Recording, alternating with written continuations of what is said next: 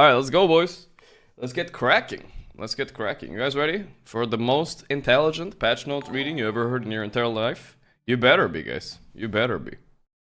I have 1 hour. I know. I'm gonna try. Tier list. I'm gonna tier list the heroes. That's not gonna happen. Alright. Let's get cracking, boys. Let's get cracking. Maybe biggest patch ever? I don't know. One of the biggest patches. There we go. Perfect. Innate abilities. I think it looks better here, guys. Much better in-game? Really? I thought it looked amazing here. Let's start reading. Innate abilities are present on the hero in every entire game from the beginning of every match. Some innate hero grants a unique hero effect. For example, Dawnbreaker reveals the whole map to allies when the sun rises. Holy shit. I wonder if that works with Phoenix Egg. Maybe. Another innate hero has 5 levels and get a free ability point at level 1. For example, Kunkka's Tidebringer. So it's like the dude's a mana shield. And can still be upgraded 4 more times like normal. Okay. Interesting. So you can start with Torrent and probably a little bit of War's Tidebringer, but yeah. Hero facets. Facets are hero customization that provide the ability to align the playstyle of a hero with a specific match of player preference. Facets are specific to heroes. Each hero has at least 2 facets, and every player can choose the facet they prefer during strategy time and the beginning of each match. So this is like the League of Legends runes, kinda. You're gonna choose your hero to be stronger at one thing or stronger at another thing. Viper can choose between AoE burst or poison attack, defensive buffs while Viper remains a nether toxin. Wraithkin can choose between summoning skeletons or dealing additional curse damage when attacking. Okay, so summoner build or right click build. Basically, it's going to be like this forever. Look through them. Strategy time is extended by 10, 15, 5 seconds for the 1, 2, 3 weeks immediately after another patch. The fortification no longer refreshes after first tier 3 towers is short. Wow, so you can't glyph your racks after tier 3 dies. Glyph fortification now refreshes the first melee barracks when it's destroyed. AoE bonus affects all auras and cleave resources. Okay, that's interesting. Dominator creep no longer allow player to bypass backdoor protection. You want to kill the range first, then I guess. No longer allows bypass. I didn't know that was true even. Hero denies now grant experience to the hero who created the deniable buff. Oh, so Shadow Shaman gets denied by TM, Queen of Pain, and only Queen of Pain will experience kill, hero kill. Oh, so denying heroes is not. Mana bar is always visible for enemy. Oh, we're League of Legends now. People were complaining about this, were saying this will be too low skill or whatever. But yeah, I think this is a fair change, honestly. Fair change. Fountain buff grants couriers haste movement. If courier has no items, playing delivery courier brand sends the courier back home. Oh boy, that's gonna piss me off. Mana cost reduction no longer works on abilities that mana drain over time. Okay. Attack speed display no longer normalizes a 1/7 bat. Means hero's attack speed is always 700, and a buff grants 20 attack speed with Spain is plus 20 instead of a different number based on the hero's bat. No actual gameplay change, just a display change. Spell cast range is always listed as with the new icon, which is located near mana cost and cooldown. Holding Alt displays the vision range of all watchers on the map. Experience gained from abilities and wisdom will now show separately in the post-XP breakdown of Dota Plus users. Okay. Add a levels with parameter for ability descriptions, which ability need to be upgraded to level this one. Okay. Ability tooltips will now show icons next to values, indicating which is Aghanim, Scepter, Talent, or Facets. I think we're going to notice all these in-game small things. Updated spectator data view control. We don't care about that. Pinging items of enemies can't be seen. No longer reveals information whether those items consume or not. Oh, that's good. In demo mode, create hero command supports facet to facet name number at the end of the command. Whatever. Total Labs feature persistent range indicators. If you hold Alt while right-clicking on either your experience indicator, attack range indicator, or ability item, the game will draw a persistent range indicator in the world for it. You can only have one of the most active things at that one time, but it updates automatically when your cast AoE range increases. Oh, so you can like always have your, for instance, your blink dagger. You can always see the max blink range if you want to, right? Correct? That's actually pretty interesting, and a lot of people would use that. I mean, it's very interesting. Like, let's say you're playing like, you always want to see how far away you can auto attack or like blink echo. You always want to see exactly how far you can blink echo. So you have the blink always showing green around. That's useful, but annoying, but ugly, but useful. I don't think they should add it, but it's ugly. Dynamic health bars. Health bar to hover units always draw on top of other health bars.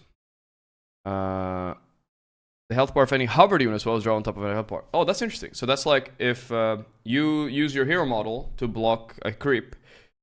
If you hover the creep, it will be above the hero model. So you'll see the HP of creeps always if you're hovering over it. Add ability to type a hero and jump a hero viewing patch notes in the class. Okay, guys, you guys happy with the patch notes so far? Everything good? I don't have chat open, so I'm just gonna check with you guys. Yeah? Wait, I should open chat though. I should open chat. You guys happy with the patch note reading so far? Yeah? Go client. Do it in demo? No, it takes too long. I have 1 hour, guys. I have look at this thing. I'm scrolling up here, dude. It's fucking a monster patch, dude. I'll try. I will try things that are interesting later for sure, but yeah. All right, good. Too fast reading. Patch is out. Thanks, man. All right, let's see the next ability draft. I'm gonna skip all of this because I don't play ability draft. I'll get to it if I try ability draft. Son to Lush, thanks to the 2 months. Thank you. Cozy. Ice Frog. Writing shit down. Item rework now grants invulnerability to all allied creeps in radius. Effect radius from 750 to 600. Creeps lose banner effect once they leave the radius. Banner duration decreased from 5 minutes to 2 minutes. Okay. Melee heroes deal 2x damage to banner. Cast range decreased from 2 to 1200. Okay, so you like mega glyph your creeps. Pushing. Interesting. Interesting. Can no longer be disassembled. Okay. Recipe cost changed. 100 more expensive. Still a broken item. Thank you, Walkie. The notes of demo button for each innate/facet so it doesn't take much time. Oh yeah, I'll definitely do that. But items and stuff, yeah? We'll do that after. Fixed status resistance, sometimes eliminating soul burns damage. Fixed status resistance, eliminating soul burns damage. We have noticed that bug. Chain lightning decreased by 10. Less mana, less health. Octarine nerf. Recipe cost increased. No longer provides status resistance, provides slow resistance. Oh, that's kind of big. Recipe cost increased. They just buffed these, so they re-nerfed them again. Recipe cost decreased on Halberd, but provides slow resistance. Total cost plus 100 on Manta. Recipe cost decreased by 300, but same cost. Now costs 200 more on the SNY. 200 more on this guy. You get slow resistance. You get cast speed bonus on Yasha Kaya. Wow, cast speed. What does that mean? Oh, I guess we'll see. We'll try that later. And also provides slow resistance and mana loss reduction. Interesting. That's very unique. We'll see about that. SNY still has status resistance. Oh, you guys are right. It doesn't say it does not provide status resistance. SNY is status resistant and slow resistance. They should have put that like they put it here. Yeah. Okay. Still SNY has status resistance. Wind Waker, plus 3 seconds. Alright, that's the minimum they needed to add to that stupid item. Ogre Seal Flop now plays a flail animation. Nice, nice. Alright, we are already at hero updates, guys. We're already at hero updates. Now, we can switch to in-game. Let's see. Alright. Let's see what we got. Base damage increased by 6. Woo, that's a lot. What the fuck? That is a big number, by the way, already. Like, what the fuck? New innate ability, can't be leveled up. He respawns 10% faster. Alright, that's exciting. Every unit that dies within 9 range of Abaddon, his cooldown is reduced by 0.2. Okay, that's... So you get to choose one of these, right? The Quickening or Fighting Shot. Every time you play Abaddon, there's 2 Abaddons. This guy and this guy. Or damage barrier and shield decreased by 50%, but no longer does a burst damage. Whenever damage is dealt to the barrier, enemies with 677 range take damage equal to 80% of the absorption amount. Increase duration and cooldown by 2 seconds at all levels. I mean, this is broken. This hero is definitely strong. It's plus 6 base damage, and this... I think it increases the duration and cooldown as well, but I don't know. It sounds like he's gonna be perma fucking annoying in lane. An insane damage barrier with plus 6 damage. Good luck. No longer silences. Now has the full effect applied on the first attack. Each hit resets the duration. Bonus attack speed decreased. That's gonna be annoying. Okay. No longer silences. Movement speed rescaled. Damage per second decreased. Duration decreased. Item short, no longer improved. This looks... Curse of Awareness just looks worse, if I'm not wrong. Curse of Awareness slow. Talent changes. I don't think we care about talent changes too much. We're gonna change those. Those are, talent changes are things you're gonna change in game, I think.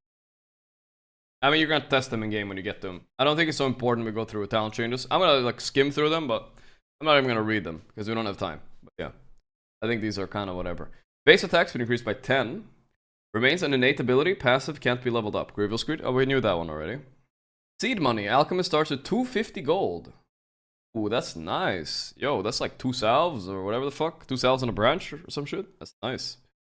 Now decreases the Berserk potion cooldown by 50% and unstable corruption by 30% during the duration of chemical rage. Well, that's pretty nice too, honestly.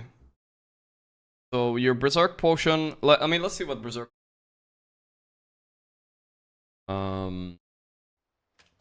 Now I have this. Where can I read it somewhere? Oh yeah, I see it here. I'm here. I'm the mixologist. Oh.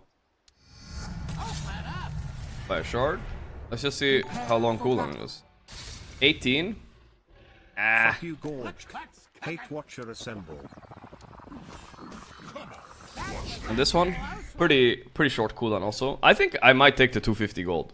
Honestly, maybe I'll take 250. I mean, this is nice. I have 2 Berserk potions in my chemical rage. Like, that's kind of crazy, but with Octarine, it might scale really well. But because I like buying Octarine. But 250 gold, that's a lot of money, level 1. I don't know. I don't know. It's a tough one. 250 gold doesn't mean that much for Alc, but but yeah, I think I might pick right. No longer reduces status resistance. Now reduces base attack damage. Whoa. Stats are no longer multiplied during chemical rage. Right? That's fine, I guess. I kind of like the status. It still slows, or whatever the fuck it does. Bonus health regen, the increase on chemical rage. This hero is pretty strong now, in my opinion. Ancient Apparition. New innate ability, can't be leveled up. Ancient Apparition now applies frost stacks, deal 10 damage per second and movement speed for each stack on enemy. Oh, this sounds like it could be broken on lane, no? You're stacking these fucking things up. Also reduces target strength. Improves with Ice Blast. What? This could be wild. You could just spam like vortexes on people and they just lose HP and all that shit. That sounds nasty. Cold Feet. Deals Death Rhyme damage to all enemies with 400 radius. I'm not sure what Death Rhyme means. Oh, it need this. Okay. There's an makes AoE Cold Feet. You can like farm with it potentially. No longer deals damage on its own. Provides stacks of Death Rhyme. Stacks are dispelled when leaving the break area. Break distance is this. Why the water valve? Dude? They're overcooking. What the fuck is this for? Stun duration increased. No longer deals damage or slows movement speed. Now applies Death Rhyme targets. Okay, so everything is the same, but Death Rhymey. No longer deals damage. Now applies 2 Death Rhyme stacks. Okay, dude. Whatever. I get it. Death Rhyme. Sound changes. Kind of whatever. Let's see. Anti-Mage. Now is an innate ability. Mana burn is a little bit worse. Whoa. Still better level 5 though. So that's something. Gets stronger late game. Mana burn rescaled. This means you can start with blink and that. That sounds crazy. You could, like, if you're laning with Grimstroke, you just have blink mana break. You're gonna fucking get eaten and you're gonna fuck him up. Rescaled a little bit worse. Better, same at the end. No longer slows the target on full drain by default, but there's Mage Bane's Mirror. Reflect spells when activated. Respect spells when activated. You have these two. Or grants bonus damage to enemy within 2,500 range. Has less than 60% mana. Increases as their mana get depleted further. Up to a maximum of 70 bonus attack damage. Fuck. So you get 20 in lane. It's so easy to get though, right? While an anti-mage gains the vision and true sight. I mean, this, you definitely take mana thirst, right? Fuck me. Blink mana cost increased. No longer reflect spells, blocks them. Fuck that shit. I don't give a shit. You take mana thirst, man. I think. I mean, this can be kind of cool, like support anti-mage. I don't know. Same with counter spell ally. I guess you just keep this. Mana cost increased. Charges decreased. Okay. Charges decreased is big. So Ags is weaker. Ags is weaker for sure. Restore time from 25-20. Oh no, it restores faster though. So not that bad. It's actually better maybe. Some talent changes. Don't bother. It's fine. Let's go. Runic Fusion. Upon activating any rune, the region buff gain the region buff for 4 seconds. Wow. Duration is reduced by 34% to activating bounty or water. Well, that's kind of random, but alright. So specifically, he's very good at picking up runes. That's weird. Arc Warden and Tempest Doubles have their respective ability effects. Arc Warden and Tempest Double have their ability effects swapped. Order or disorder.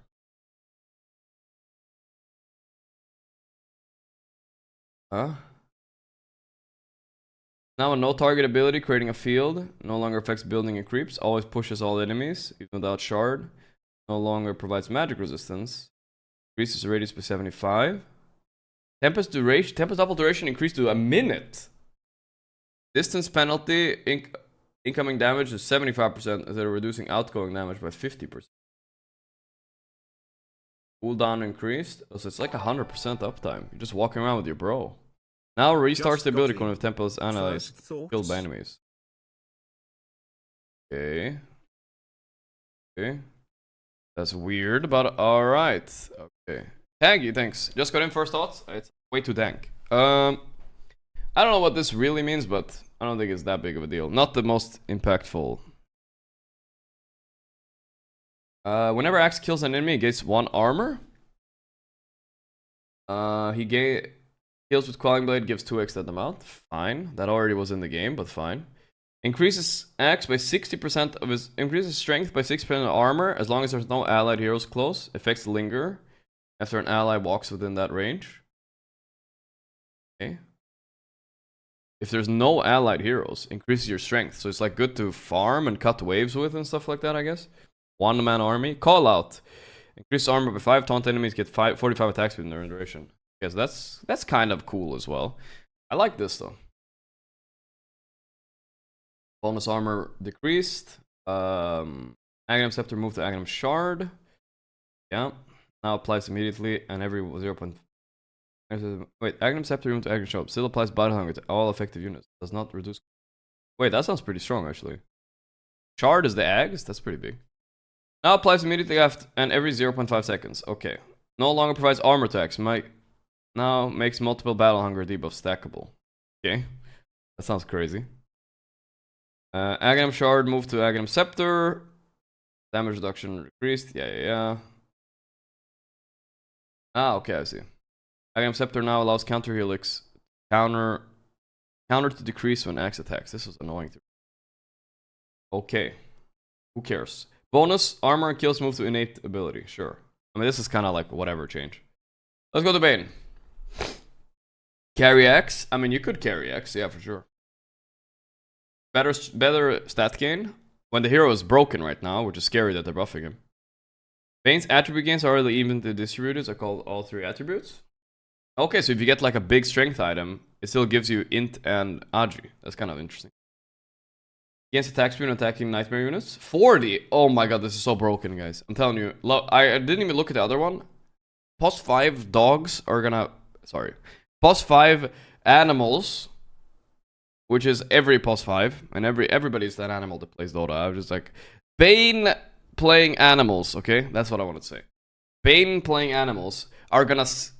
They're gonna suck their teeth and they're gonna be ready to fucking... Take this talent, take Nightmare, and go beat the shit out of the plus 4. It's gonna be so broken, dude. No? Wait, it already had bonus attack speed.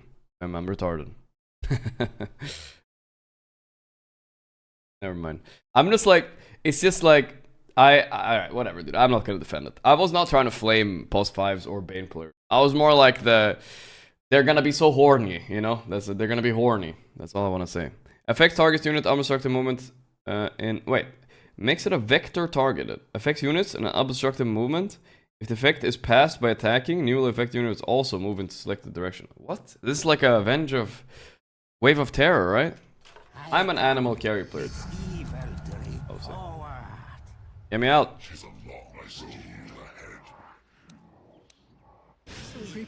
What just happened? What is happening to this guy? What the fuck is going on? Radiant's courier has been killed. I'm gonna walk this way. Oh, you can like pull them. It's like a hook. You're sleepwalking. Ah. So like for instance, yeah, if you have Force Staff, you can like force him in. You're like, oh, he's pushing. Like, fucking force him in, you know? Oh, he's in base. Nice. Fucking fountain. Welcome. Alright, interesting. Let's go next. See what else we got. Batriders apply a debuff that deals 15% of attack damage. Damage pierces damage block. Okay. Stoked. After using an ability item, the hero applies a forced movement gain. 10 move speed, spell amp. Okay. After using an item ability, applies force movement effect. So blink or force staff. Make it apply to buildings. Okay. Random. Excuse me. Damage per stack increased. Damage to creeps decreased. Creep penalty now applies to application damage. Alright. Projectile speed increased. Damage per second decreased. Total damage increased all last go. That's got a lot actually. Especially if this contains a lot of damage and stuff. Alright, not too much of a different hero. Base agility increased by 4. Holy shit, that's not bad. Inner Beast is now an innate ability. Passive. It can be leveled with skill points. Bonus attack speed. Yeah. Now affects Beastmaster and now only affects Beastmaster. Oh. Bonus attacks from Inner Beast is increased by 1, 2, 3, 4, 5 per unit controlled by Beastmaster. And currently under the effect of Inner Beast. Or can be activated to increase Beastmaster attack speed by more. While this effect is active, his attack will apply wild access debuffs. Wow, wait. That sounds crazy. That sounds kind of wild. You could really run someone down. Like, I'm thinking like a phase boots Beastmaster, right? With max access on the lane. And then they fucking like phase boots and run you down with this fucking inner beast mode active. That sounds kind of scary. Check level 25 talent. No wild access cooldown. Oh boy. That thing is back, huh? Alright. Cool. This one is not that exciting, but if you're still playing Summoner Beast, it might add up. It might add up, guys. 5 per unit. You control like 3 or 4 units. That's like a lot of attack speed. But this one is cooler, for sure. Base movement speed decreased by 15. A new ability. Whenever Bloodseeker kills a unit, it restores health. Yeah. Restores to half when denying, so it's the thirst. This healing is classified as lifesteal. Okay. Just the thirst. When a rupture target, Bloodseeker, the target is exposed 50 units in the direction Bloodseeker is facing. Okay, that's random, but fine. Can be activated to get 50% movement speed for 5 seconds. Thirst does not grant passive movement speed while on cooldown. Okay. 5 seconds only, though. That's random. I feel like it's a nerf overall, but yeah. Aghanim shard damage increased by 5. Thirst move speed decreased. Healing on kills moved to 8 ability. Now increases healing by Sanguine War instead of thirst. I mean, that's kind of what. Can I demo shit? I mean, this is not... Okay, I'll demo it. We're gonna get pushed, guys. Look at this. It's not that exciting, though. And also, we have to get through all of them, but I'll demo some things, but this one was not exciting. Oops. Did I take the right one? Oh, when attacked by Bloodseeker, sorry. I actually misread it. I mean, it's annoying. It's annoying, that's for sure. It's annoying. It's random, but yeah. Alright, let's go next. Alright, we'll demo a little bit shit. I'm gonna kill or assist an enemy streak. Bounty gains 10% extra gold. Shuriken damages slows all units it passes through. Okay. Bounty Hunter steals gold every time he targets a hero with spell. Value depends on current level of track. Ugh, that sounds crazy. That sounds crazy annoying. Every time you get tracked, you lose gold. Damage increased on Shuriken. That's crazy. Mana cost increased though. No longer slows attack speed. Blah blah blah. Bonus damage to Shuriken toss. Now provides critical strike on attacks. Huh. I didn't know this. Oh, okay. I see. It's track back again. Now increase all damage taken by the target by 20%. That's a big number. Not bad. I think this hero is okay. New ability. Whatever. This is They basically put the Drunken Brawler as an ability. Fine. When casting Cinderbrew, Brewmaster rolls the whole barrel in the targeted direction, dealing damage, drenching enemy with Cinderbrew. Enemies hit by a barrel take damage. Always rolls for 950 distance and then explodes and drenching our enemies. When brewed up, Brewmaster move with a varying amount of move speed, 20% to 50%. So you're like moving faster, slower. Try the roll thing. This is just an ability you just got for free, guys. Or is it? That's what it is? Prepare for battle. It's like very fast. And it fucks a lot of heroes, I guess. You can get everybody with this. It's much faster than I thought. Okay. Damage decreased. Q. Yada yada. Movement speed rescaled. Now can be ignited from magical and pure damage. Physical will not ignite. Demolish damage decreased on Green Panda. Cyclone duration decreased a little bit. Windwalk cooldown increased a lot. Windwalk bonus speed, alright. Interesting. Brawlings no longer have any movement, cooldown, or casting penalties. That's pretty good. So, wait, that's actually really important, guys. Wow, wait. This is the biggest one. So if you buy Axe Brewmaster now, you can send your blue panda across the map, and it will still be able to, like, toss people into air and shit. That's actually kind of crazy.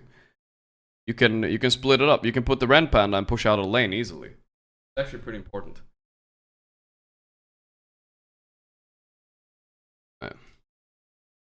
Brizzler base damage decreased by 8. Wow. Dude, I swear, if nobody was playing this hero 1 week ago, he was gonna get buffed. And now instead, it was the other way around. 8. Okay. Hilarious. Now it's an innate ability though. You can level up a skill post. Damage per stack. Okay. You get warpath stacks. Okay. You get move speed. You get stack duration. That's not bad. You have perma warpath. That's good. Increases attack speed if you go berserk, or damage per stack decreased. Damage per stack decreased to 5 at all levels. Okay. I think this sounds pretty okay, but it has a downside. Let's see the other one. Stack limit increased on goo, armor reduction increased. That's a lot. Bristleback, instead of quill spray, shoots vicious nasal goo in a 9-hour radius when damage threshold is met. Well, that doesn't sound good at all. You're mega gooing though. That sounds kind of funny. It's not rocket, but I guess I take the left one. Anyway, yeah. Aghanim Shard no longer increases stack limit. You have that here only. Quill damage rescaled to 30 at all levels, so weaker later by a lot. Aghanim Scepter spray interval increased as well. Okay, well. Those are quite big nerfs. I still think the hero is pretty good actually. I don't think it's that crazy. How can he goo from the back instead of the nose? Yeah, I don't know, dude. It's bullshit. Let's see what it looks like. It might be pretty funny. I cut quite a figure, don't I? Heart of Taras. Art. Prepare for battle. Max. He's nodding me. Is it AoE too? Yeah, it's AoE in front of him as well. It's so random. This slow is intense, dude. The slow is intense.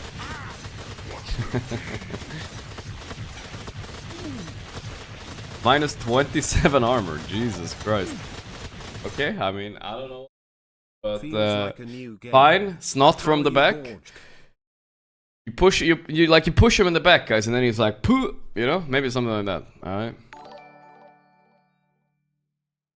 right. Spider's milk. Ugh. Ew. I thought it couldn't get more disgusting than it's not. Yeah, I'm gonna play later, guys. It's gonna be a longer stream today. Whenever Broodmother kills a unit, she and the units under control 600 raids release a fully stackable buff that heals them for 4% of the victim's health. Okay. This healing is classified as lifesteal? Sure. Enemies within the web have their healing reduced. That's a bad one. Applies bonuses to all spiderlings under Broodmother's control in an 800 radius. Oh, that sounds scary, dude. A bunch of small spiders with insatiable hunger. No longer decrease unit's health. No longer provides health regional spin web. Whoa, that's actually pretty big. New basic ability. On attack, Broodmother applies a debuff that gives mischance. That's back. And now, spiderlings now create a spider. Now create similar spiderlings instead of spider rights. Oh, okay. But you can't split them up anymore like the nerd brood players. Now it also slows targets. Right. Fuck brood, I guess. I don't know. I can't tell whether this is good or not. I'm feeling it's bad, but I might be wrong. Like, you might just take 1 point of incapacitating back, you just hit people and it's over. But spin web is definitely worse. Health region reduced by 1. Base. Wait, we have to demo this for the Monka. You guys think it's crazy good? Yeah. I officially uninstalled. I mean, we say that all the patch. We'll see. But I'm definitely a little bit overwhelmed by this.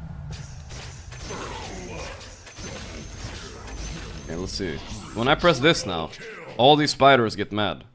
Let's see how much damage they do now. Okay, they do a lot of damage. I need to give them some HP. Okay, so this is how much they do now. Okay, and now I press this. Holy shit, they're angry. Oh, that's a lot. That's like more than double damage. That's about double. That's what's hungry spiders, dude. That's my hungry spiders, dude. Jesus Christ. Hungry. Shard too? What's the shard? What are we talking about? All the spiders can self-replicate too. What's the shard? Oh, dude, they get even stronger. You're right. Yeah, even stronger, guys, with the shard. I forgot. That's kind of cool. You take this with the shard, and a bunch of spiders are gonna be so strong. Good luck if you don't have spider killers. Base health region reduced by 1. Movement speed decreased by 10. That's big. Centaur Wanderer permanently gains 40 max health every 2 minutes. What the fuck? So let's say you have a 1 hour game, right? How many seconds is that? 3600? 3600 divided by 120. That's 30. 30 times 40. So he gets 1200 HP in a 1 hour game. Okay. That's something. It's a lot. It's a lot. It depends on what else they nerf though. Damage increased by 25% of Centaur Warner took the last 6 seconds of enemy heroes. Up to 100 maximum of 100% of damage. Damn. That's interesting. Centaur gains 40% of his strength as bonus move speed. Does not stack with move speed bonuses from boots. Max move speed increases 600. Oh shit. Oh shit. You just buy strength. How fast can you get? Let's see. It doesn't sound good, but I don't know. So you're telling me it doesn't work with boots. So let's say I buy a heart right now. Why did I not get faster? Basically, you don't buy boots or what? Prepare for battle. Oh, you don't buy boots. Maybe. If I drop the boots now, I'm the same speed. You just don't buy boots. I mean, it's not a lot of move speed, to be honest. 411 for 6 hearts? Max also. 463. I mean, it's very good late game. You basically don't buy boots. Does not stack with boots, though. You're right. But does stack with windlace. True. You're windlacing. Facts. You can buy a windlace at least. Run around a little bit. Cooldown increased. A little bit. Now grants invulnerability to the mountain target. Wow. No longer ends with blinking or teleporting. What the fuck? That's crazy, man. Wait. You can like axe somebody and blink them into like crazy danger? Right? What the fuck? A small thing, but valuable. That's this. Prepare for battle. The fuck? Kink? Ink. I leap to the kill. How do I pick him up? Oh, need to keybind this. Holy shit. Oh, that's crazy. And he's completely invulnerable, so you could combo this with black holes and stuff like that, potentially. That's a real ambulance driver right there. Alright. Alright, let's look at our boy CK now, guys. Whenever CK's illusions are created, there's a 50% chance that an additional illusion will spawn. Ooh, I like that, because that is really good with eggs, guys. Eggs. Eggs is a lot of illusions, more chances to get more illusions. Good. All illusions created by CK are strong illusions. Accrues Phantasm. Illusions of allies created with Aghanims. Items, Illusion Rune, and Illusion of Chaos by other players, both allied and enemy. Wait, what's going on? This includes illusions of allies created with Scepter, Illusion Rune, Illusion of Chaos. Okay, yeah. Both allied and enemy. Additionally, CK illusions with 1200 radius have 20%. CK illusions within 1200 20% damage reduction. That's really good. Yeah, that's pretty solid. So you're tanky as fuck. And your illusions are strong illusions. But Reality Rift, chance to apply either break, disarm, or nothing with target enemy. Debuff lasts for 50% armor reduction duration. Oh. This... I know that this is good, guys, but this is like one of those things that you can't ignore. Because it could be really obnoxious on lane. Like, especially on lane. Like, what do you do if you lane against CK? And he just starts with W level 1, right? And he will just fucking W you and hope he fucking... Yeah, he procs something. He's gambling. Like... Prepare You know for what I mean? battle. And now you have this fucking thing on you. I guess the cooldown is too big. Just gambling. Let's see what he can get. Is this disarm? Yeah, it's disarm. I see. It doesn't last very long, it looks like. Not very long. Is that even... Oh, broken, I see. Nothing. Broken. It's not good enough. It's not good enough. It's very ass. Because it's too high chance of break. Break is useless in lane. If it could be only disarm, I think it would be okay. But it's a trash. It's always left. Max damage increased. Aghanim Shard no longer increases cast range though. And Aghanim Illusions deal less damage. Don't care. Cast point improved on Reality Rift. That's nice. Illusions from Invisibility are no longer surrounding illusions by default. But whatever. I'm taking left anyway. I don't give a fuck. Oh, the 15 talent removed. Wait, I like this talent. Still okay. I think CK is decently strong. I'll take it. It's not bad. You have the 20% damage reduction here. I think it's about the same as this talent anyway. So yeah, I think this is actually a pretty strong hero. I'll say he's strong. I would pick him for sure. Oh, can I just keep scrolling, guys? Can I literally just keep scrolling? What the fuck is this?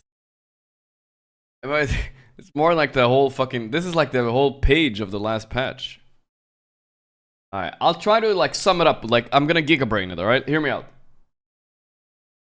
Summons a convert to fight him. Which creature is summoned is dependent on... Okay, so you don't go to the jungle. You summon one of these 5 creeps. You have to choose one of them. That's what it is. Boom! And then, I don't care. So you like insta-summon a creep. I got you. Free creep. It's a free creep. That's all it is. One of the free creeps. You get to choose them. Which one do you choose? Probably trolls. Good. I mean, centaurs are good too. All of them can be good.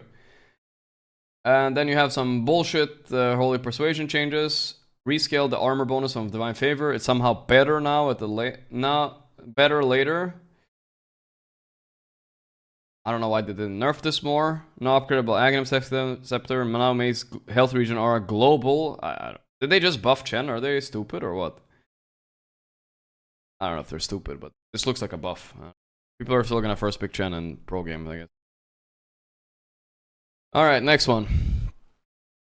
Blink's death and some of his abilities. Summon immobile skeleton archers attack enemies. And deal a percentage of Clink's attack damage have his attack range.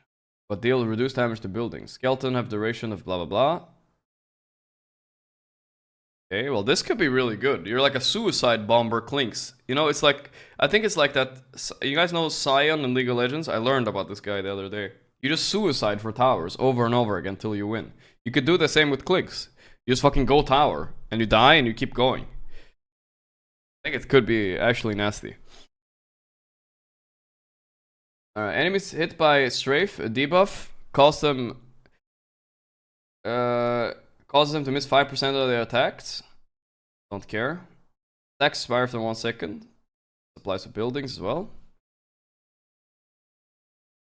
Casting Deathpact makes Clinkz take place over the consumed unit while leaving a skeleton archer in his previous position. Also reduces Deathpact charge by 10 seconds. Huh? Oh, you take place of the consumed unit. That's kind of random. Yeah, this is really random. Okay. Well, I don't know which one is better, but they don't really impress me that much.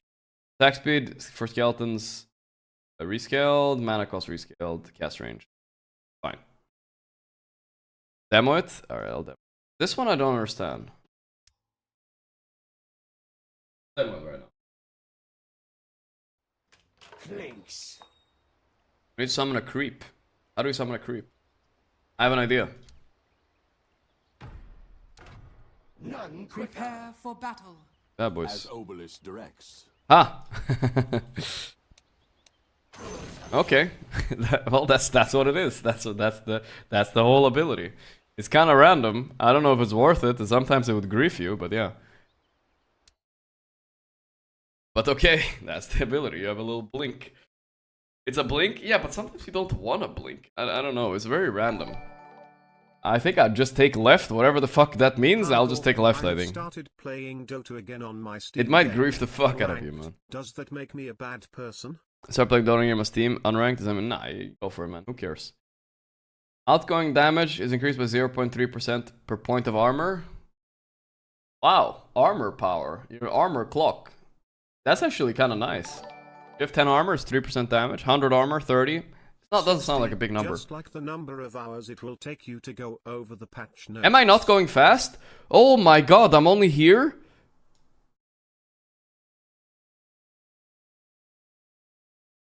Dude, I'm going fast. What are you talking about? I'm literally going fast. I'm going fast. Alright, we'll try to finish as much as we can. And we do the rest later, guys. I can't go faster. Like, this is no way I go fast.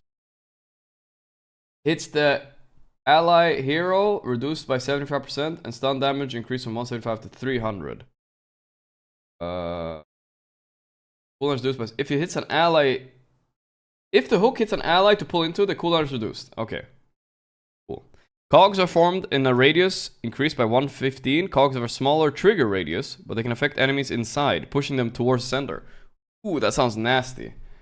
That sounds really good. That's some power cogs right there. I gotta try that. Those are big cogs. Some assembly required. In gear. Seems like you can get really close though without triggering them, to be fair. At least, I feel like the radius might need to get a little bit bigger, right? I can get all the way here. But yeah. Fuck, you're trapped in here with me. Alright. Maybe people will take this. Big cogs? That sounds scary though, I don't know. No longer provides a damage barrier to allies. Used to? Power cogs are not destroyed by Clockwerk's attacks, now pushed up 1000 distance. Now destroy trees inside cogs when cast. Alright, that's a Monkey King counter. Next. Crystal Maiden has 50% mana regen amplification. That's boring. Arcane Aura increases Crystal Maiden's cast range and provides an AoE bonus. Okay, that's a big bonus for the ulti. Every time Crystal Maiden casts spells, all ally hero within close radius is between 10% of mana spent. That can be good with certain combos maybe, but overall, nothing too crazy honestly. I'll probably maybe take the left. No longer has hit the cogs.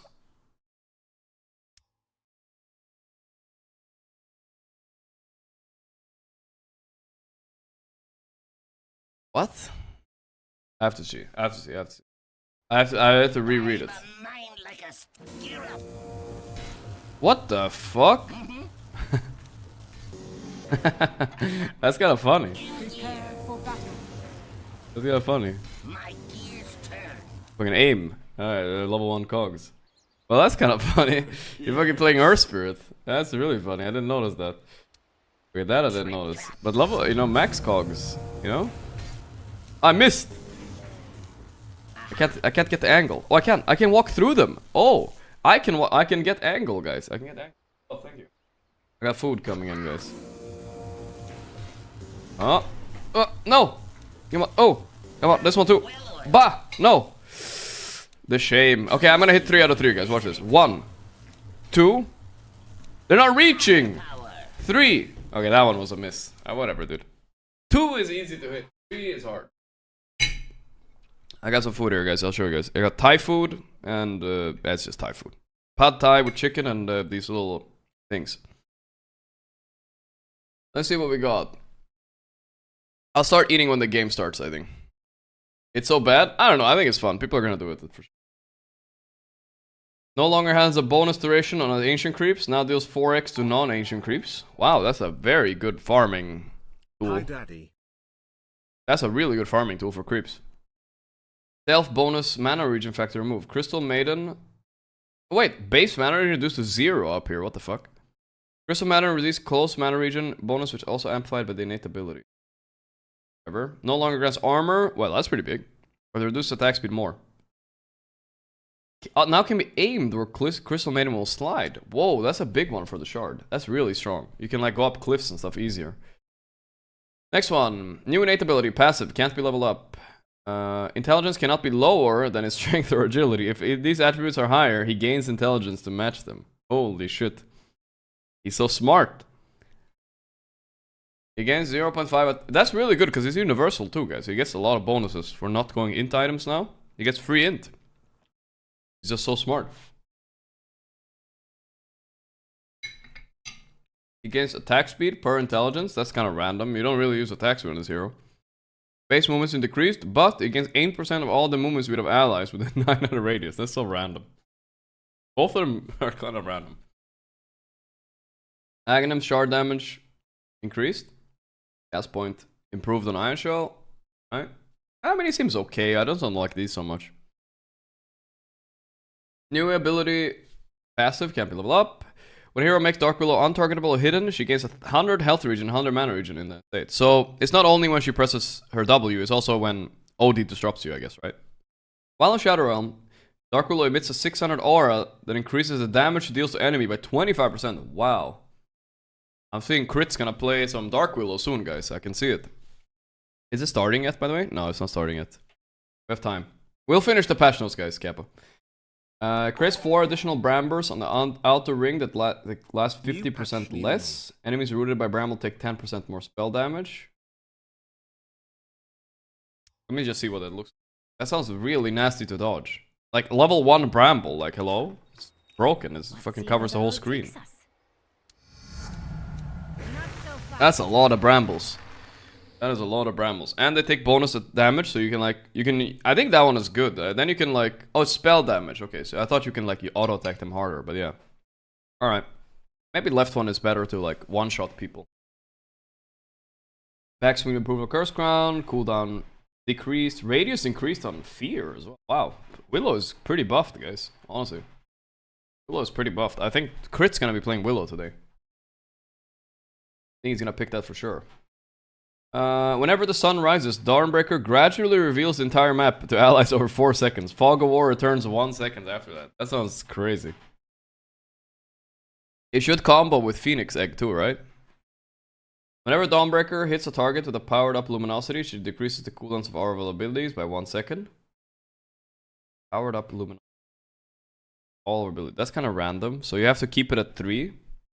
Whenever the hammer is on the ground, it emits a weaker pulse of Solar Guard and a 200 AoE around it. The fuck? It wants to fly. Okay, it heals me. I'm ready for Ah, it also damages Chen. Guide me. May it please. So random, dude. Prepare for battles. Okay then. Whatever. You say so. That's kind of random, but it's like a healing thing. Well, we'll see, I guess. Fix the bug that prevented swipe damage to be applied to allied creeps. Okay. Healing now affects Dawnbreaker herself. It's in the if she's in the target area. Ah, kind of good. Can now be cast with celestial. Can now be cast with celestial hammers out, forcing the hammer to return when the spell is cast. So you like you can hammer across the map, dude. That would be a sick kill. Okay, imagine this, guys. This is the Woe Dota kill. You guys ready? Okay, I'm gonna show you guys the Woe Dota kill.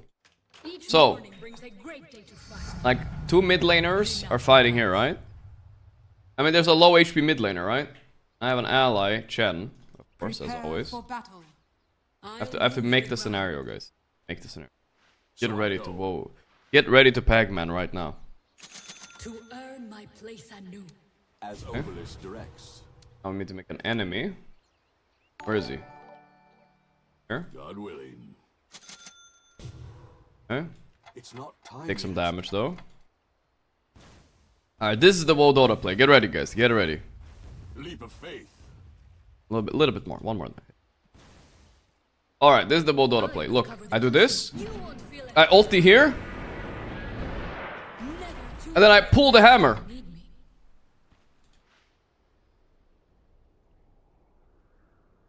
Not working.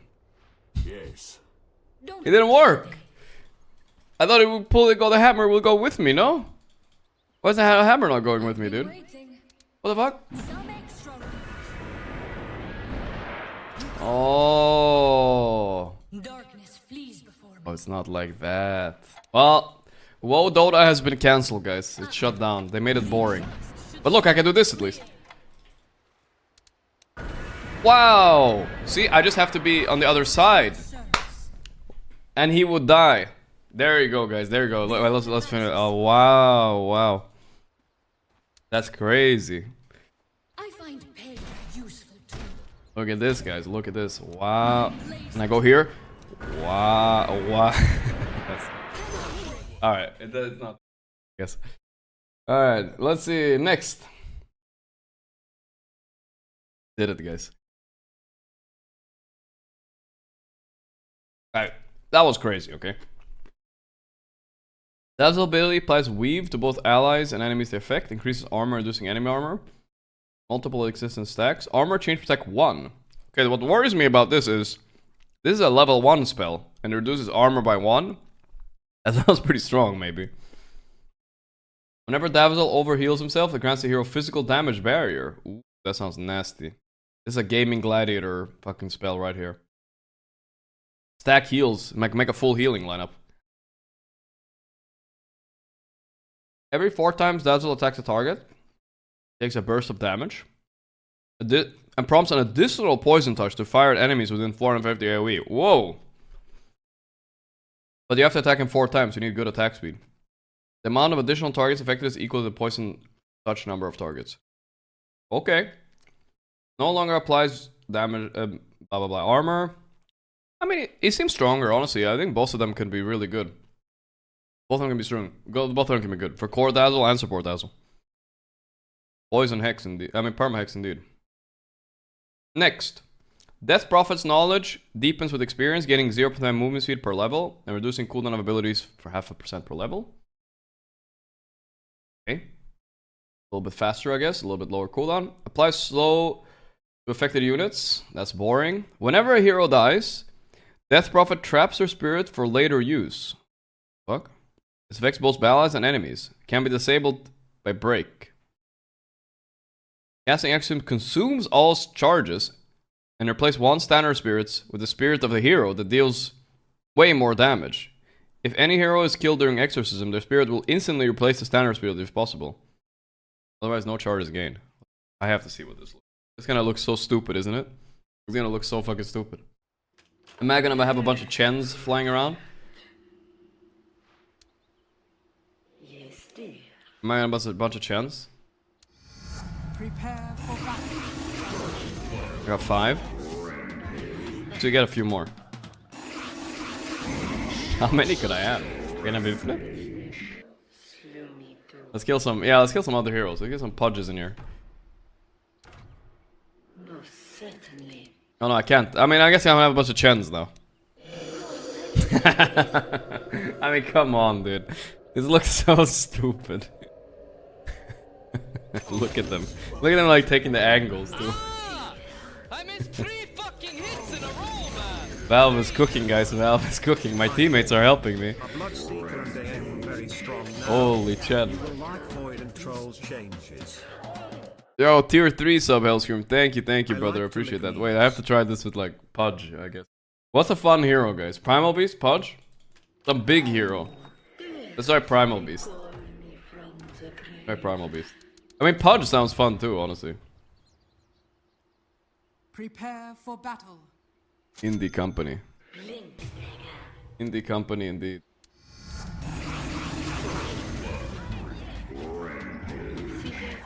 What if a hero is really big?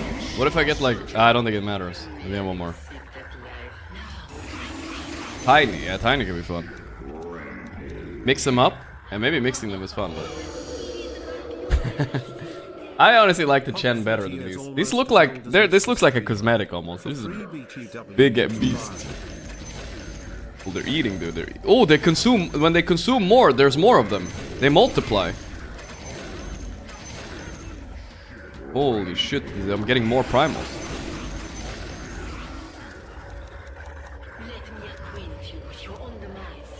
Holy shit. That's a lot of beasts right there.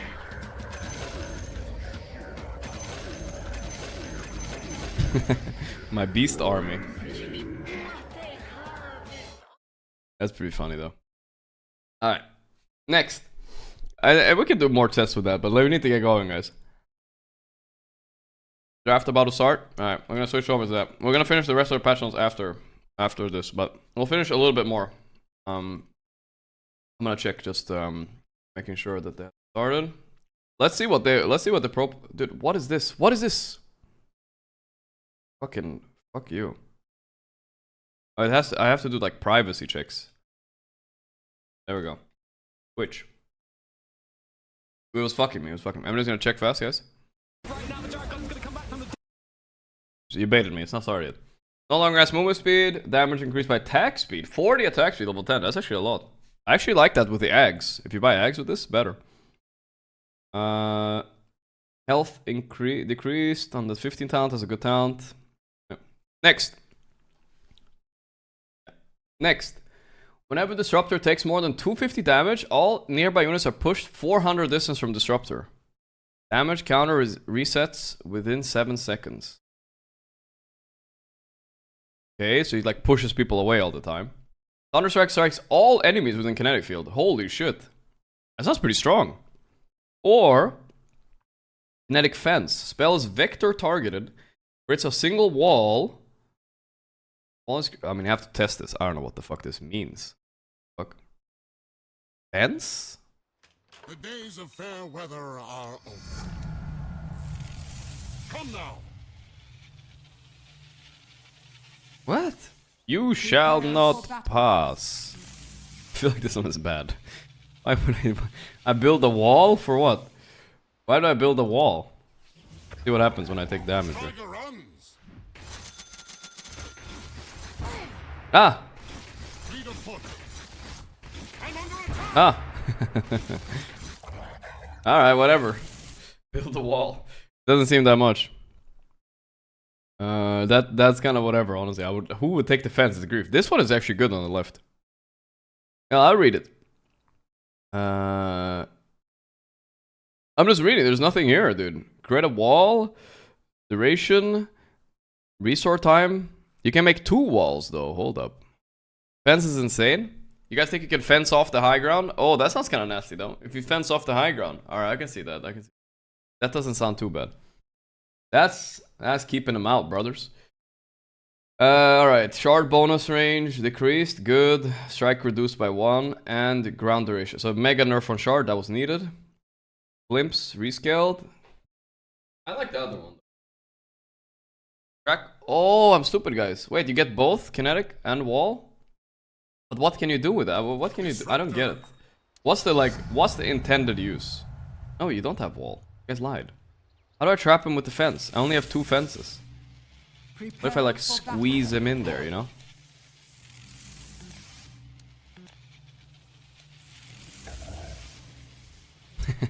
I don't know. I mean, okay, you know. Fine. I don't know, this is weird. I don't know, I don't like it. Base damage decreased by 2. Health regen increased though, and strength gain increased. But new ability deals 10% bonus attack damage to enemy whose level is lower than his. Holy Giga Chad. Finally, the bully hero. Bully hero. Replaces 70-second cooldown with 2 charges at 90-second time. I don't like that. All increased abilities updated on level. Items sell back for 90% of their price and buyback costs 15% more. That's random, but okay.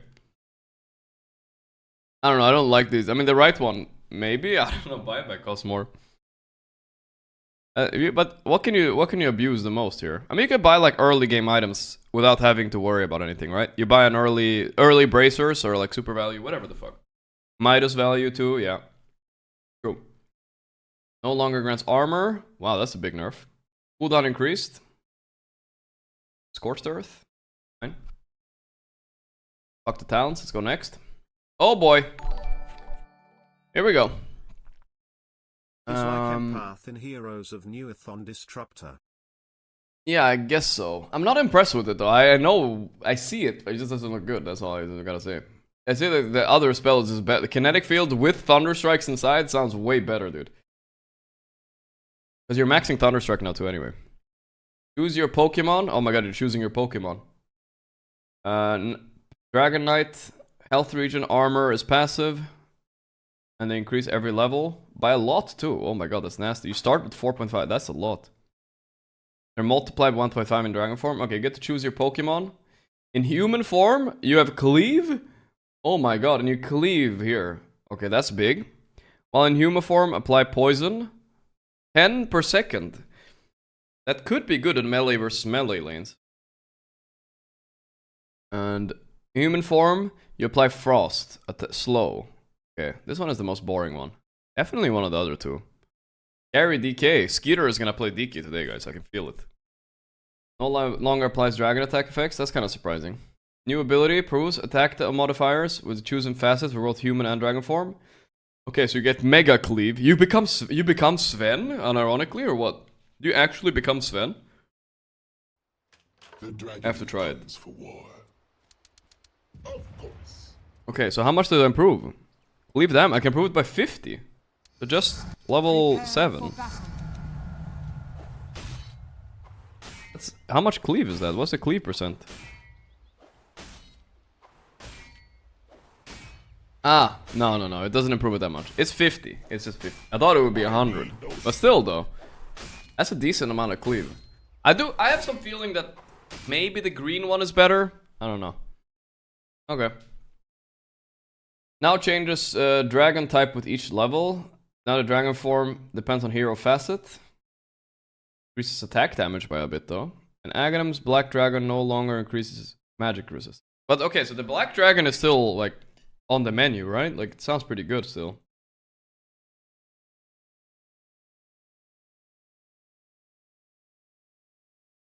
Okay.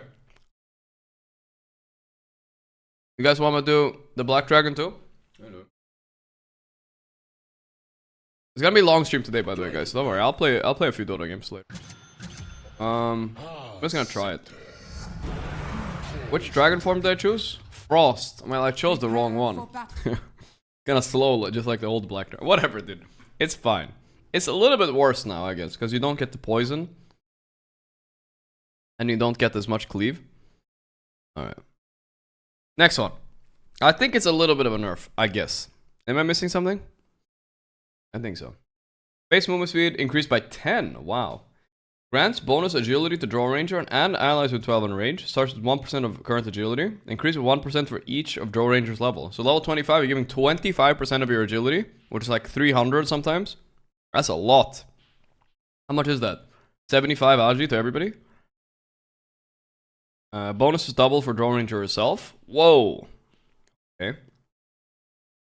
Draw Ranger deals 20% more damage with damage from attack from high ground. Really good with the shard. That's kind of pog. 20%. Draw Ranger can use items and move during multi-shot with a 40% move spell. Those are some pretty good fucking facets though, no? Kind of. This one was kind of whatever though, honestly. The multi-shot's so short. Doesn't matter if they see them coming. If they... I like the other one better. It reminds me a little bit of Diablo though. Movement speed decreased a little bit on Swar's Arrow. That's kind of big. Nerf. No longer grants movement speed. No longer has bonus slow duration. Oh wow, a lot of nerfs. Applies to normal Frost Arrow duration. Bonus agility. It moved to innate ability. Well, that's kind of boring. Yeah, these are kind of like nerfy. Skipping talents. Innate ability active. Alright, that's it. He's the same, guys. They already prepped for this. D4 is bad. Alright. We're gonna continue with the patch notes later, guys. We got the Earth Spirit. We're gonna continue with them later. I'm gonna do a couple of more. But we have the Extreme Gaming game starting soon, so we wanna switch over to that soon. Yeah? Switch over to that. We have this game starting. But while it's drafting, let's see what people think are broken. They're banning Batrider first. So Batrider did seem a bit bust though. Chen banned, of course. Juggernaut first ban. I never got to Juggernaut, so I'm not sure why. But I'm down to do a little bit more patch notes. Just a few more. And then we watch the game. And then we can finish patch notes. And then we play Dota. So let's just do it in one go. I'm gonna do it later. I'm finish it later. Better from the YouTube editor. You can just cut. It's better. Finish later. Magnetize. Time for Earthshaker. Let's see. Maybe they will pick this next game. Now as an innate ability passive, it can be leveled up with skill points. Damage rescaled. 70, 100, 130. Okay. That's 70 damage, level 1 on Aftershock? Excuse me? That's a lot. Blah blah blah. Radius increased by 50 for every 10 hero levels. Okay, that's a big Aftershock. Level 10 timing. Enchant Totem. Killing an enemy with an empowered attack will send up their body.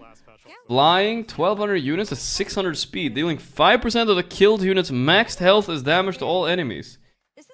This damage is increased by if the killed unit is a creep. What the fuck is happening? What is this meme? I have to see what's going on. What is this? What? I gotta reset my audio 1 second. They can end very early in this patch. The fuck? Games are going to end early. Prepare for battle. And people understand what's good and what's bad. You don't have the fallback Okay. of the background defense of the old times. Mercy, thanks.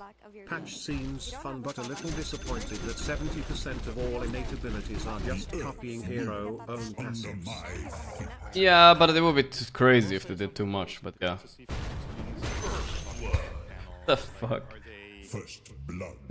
I mean, that's... I mean, in a creep wave... In a creep wave, it could matter, right? Jesus, that's a fast one, too.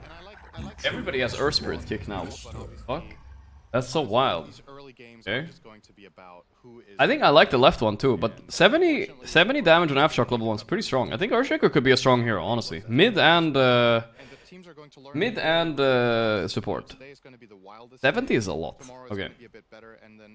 Now, innate ability, can we level up with skill points? Bunch of bullshit things I'm not reading, actually, I think. Every second an enemy hero stays under the effect of the aura, they lose 1 armor and 1% magic resistance. Stacks up to 20 times. Whoa, so you go minus 20 armor over 20 seconds? Is it reduces it to 0? Elder Titan attack speed is increased by 75. But he receives 20% of his movement speed as bonus attack speed. Wait, you just get 75 attack speed level 1? Oh, that can't be right. When do you get it? Oh, it's reduced. But movement speed is attack speed. Okay, I got it. I misread it. So let's have Yule travel. Attacking a little faster. Fine. This one, I just don't get it. I don't get it. Is this a Terror... Like, if I have a Terror Blade next to me...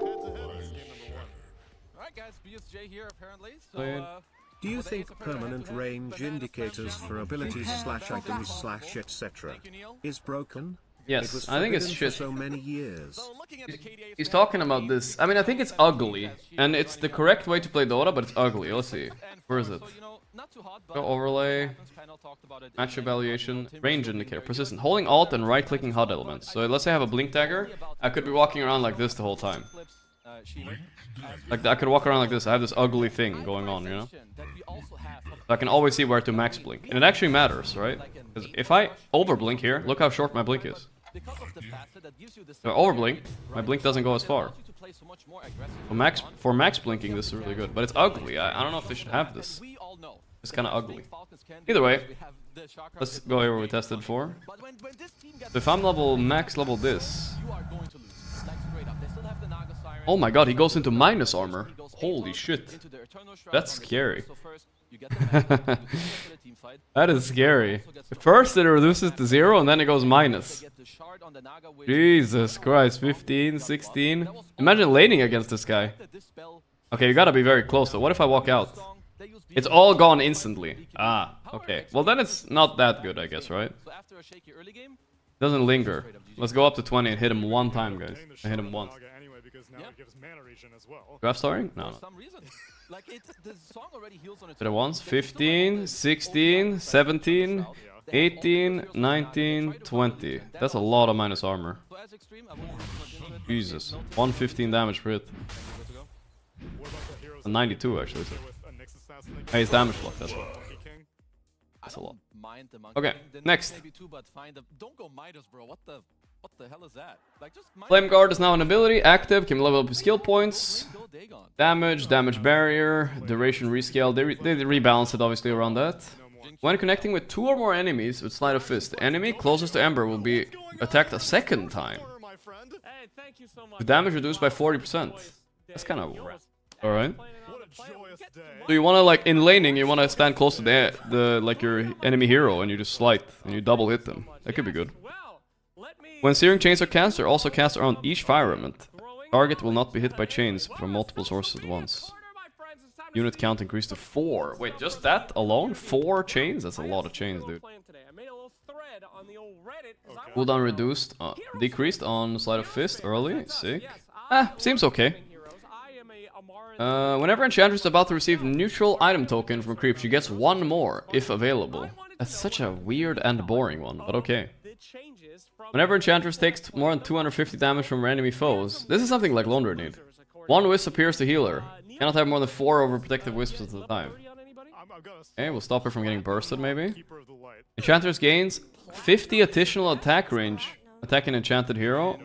Kinda boring. I mean the left one is... Both are fine, honestly. But nothing special. No longer deals damage per second to heroes. Enchanters receive 50% of the experience bounty of the Enchanted Creep. Huh. That's pretty strong. Enchanted Neutral Creep is now guaranteed a neutral token if available. Wow. Okay. That's random. Very random changes. And some talent changes. Creep's bonus health decreased a little though. Skipping talents, because talents are... We just tried them in game, right? Look before you skip. I'm not gonna remember them anyway. Allies near Enigma have damage reduction bonus that gradually increases with proximity to Enigma. Effect starts with 0 at 500 distance, up to 15 at 200. Hug me, Enigma, hug me! Please! I'm alone, and I need damage reduction. Okay. Enemies at a 600 radius have 15% move slow while moving away from Enigma. That's kind of random, but alright. Whenever Enigma takes more than 350 damage, he spawns Eidolon. These Eidolons have 50% reduced golden experience. This kind of shit. I think this one is way better. Left is pretty good. Mana cost increased, damage increased, yada yada. Agility grade increased by 10%. Distortion field. Any projectiles are slow when they fly near void. Affects projectile even if void isn't the target. Whoa. Faceless is guaranteed to backtrack any damage for 1 second after the casting time watch. Whoa! That's crazy. And what about the other one? Replaces Chronosphere with a new ability Time Zone.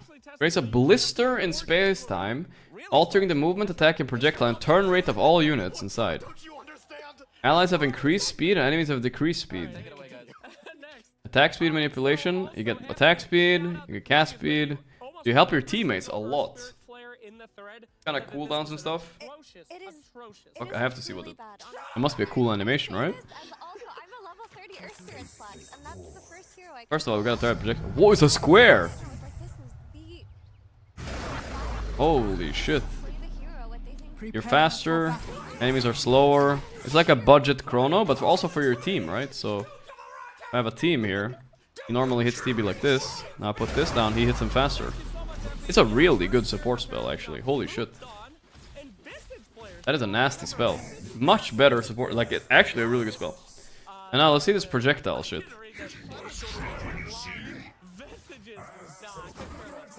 That's some slow projectiles. I guess. Is it? No, wait, I don't have it. No, right? No, I do have it. 40%. It's noticeable, but it's not crazy. Right? Let's try to, like, do a Draw Ranger. Draw Ranger, I feel like it's easy to tell.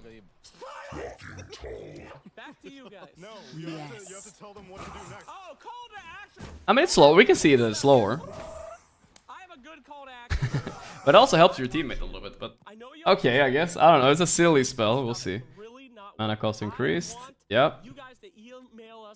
Adds effect to Grimstroke attacks and causes enemy heroes to leave a trail of ink behind them for 4 seconds, gaining vision of them, but not over their surroundings. Okay. Random, but alright. It's to attacks only, not spells. You can leave the chrono toe. You can, but you're slowed anyway. I think it's pretty good, especially if you don't want to chrono your melee teammates. You might go for that. Let's say you have a full... If I have 4 melee heroes in my team, like I have the Earth Spirits and all that, maybe you just pick the zone instead of the chrono. It could be better. Maybe. Add Ink Explosion sub-ability, allowing Grimstone to manually trigger Ink Swell. Oh, that's good. I mean, I think the hero is broken. I'm glad they have to pick this at least. Make ability vector target to curve the path. Increases damage per target. What the fuck? How do you curve it? Curve? Time for the master stroke. What? Whoa, that's crazy. That's actually like a paintbrush. It's lagging my fucking expensive PC. Oh, look at this shit, guys. It's actually kind of funny looking. I can do this. Wait, it didn't work. Holy shit. Like a race car.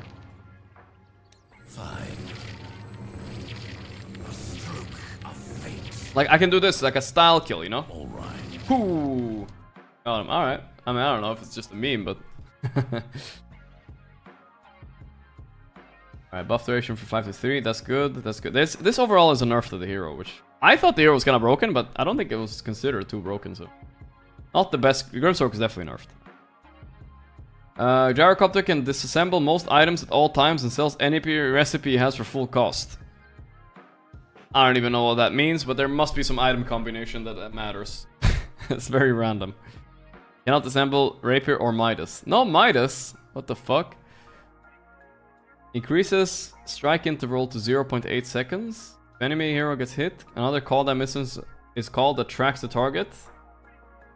Okay, that sounds pretty good. Each hero may only have 1 tracking. That's pretty good. Every successful hit gyrocopters movement speed by a little bit. Each hit refreshes the duration. Each hit refreshes the duration. Oh, duration of the movement speed, right? Yeah. No longer grants slow resistance. Sure. I mean, left is cool. Let's see. Hoodwink passively has a chance to redirect attacks into a tree within 275 units, destroying it. Why would you want to destroy the trees with your attacks? What? Oh, redirect To the patch. attacks. It's not your attacks, right? It's their attacks? I guess so. While Scurry is active, Hoodwink gains attack and cast range. Or, if there are no available targets mount, Anchor Shot will look for... Okay. How about that? Agnostic or elitist? Oh boy, a lot to read. Bonus attack or debuff for spell damage. Attack speed or movement speed. Damage. Wait. Attacks that deal damage or lifesteal. Okay, so you gotta pick one of them. That's for the Invoker players. No longer grants cooldown reduction. Some cooldown increases over here to not mess with the cooldown reduction on one of these, whoever the fuck. I don't know which one. Okay. I don't know if it's good. It sounds okay. But it doesn't sound like much better unless there's something broken with it. Less is a passive one. Yeah. Alright, draft starting, guys. Last hero. Io's team takes 1 second less to challenge Watchers. Okay. When Watchers under their control, his vision is increased by 300. That's random, but alright.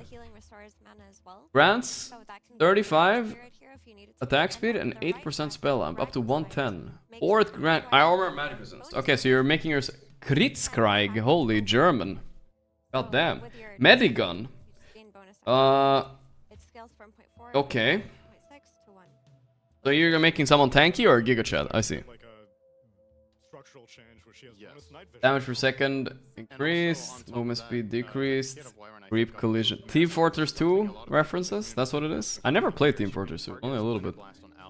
Creep collision damage increased. Increased, wow. but any sort of ally Increase. Wow, the tether doing 15 damage per second level 1? That's a lot, guys. What the fuck? of any kind. It's kind of interesting to play Damage to tether units, yada yada yada yada. around from like invisible wolves. Okay. And on top Now, of that, let's jump to Winter Wyvern. Because they just picked Winter Wyvern and Chen. We saw Chen already, but let's see what Winter Wyvern has to offer. 2 seconds. Check Tinkerxt. Quite interesting. I'll check the heroes they're picking on the bottom right, guys, so we get to analyze it properly, alright? Have up to 7 Winter Wyvern. No, I want you to No, I will not. see if you can target I checked them in order, unless they're picked. Base damage increased by 3. Night vision increased by 400. Wow. New innate ability passive, can't be leveled up.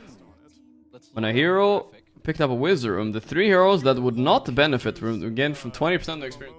Okay. So you gotta steal wisdom runes with this hero. Extreme Gaming wanna steal some wisdom runes. Whenever Wyvern restores health to an ally, 50% of all healing done restores mana as well. Wyvern gains damage for each 10 attack range over 400. Scales with Winter Curse. Wow, so this is a... I feel like you take Dragon Sight and you become a core, right? Some look worse than others. No longer increases night vision. But I guess everything Yada. has... Oh, you wanna see? Burn damage interval increased. Can now target allies, but not Wyvern herself. Cast range decreased from 1200 to 1150. Okay. And movement speed still rescaled, blah blah blah, mana cost. Now has a base duration of 2 seconds instead of 1.5, I think. Tell your courier to Duration now increases with each taunted enemy. Ah. For every taunted enemy and hero, by 0.5 for every taunted creep. Wow, that can be a long ulti. Now has a maximum duration. Okay, has a maximum duration of 7 seconds. No longer ends prematurely if no enemies are on the target. Okay, that's a big change. Alright, we see Night Stalker being picked, guys. Let's see what's happening with Night Stalker. This is a... Oh, I think it's a core Wyvern, though, according to these buffs. It looks better for core, right? So let's go Night Stalker. Let's find Night Stalker. A, B, C, D... it's far up, dude. Let's scroll like this. S, E, Night Stalker. At night, Night Stalker's health regen is increased by 40%, but during the day is decreased by 20. New innate ability, can't be leveled up. Oh, that's the ability, they just put it wrong, I see. Enemy heroes affected by Void do not share vision with their teammates. Damn. Just 50 damage per second when the affected enemies cannot be seen by their allies. Whoa. That's actually really strong level. Level 1 Void sounds broken. Day-night cycle in the game is reversed. Nighttime duration increased by 15 seconds. Daytime reduction by 15. Daytime reduction does by 15. That's scary too. I like this one for lane though. I think they picked it for the lane, but the longer nights reversed. What the hell? Daytime in early game. I don't know. Is it gonna be, or daytime before runes? I mean, Agam Scepter removed. Now grants loses target vision. Wait, there is no... Oh, now upgraded with Agnum Scepter. It'll see Crippling Fear. It decreases the cooldown by 5 seconds and make it a toggled ability. Also regular mana cost active. Then 6 to 4% of maximum mana per second. Still has a regular cooldown but can be toggled. Well, that's... And then it's a Tormentor on level 4. Daylight savings, boys. Alright, we see next hero picked is Treant. Let's jump to Treant. Jump to Treant, guys. Do you guys like this? Looking up the heroes? I think it's good. It's better than listening to the casters. They don't have time to look up like this, so I'd rather learn while we wait. Let's see. Why are they picking Treant? Treant... Spectator. Remains an innate ability. Passive can't be leveled up. That's as always. Treant gains 5 base damage. Base attack damage per heal level. So level 10 he gets 50 damage. Nothing too crazy. Let's read the Leech Seed.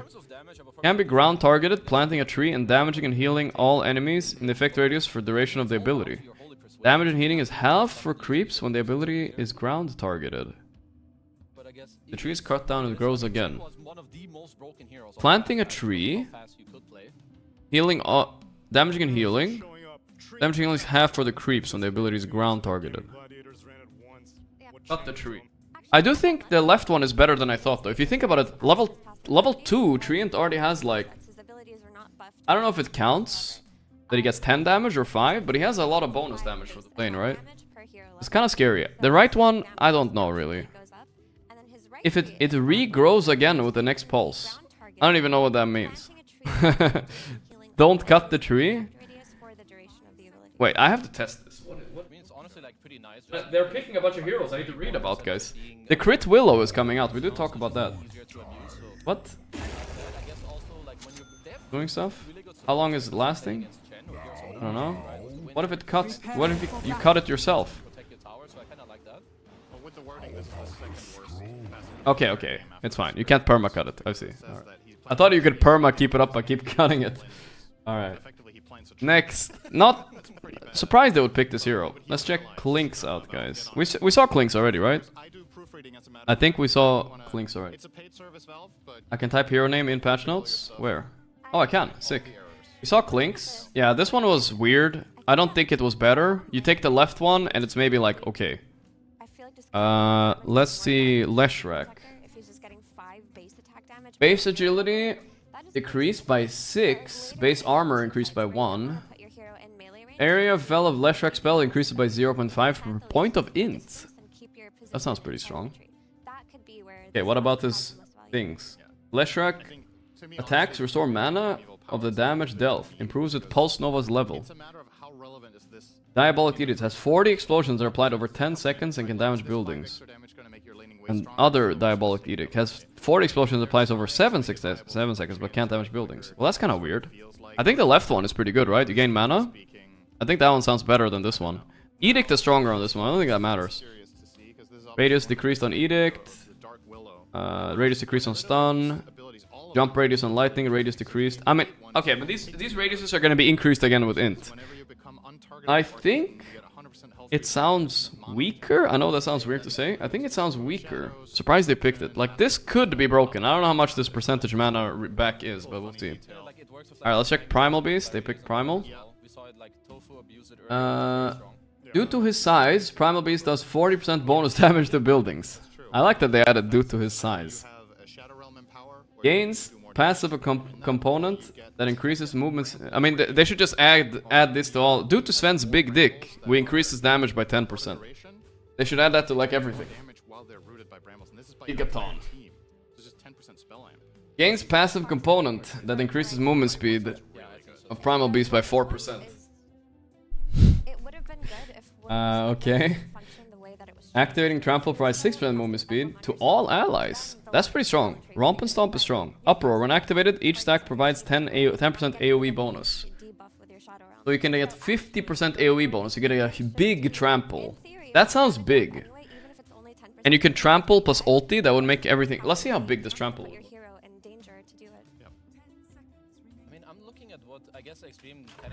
Alright, let's see. No use waiting. Let's level max. Okay. That is a pretty big tramp. I'm trampling her all the way over there. And what if I ulti? Let's try ulting too. It was a great week. It was a great week. Any hero that was like very close to being good, but now you Enemy. Let's see how big this ulti is. Dude, it's stunning her all the way over here. That's big, actually. That's big. Let's try the charge too, as the last one. I think I will stun her here too. Oh wait, I didn't press uproar. I forgot. Alright, let's try it again. You slap your tail on the ground, you go down. No, not quite. Missed. I mean, it's big. It's big. Alright, it's big. Let's see, what else did they pick? What's the next hero, guys? Sand King and Wraith King. Alright, we're gonna look at those up fast. Sand King. Did we see this one? No. Let's see what we got here. Sand King and Wraith King. No longer slows. Passive Epicenter. No longer slows. Base damage decreased. Oh, Caustic Finale is the passive. New innate build. Levels up with Epicenter. That's what it says. Base damage decreased on it though. Max health as damage reduced. And explode radius decreased. So it's a worse caustic. Sandstorm makes Sand King invisible. Sandstorm radius increased by 125. Okay, that's pretty good. But it doesn't make you invisible otherwise? Wow. Sandstorm follows Sand King with a speed equals to 70% of his current move speed. When Sand King casts Burrow Strike, Sandstorm enters Sand King's new location. Okay, so it's either you want to be invis or you don't. Finally, his innate is great. Cannot, but XG picked this for a reason, right? Cannot be put on alt cast, immediately cast in desired direction without walking. No longer makes tanking invisible, no longer falls by default. Well, this feels like kind of nerfy. Stinger though, but he has a new ability. Area targeted. Tanking performs an empowered tail strike. A fixed 200 range attacking all enemies. This attack deals 40 bonus damage and slows enemies. Yo.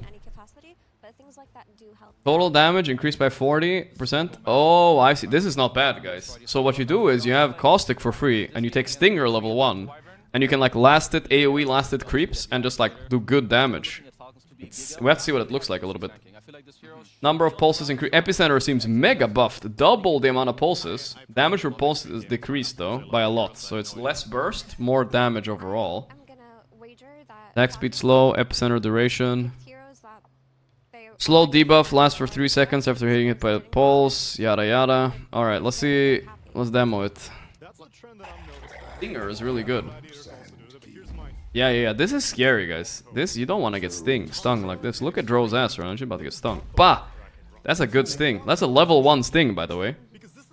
Does it scale with attack damage? It does! Whoa! That's a juicy tail, boys. Ooh. That's a juicer magooser tail.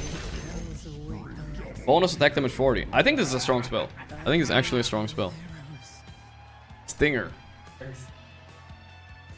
Yeah, it's like an Anchor Smash, kinda, yeah. It's a free Anchor Smash for Sanking, and his spells are kind of the same. I think it sounds like an upgrade to the hero. And last hero was Wraith King for Skeeter. Let's see this. Okay, it's starting now, so we don't have much time. Lifesteal, when slain, untargetable Wraith, free pathing. Oh my god, this... Okay, and one was like, you do more damage, or the other one, you are a summoner. I think that's what we know. It's paused anyway. Okay, we can read. We can read. Passive lifesteal. Lifesteal increase reduced. When slain, you get become a Wraith with increased attack speed and movement speed. Only transform before the actual death, not before reincarnation. And still reincarnates while in Wraith form if reincarnation went off cooldown during it. Wraith duration a few seconds. Bonus attack speed. So that sounds kind of good. Aghanim Scepter turns Vampiric into a 1200 range aria for allied heroes. Wow. So all heroes have lifesteal. Okay, starting. Okay, from what I read about Wraith King so far, he looks strong. Let's go. See what this is. We're gonna have to skip heroes later. We already did in the patch notes. Did go for it's kind of like the old Ags, but it's free, right? So it's not so bad. Let's see what we got. Jakiro. Jakiro. All of the patch notes will be up on YouTube later.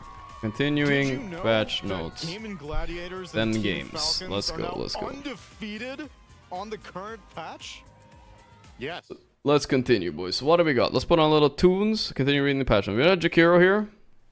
Jakiro's attack launches 2 projectiles with a 0.2 interval. Just an auto attack, but each deals 50% less damage. One of these attacks ignores melee hero's damage block. This penalty affects bonus damage as well. Okay, wait. Maelstrom Jakiro, is that what they're saying? Do you hit 2 times instead of 1? So it's like if you have procs, it's better, right? And you can maybe do Liquid Fire and Liquid Frost at the same time. Ah. Basic ability when Facet is picked. Makes a flaming attack. You can choose Fire or Frost. Okay. We don't have to go into them too much. It's Fire or Frost. You get to choose them. Cast range increased on Dual Breath. Cast range decreased on Ice Path. Formation delay decreased. Ooh, that's really short. That's a quick Ice Path, guys. Very quick Ice Path. Let's see. And the width increased on Macropyre. Oh, decreased. I thought Macropyre was kind of a shit spell, but we'll see, I guess. Mana cost increased and cooldown increased. Why are they nerfing Macropyre so much? This hero is like trash. I think this is a nerf overall to the hero, I'm guessing. Juggernaut. Okay, this is the hero. According to Dota buff, by the way, guys, this hero has the biggest win rate out of all the heroes. Increase. Juggernaut deals 10% more damage to targets that are facing him. Damage bonus always applied during Omnislash. Okay. Giga Chad. 10% more damage your whole Omnislash too. Blade Fury can deal critical damage with the same stats as Blade Dance. Oh. Okay. Gain a stack of blade form every 2 seconds up to a max of 10. Each stack gains 3% base agility and 1% move speed bonus. Stacks are reached upon taking any damage after a 3-second linger. Wait, which one is better? Left is better, right? Now applies a strong dispel when it ends. I like that. So you can't pre-stun Juggernaut. That's huge. Critical strike increased to 35%. Damage decreased a bit though, but still. Bonus damage decreased on Omnislash, but it's overall more. Damn, okay, alright. I think left is better, right? I mean, right is better if you're farming, I guess. Upon taking any damage. Okay, no, not when you're farming. Okay, go left. Allies within 900 range of Keeper have 15% more mana. Granted by Spirit form, when the facet is picked, you get Solar Bind from Spirit form, and or you can get Recall. Basically, we're not going to read the spells, but we know these 2 spells from last patch, so you get to choose. It's a bit of a nerf, maybe, because you can't have both, maybe. Aghanim Shard now increases Illuminate Heal by 30%. That sounds like a big number. I'm imagining a lineup where you have like Dazzle and Coddle and some other healer, and you just fucking mega heal. This is a lot of heal. Mana cost decreased on Will-O-Wisp. I have no idea why you're buffing Will-O-Wisp. This thing is broken, but whatever. Hero's very good, by the way, so I still think he's good. Kunkka, strength gain decreased. Now, innate ability Tidebringer. Obviously, it's going to be a little bit worse, but it's innate. Cooldown reduced by 0.8 seconds per hero hit. So let's say you hit 5 heroes, right? 5 times 0.8. 5 times 0.8, that's 4. And the cooldown is 4, so it's 0 second cooldown if you hit all heroes. Damn. That's crazy. Imagine like splash. And you only have to hit 4 really because of the swing time, right? So you splash, splash, splash. That's insane. Maybe. I mean, it's hard hitting that many heroes. Whenever a unit enters the turn, Ghost's Realm splashes water on them, right? That can be good. Splashed on allies. But, okay, so you gather up around the eggs. Everybody, there's an egg. Gather up and gather around. And then you get run buff for 3 seconds. It's kind of... This is a shit talent. Shit talent, I'm sure of it. This is better, at least.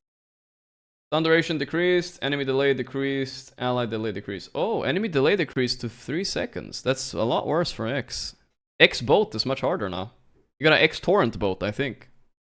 Right? Alright, let's go next. Breed Cottils recall you gonna be questioning it when you encounter it in pubs. Can now be alt cast to teleport Keeper to the selected target. Okay, that's the crazy one, right? Alright, fine. That's the crazy one. You can portal 2 teammates. Okay, I get it. That's something. Alright, let's skip the talents. You get the 100% cleave bringer damage at level 25. Bro, level 25 Kunkka? Cleave build? Sounds pretty crazy. We read LC. Hero is broken, we think. Amar played it. It's a bit... Basically, to sum it up, this thing gives you a huge shield when you press Q. Broken. Base agility... We read this because they just picked Lesh.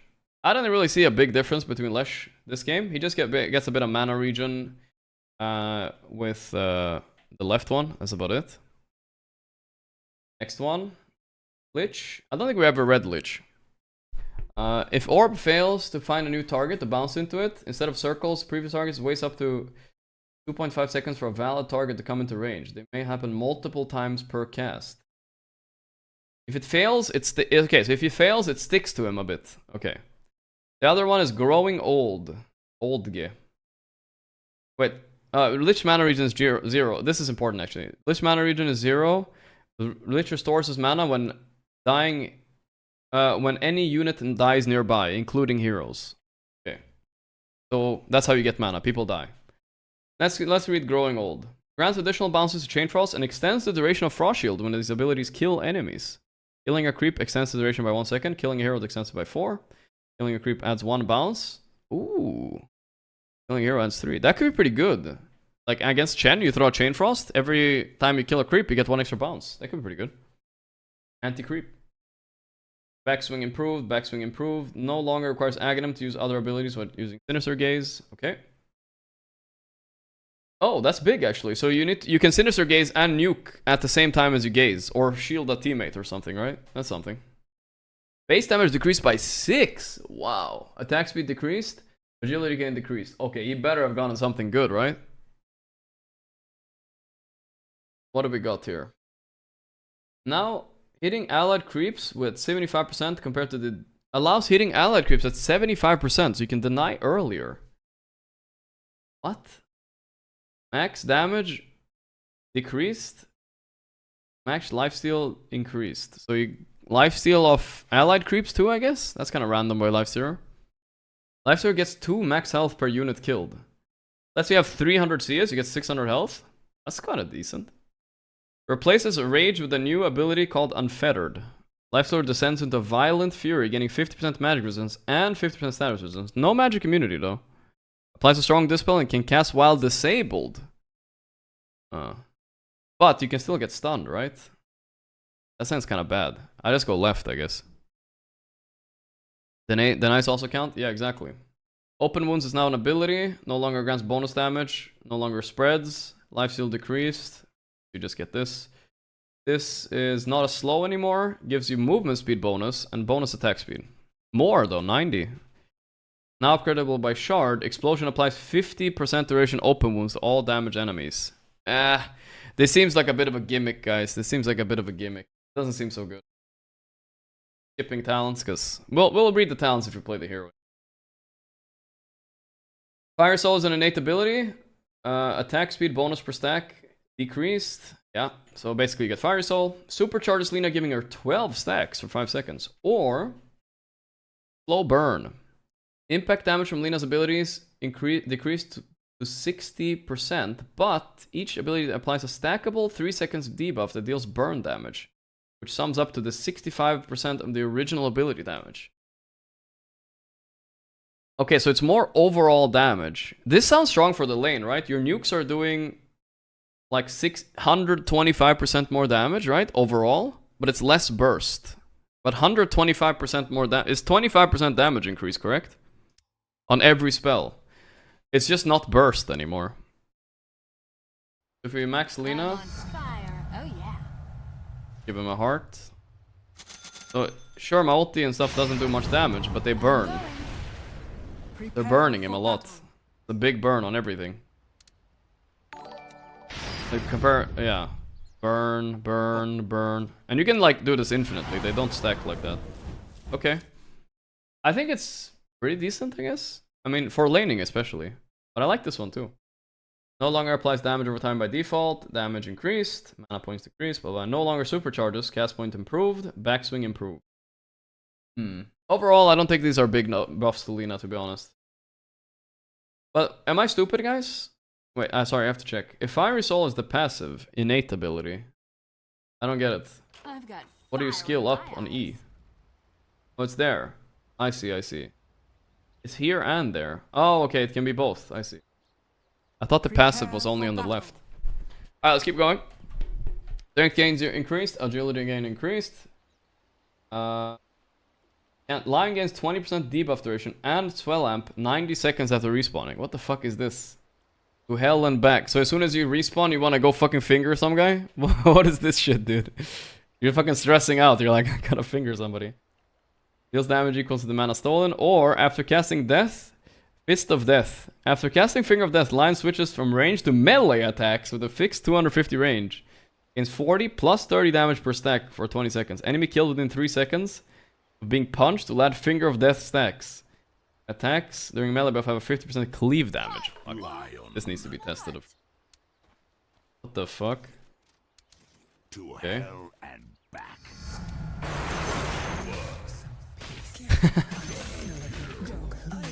mean, this looks so stupid. 20 seconds of melee. I mean, there's gonna be some funny... Look at the damage I'm getting, guys. Oh, I gain bonus damage based on how much I have too, right? I can get even more damage like that, right? What the fuck? Look at my damage. It increases for every Finger of Death kill as well. You can become an insane fucking one-puncher. That sounds funny.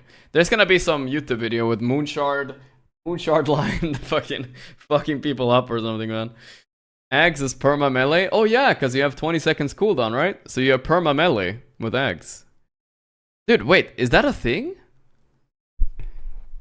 Wait, how much? Okay, wait a second. Carry Lion, you rush Ags, and you always have Cleave, and you can just farm. You summon the demon. Right? How much, it costs 600 mana though, you gotta have mana, but like, let's say you just finger somebody, right? You're gonna always have Cleave. 18 seconds later, it's up again.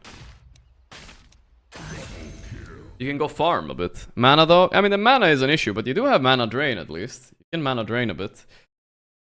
You're gonna need a lot of mana. I mean, you need mana boost, you need something else. You also need level 18 maybe. Oh yeah, you can't do it level 6. That's fine. Okay, next one. Bear shit. All right. Summon Spirit Bear is the innate ability. It's just a nerfed Spirit Bear. Spirit Bear is on a minimap icon, okay. Look at the bear with me. Hilarious. Our shared armor increased by 25%. Loaners attacks heal Spirit Bear as well as the other way around. Okay. Get true form, transform with armor, increased health, yada yada. Spirit Bears attack heal Lone Druid, but not the other way around. Oh, so you gotta... Wait, this one is both, and this one is only Spirit Bear heals Lone Druid. But transforms the Spirit Bear, increasing its armor by a bit, reducing its bat by 0.1 seconds, and granting 50% cooldown reduction on Entangling Claw. The left one just seems better, right? I don't know. You guys think right one is better? You don't get increased health and stuff though. Bat. You become a really big right clicker though. Maybe that could be good. I think left sounds like it's better. Oh wait, I'm misreading, guys. Transforms the Lone Druid. This is transforms the Spirit Bear. Ah, increasing its armor and bat. Ooh, okay. I gotta see what that looks like at least. I was misreading it. From exile. It transforms the bear. What? This is my bear. Prepare for battle. It's not me, dude. Well, that's confusing. I'm gonna keep thinking this is the hero. Okay. What? Okay, alright, whatever, dude. Whatever you say. There's two LDs all of a sudden. Same model and everything. He's the true form. He's the true master. I'm the sim. Alright, next one. Salamania's favor. 20% bonus cast range at night. While active, reduce all incoming damage. Okay, that one is important. Luna gains attack damage every time a hero is hit by Lucent Beam. Eludes Lucent Beams created by Eclipse. Will provide 50% less damage. Buff duration 15 seconds. Actually, that's quite a bit. So if you beam a guy on lane, you get a bit of damage. That's not so bad. 100% uptime. You just gotta beam enemies. Misturn takes 21 months. Bonuses decreased on Moonglaves. Now can be activated without shard. Alright. Damage cooldown is 20% of Luna's attacked. Duration is unchanged, 7 seconds. Mana cost is 75 though, that's pricey. Aghanim shard now rotating glaive count by 1, blah blah blah. Night vision increased a little bit. And then some talents. What's the shard then? Now, shard increases rotating glaive count by 1 and damage collision by 20%. Okay, so it doubles your damage and gives you another glaive. Still a good shard, I guess. But the mana cost is 75 now. And you gotta have this to get the damage reduction, so I'm not sure if it's worth. I think so, I guess. Apex Predator. Deals 2% damage to neutral creeps per hero level. Holy shit, it's a jungler, guys. But it just says Lycan. It doesn't say his minions. So it's only Lycan deals more to jungle, not his wolves, right? Movement and critical strike bonus are also applied to all other units in Lycan control. Enemies killed by Lycan's units extends shapeshift duration. That sounds scary. Replaces wolves with spirit wolves. They are invulnerable, incontrollable, and cannot attack. Each wolf buffs Lycan, giving health and attack damage. Decreases the duration for 25 seconds, and mana cost decreased as well. Does not affect wolves from Aghanim shard. What do they do? They're invulnerable, they're uncontrollable, and cannot attack. But they buff Lycan. Why? That's so weird. It's like I can't micro my wolves. You can't control them. I mean, I guess if you don't want to control your wolves, fuck it, I guess. You get health and damage. Nah, I mean, the other one is better, dude. Is the noob one? Okay, yeah, if you don't want to micro. No longer fears no non-hero controlled units. No longer Applies movement speed and critical strike. Units are likened by default. Lifesteal increase. Lifesteal penalty against creeps. I think this is a nerf overall. This hero does not look strong. Decreased. Solid core. Magnus suffer 50% less force move speed from enemies, abilities, and items. Okay, so you can't force staff him away or like stuff like that, I guess. Hook. I don't know how that works. Maybe you can't hook him. Alright, we gotta try if you can't hook him.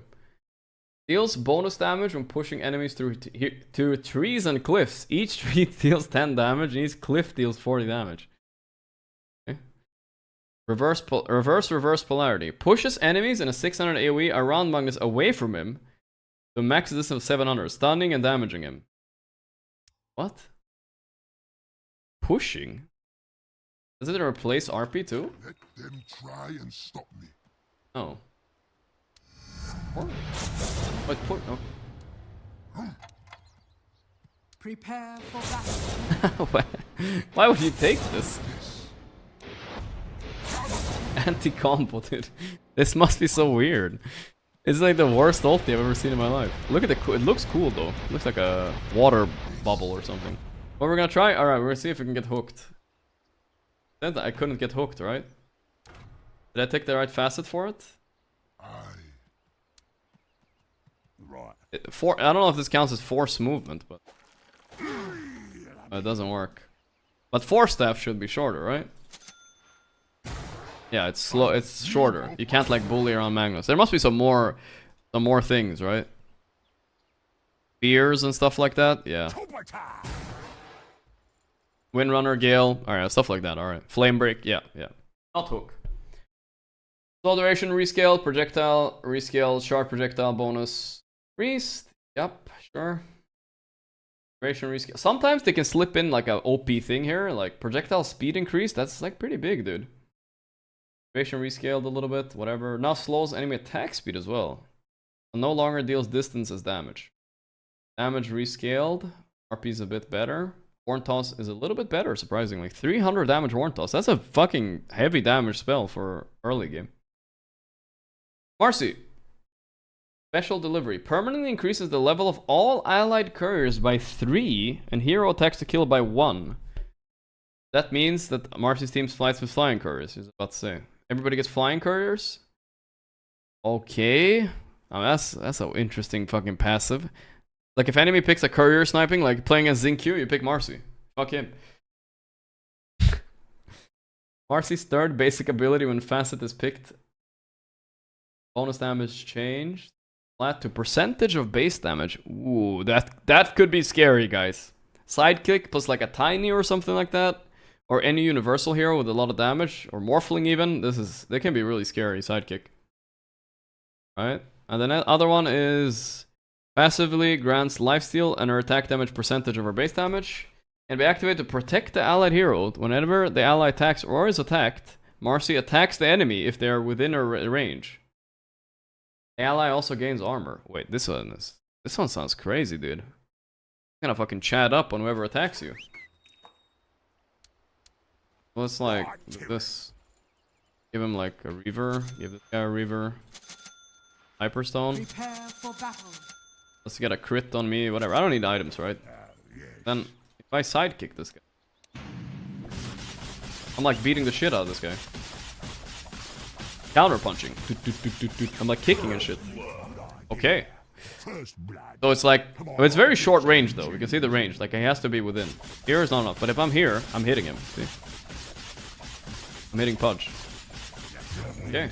But it's only for 6 seconds. It could be good? I don't know. Against Windrunner and stuff, it could be funny, but Windrunner will have Windrun. And you have to be kind of close to both of them, and Windrunner has to be close too. I don't know, it's weird. Okay, we're gonna try the Windrunner just for fun. We're gonna try it. I wanna see it. Let's see it. Because I wasn't sure if I need to stand close to both of them, or just one of them. Tailwind. Prepare for battle. Talking about Windrunner. Wait, that's an ally actually.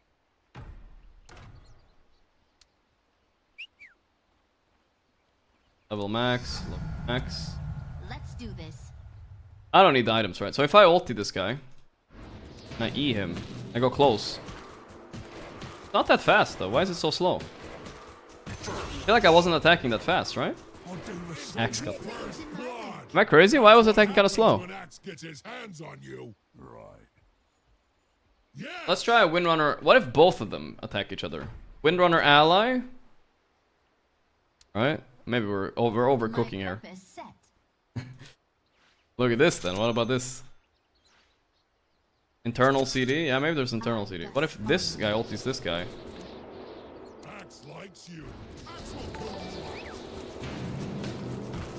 Now there's an internal CD. I would be attacking way faster than this, I think. You can't attack infinitely as I don't think you can attack infinitely fast, I'm guessing. Right? I think it's there's some internal CD they didn't say. Yeah. No longer has minimum jump distance. It would have been funnier if it was infinite though. I would have loved that. Oh, you mean if I press ulti maybe? There's okay, there's ways, but fuck it, you know, I think it's not realistic. But if I have ulti, maybe I'll attack a little bit faster. Should I try it with ulti, guys? Alright, fine. Okay, I'll try it. We'll do it again. One more. Two Windrunners hitting each other. I'll get ulti. Ally, enemy. It's fast. I got it now. Level max, level max. Oh, let's do this. You guys really want to see this. Alright, fine. Prepare for battle. No, it's the same speed, I think. I think it's the same speed. Mostly skill, but sure, maybe a little bit of luck. Give them some HP. Fresh. It's the same speed, guys.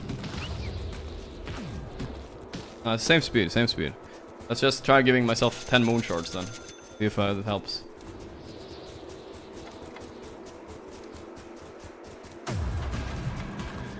Nope. There's like an internal cooldown, guys. There's an internal cooldown. There's like an internal cooldown. It's like 1 or 2 hits a second. Alright, let's move on. I tried everything now. I think it's okay. It's not, there's no OP thing. And it's not so cool. You can't do a funny thing with it. Alright. Oh, Strike's Fury rescaled to 5. What was really strong level 1, guys. 5 strikes level 1, but only if 5 later on as well. I still think it's kind of worth it. It's pretty good. You don't even need 6 attacks later. It's so much. Dispose, unleash move speed. Sounds. Alright, Mars time. Mars and his allied heroes within 2,000 radius gain health region where they're outnumbered by the enemy in the same arena. What the fuck? Each extra enemy hero provides 25% bonus health region. That doesn't sound like that much, unless you get the 25 talent, I guess. If Mars is in the arena, when an enemy dies, he heals 20% of his max health and mana and gets 20% damage bonus for 15 seconds. Ooh. That's actually pretty nice, because you can start Mars fights with killing a support, and then you have 15 seconds, you have 20% attack damage. You get some mana HP back too. Arena wall obscure vision. Enemies that are inside and don't have shared vision with their allies. Wait, what the fuck? So, if you arena my teammate, he's gonna say, "What's out there? I can't see what's happening." You have to start explaining it to them. Or you have to like look over to your teammate's PC like, "Oh, that's what's happening." Okay. Scary. PA can't jump out. Yeah, PA can't jump out. Stuff like that. That's it. I just don't think it will work in demo mode, but we can see if it works. So, I mean, let's say arena teammate, right? How do we do this? We need to make an enemy Mars. Work. Oh wait, wrong talent. Mars. Prepare for battle. Enemy? This guy's Bloodseeker. If I block ally, getting confusing because I have only Marses, but yeah. Get out of there! In there. That's scary. Can I place a ward? I guess that's gonna be the meta, right? The gulag. The gulag. Place a ward. Ah, I see them with the ward. Okay. I mean, that's something. You gotta just ward it every time, right? Alright. Pretty funny, though. Ward and save. Alright. What else we got? Aghanim Scepter soldiers can no longer knock enemies out of leashes, such as Arena Blood. 5, yeah. I mean, you can even place a sentry. Sentry gives a little bit of vision, too. You don't have to waste the ward always. It's not that bad. Doesn't seem like big buffs to Mars and all. Honestly, this doesn't do much. I feel like these don't do that much. I like the Victory Feast a bit better than the Blood Sword, probably. Especially since you can counter it. Alright, next. Intelligent gains decrease. Still an innate ability, of course. Whenever a Mystic Snake returns to Duza, her next 3 attacks deals an additional 1 damage per 6 mana restored by the snake. Okay, so I know when you like restore a big camp, it's like 300 mana, like a really good restore. 300 mana, that's 50 damage. You have 50 damage buff. Really good for like farming ancients and stuff, right? The buff only lasts for 5 seconds though. That's pretty sure. Can be activating, gaining 4% mana per second, but increasing attack speed to 3% of Medusa's attack speed per second. Mana drain can last up to 15 seconds. The attack speed will stop increasing after 10. Theoretically, you could get 30% attack speed for like 40% of mana. I don't know. Next 3 attacks. Oh. But it can't be done for the first 3 seconds conversion. Attack speed buff will disappear after 15 seconds the conversion started. Ah, okay, so attack speed buff will disappear since the conversion started, right? So you can tap it a little bit, you know? And get a little bit of attack speed, but it's not crazy. I think the Engorged might just be better, because at least it helps you farm a little bit, right? I think this is better. If you have infinite mana, Mana Pact is kind of interesting. Bonus damage is dealt to additional split dark targets only if the level 25 attack modifier is learned. What? That's bullshit, dude.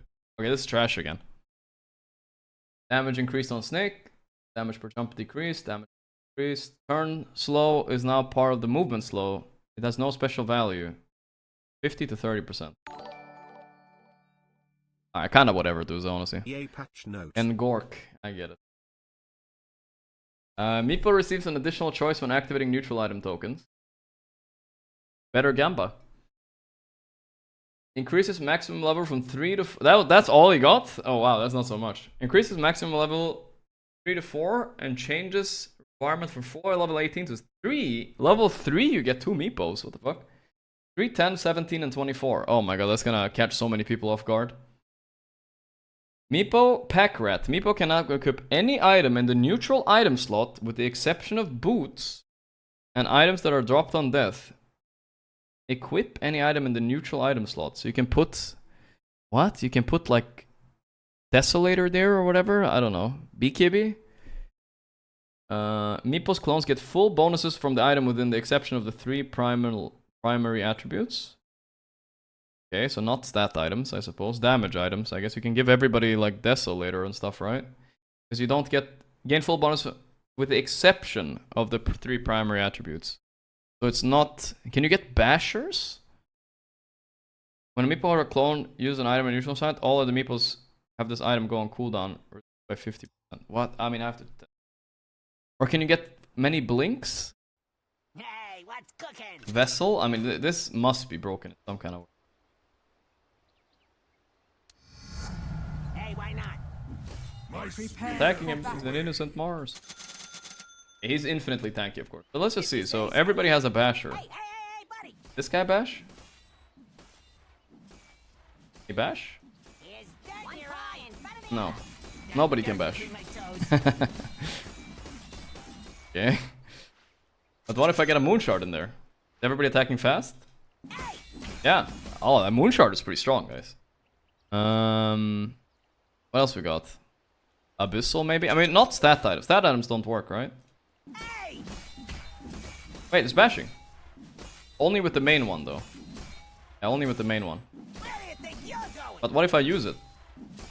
Wait, can I use it? This is cooldown on all of them. I mean, there's something broken here. You know, I'm sure there's something broken. But I don't know what yet. This is gonna break the game somehow. Let's try Maelstrom. Maelstrom doesn't work either, so procs don't work. Let's try Diffusal. Maybe Diffusal works. Oh, Diffusal works. Oh, Diffusal's really good. Diffusal's really good. Okay. That one is good. That's the best one, maybe. Because you can Disperser it later as well, so it's pretty fucking good. Diffusal on all the meeples sounds really broken. I guess that's the best one, right? I can't think of anything else. You can have 5 Aeon discs. Yeah, that's true. You can have 5 Aeon. I mean, there's a lot of potential to this. I mean, fuck. Double man. Wait, oh, but if it's no, never mind, it's not so good. Okay, gotta proc it. Does it? Oh, it doesn't go on cooldown on all of them. They all have an A on this. But still, I don't know. It's kind of a gimmick. It's cool to have like this at some point, right? It said rapier doesn't work, guys. It said rapier doesn't work. Stats don't work either. So if you look at the pack rat, you can like have it as a like emergency thing, right? Because it's so long cooldown. If you go Scotty, let's just see if Scotty, like if you put Scotty, it's like 2.8k. I put Scotty on. Wait, he got stats. I thought it said non-primary attributes. Oh, maybe it's just a health bonus from Scotty that works. 250 health. Yeah, you get the 250. Let's see if the Scotty slow works. It does. Scotty slow works too. The diffuse seems a bit better, but Scotty slow works. Daedalus. I mean, there's a lot of options, honestly. It's pretty good. Am I critting on every... No, I'm not critting on every meepo. Am I? Can't tell. If these guys are critting. They have Daedalus. It doesn't work on Daedalus. I don't know why. Okay. Willing to try Armlet. Some things work, some things don't. Armlet. I have to activate it on all of them. Sure. You could do that, I suppose. Imagine 4 armlet, quad armlet toggling. Daedalus working? Really? Try it again. If you say so. Oh, it works. Yeah, it works. He just has a lot of HP. Okay, it does work. That also works. Anything else worth trying? I don't think so. Cooldown things aren't so good. We can try Revenant's Brooch, I suppose. Activate it, but it's like it's got. There's some downsides to this on Armlet, right? Seems to work. Right? I think it worked. I can't tell because it's not quite a Revenant's Brooch kind of target. Midas? Okay, actually, you're right. Alright, we gotta try Midas too. Gotta get rid of some items here. Alright, let's try Midas as well. How would Midas work? Oh, Midas doesn't work. It doesn't let me put it in there. It doesn't let me. It knows. Butterfly is good. Yeah, I mean, there's a lot of decent items. I think Diffusal is the simplest that works and it's cheap. Butterfly is decent. You could theoretically, yeah, you could theoretically like put a Radiance on Meepo maybe. Like it. Just what I was working on him? Can't tell. I don't think there's a debuff. So Radiance is not working. No, Radiance did not work. Doesn't look like it. Good thinking. Satanic is any cooldown items are not good, alright? Everyone's suggesting cooldown items, they're not good. So you put cooldown item on this guy, any Meepo use it, all of them go on cooldown, right? So it's not that good. I mean, theoretically, it's not that bad, but, you know, it's just cooldowns, you know, so you could have it, theoretically. You can use it to save yourself, maybe, but in general, cooldown items is not as good. Same with Lincoln. I mean, I'm assuming Linking works, but it's also a cooldown item, so I'm guessing it would put everybody on cooldown, right? Lincoln. No, it doesn't, I think. No, I have free spells on. No, it doesn't. Everybody has their own Lincoln cooldown. That's pretty good. At least that's pretty good. 5 Lincolns. Lincoln's pretty good. I think. A lot of fucking Lincolns. And you can, I guess you can put it, oh my god, can you put it on each other? No, okay, that's when it goes on cooldown. You can't put it on each other. That's when it goes on cooldown. I can't do it infinitely. But it's shorter cooldown than Lincoln itself, so I can like... It's some cooldown reduction to it, right? So I can have 2 up at the same time, at least. There's that. There's a lot of potential. Still pretty good. I think I like this. There's gonna be some shenanigans. I think a Meepo that rushes Diffu is gonna be fucking strong, dude. He's gonna have 3 Meepos at level 11 and just fucking plow you. I like the Diffu a lot. Valve overcooked? Yeah, maybe. Cast rescaled, projectile speed increased. Okay, cool. Healing Lotuses are now 20% more effective on Mirana and their allies. Wow. Mirana's ultimate ability, when the facet is picked, is Moonlight Shadow, or you can get Solar Flare. What the fuck? That sounds way cooler. The sun starts gradually increasing the attack speed by Mirana 8 to 12, 16 per second, reaching a maximum after 8 seconds. So you get like 120 attack speed. Or some shit like that. He also gains bonus daytime vision with the same gain per second multiplied by 3. Mirana's allied heroes also receive this buff, but bonuses are decreased by 50%. The sun. Wait, can you use this during nighttime? I don't get it. I have to see what it looks like, dude. What is this shit? Priestess. Is it day? I mean, how do I make it night? I guess I gotta pick a Night Stalker. Something. There's a command for it, but I forgot it. For battle. Oh, I could have just picked the facet where he makes it night or day. Genius. Night's procession. No, I don't make it day at all. Bottom of the sun. On the left? Ah, relax. It's a nighttime thing, yes, it. It's not, doesn't make it day or anything. No combos with it. It's confusing, but you get a lot of attack speed really fast. Daytime vision increased by 42, but if it's not daytime, it doesn't matter much. A lot of attack speed though. I'm at level. I mean, I have no attack items, right? Is it of all my allies as well? Mirana and all ally heroes. Ooh, dude, imagine pushing with this shit. Like 5 meepos, and then you have this fucking thing. That sounds like a lot of fucking damage, dude. That is a lot of damage and attack speed. That is a lot of damage. Pick Meepo with the left facet. As you will it. Then give him... Give this guy some reverse. Let's give Meepo some normal-ish items. Whatever, it doesn't matter. We'll just give him a few items. Super. Max. Okay, so this is how much damage he does now. But a lot still. He does too much damage. Dude, how are Meepo doing this much damage? Relax. Okay, and we press this. All of them get bonus damage and attack speed. Imagine pushing with this. You can like thrown in 1 second, I swear. Let's wait until it's maxed and then start hitting. Oops.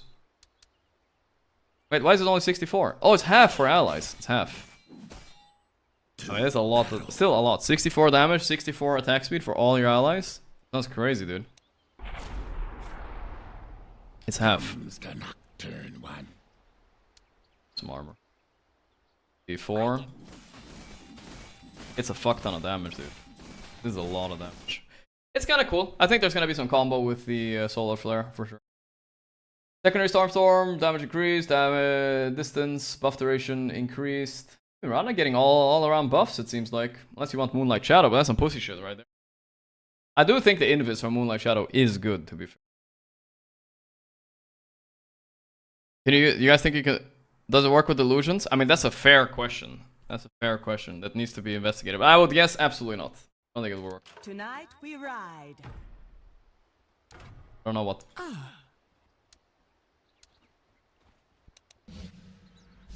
Prepare for battle. Shows the real peel too. Ah, you're griefing me, Mirana. Oh. Let's see what we got. So buff seems to be kind of buffed. Base resource time decreased from 28 seconds, guys, to 15. See, these are the kind of talents they hide, and you don't realize how broken it is. 15-second restart time? That's like twice as good as it was before. That's a crazy amount of leaps, dude. That's really good for the Miranas. The Fallen Shinobi, thanks, man. Alright, this is what Ame picked. We never got to read this hero. So far, it's interesting. There's a lot to try, bro. Remains an innate ability. Active, can't be level up. Okay, of course. Soldiers disperse after 3 seconds. Monkey King gets outside the formation or dies. Returning inside the circle during his time will cancel the dispersion. Okay, Ame did not take this out. He took this one. Has no cooldown and Monkey King is full health. This is some courier sniping shit for sure. And, I mean, you never have full health while you're farming, so... I don't know, these are not the best talents I've ever seen. This one can be good if enemy has like a lot of heroes that knock you out, you gotta use brain. You gotta be like, oh, enemy knock me out, me take left. That's how Dota is right now. Critical damage decreased on Boundless Strike, now deals bonus physical damage, though. That's a decent amount. Cooldown decreased on this a little bit. Yo, Blank, thanks to 13 months. It lasts a bit after death, too. Ame took right, though, but I don't know. Bonus armor, but I'm not sure if Ame has even read the patch notes. It's been like a very short amount of time. Yeah, cool. Small buffs here, though. It's not so bad. I can see Monkey being decent with these buffs as well. Morphling receives 50% attribute gain bonuses every half level instead of full bonuses at level up. 50% attribute gain bonus every half level. What the fuck? Instead of also increases all attribute bonus gain for skill points. Talent tree. Oh, so if you take attributes from talents, you get 4 instead of 2. Yo, that sounds pretty nasty. Is there any skill you can skip on Morphling? You can definitely skip a few levels of your Morph. You can theoretically skip a few levels of your W as well. I don't know. It could be fine. Ebb and flow. Adaptive strength. Knocks the target back. Flow. Primal attribute is strength. Makes Morphling current agility to strength ratio. Affects his cooldown speed. Ranging from 50% faster to 175% agility. Strength ratio. Whatever the fuck this means. Replicated abilities are also increased cooldown speed based on agility strength ratio. Morphling had before replicating. I don't know, this is just way too dank. I don't know what the fuck this means, but I guess we'll see. I don't even want to try to understand. This is courageous. I don't know. Should I try to figure this out, guys? Or you want to sit here for 2 minutes? Makes Morphling current agility to strength ratio affect his cooldown speed. Okay. Ranging from 50% faster to regular speed with 50%. Okay, so the ratio matters. The more something you have, agility or strength, I don't know. Okay, with the more agility you have less cooldowns. But, dude, I don't know. That's weird. It says cooldown speed, by the way. That might mean item cooldowns as well. No longer grants bonus agility, even with shard. No longer grants bonus strength, even with shard. Aghanim shard now additionally reduces mana cost by 50%. That's kind of shit. Can you use it while you're stunned? I think so, at least. Morphling benefits the most from innates and facets. Morphling benefits from most innates and facets of the targeted hero. Most. Oh boy. This must have been so annoying to program. Most. There's probably a few of them. Oops, we forgot. Let's just put most, dude. Let's just put most. Alright, fuck it. Well, guess we'll find out. The lion facet would be good. Yeah, I would have loved the lion facet. You get... Oh, dude. We have to try it. Just to try it. See if melee form. That would be really funny. We put lion... And we steal finger, right? Fist of death. Make an enemy. Max. Prepare for battle. Okay, I steal this. Wait, I'm stupid. I thought I was I thought I was Rubik. Thought I was Rubik for some reason. Never mind. We can solve this, guys. Don't worry about it. We can solve this. I got this. Fuck, needs to be an ally. Oh, fucking shit. I can't morph into him. Alright, wait, we can still solve this. We can still solve this. We can still solve it. Wait a minute. How do I reload this? Why is it spawning random heroes? Whatever, guys, it has to be done now. It has to. What are these heroes doing here? Okay, either way. We need a lion ally. Right? Does that work even? Lion ally. Rubik enemy. Yeah, it will happen in the game, guys. Don't worry about it. And we level these guys. Rubik, he fingers Rubik. Rubik steal this. I steal Rubik. Where's my finger? It doesn't work. Lion's wrong facet. Either way, I didn't get the finger anyway. I can't test it, guys. Alright. I don't know which facets we can steal. I'm not gonna go through all of them. Fuck that shit. What did I do wrong, guys? Can't use ultimate morph. Yeah, I forgot about that. There is no way to test it then, right? How does he get it? He can't get it on Morphling.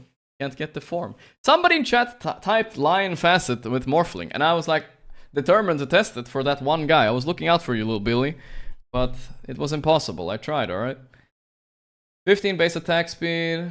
Muerta can always attack ethereal targets. Attack when she herself is ethereal. When attacking ethereal targets, arbor attack damage dealt magic damage. So it's like anti-Pugna for real. You have a real desk job and can't wait to clock out. Lol. I mean, it's a lot of patch notes, but I'm also being bullied for every little minor detail I'm missing. Right? I'm trying to please little Billy, that's all.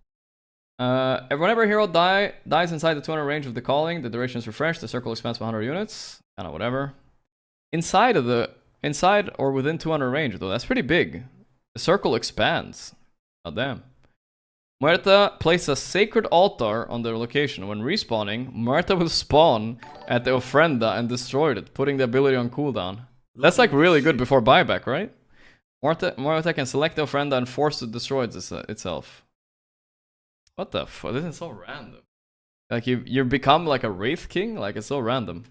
Like you're just about to die on lane, you know, like, ah, it's fine guys, I put a grave here. If Muerta dies... Muerta dies, she gets to respawn there. Also, I guess with buyback it would work.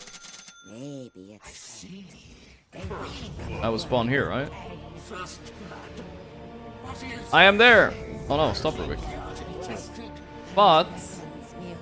does it work with buyback too? I don't know if I have buyback in this mode, I think I do. Oops, I didn't place it. It works with buyback, I'm sure. Oh, but Rubik, this Rubik is a fucking beast. Where am I? Added the respawn timer because I buybacked. Hilarious.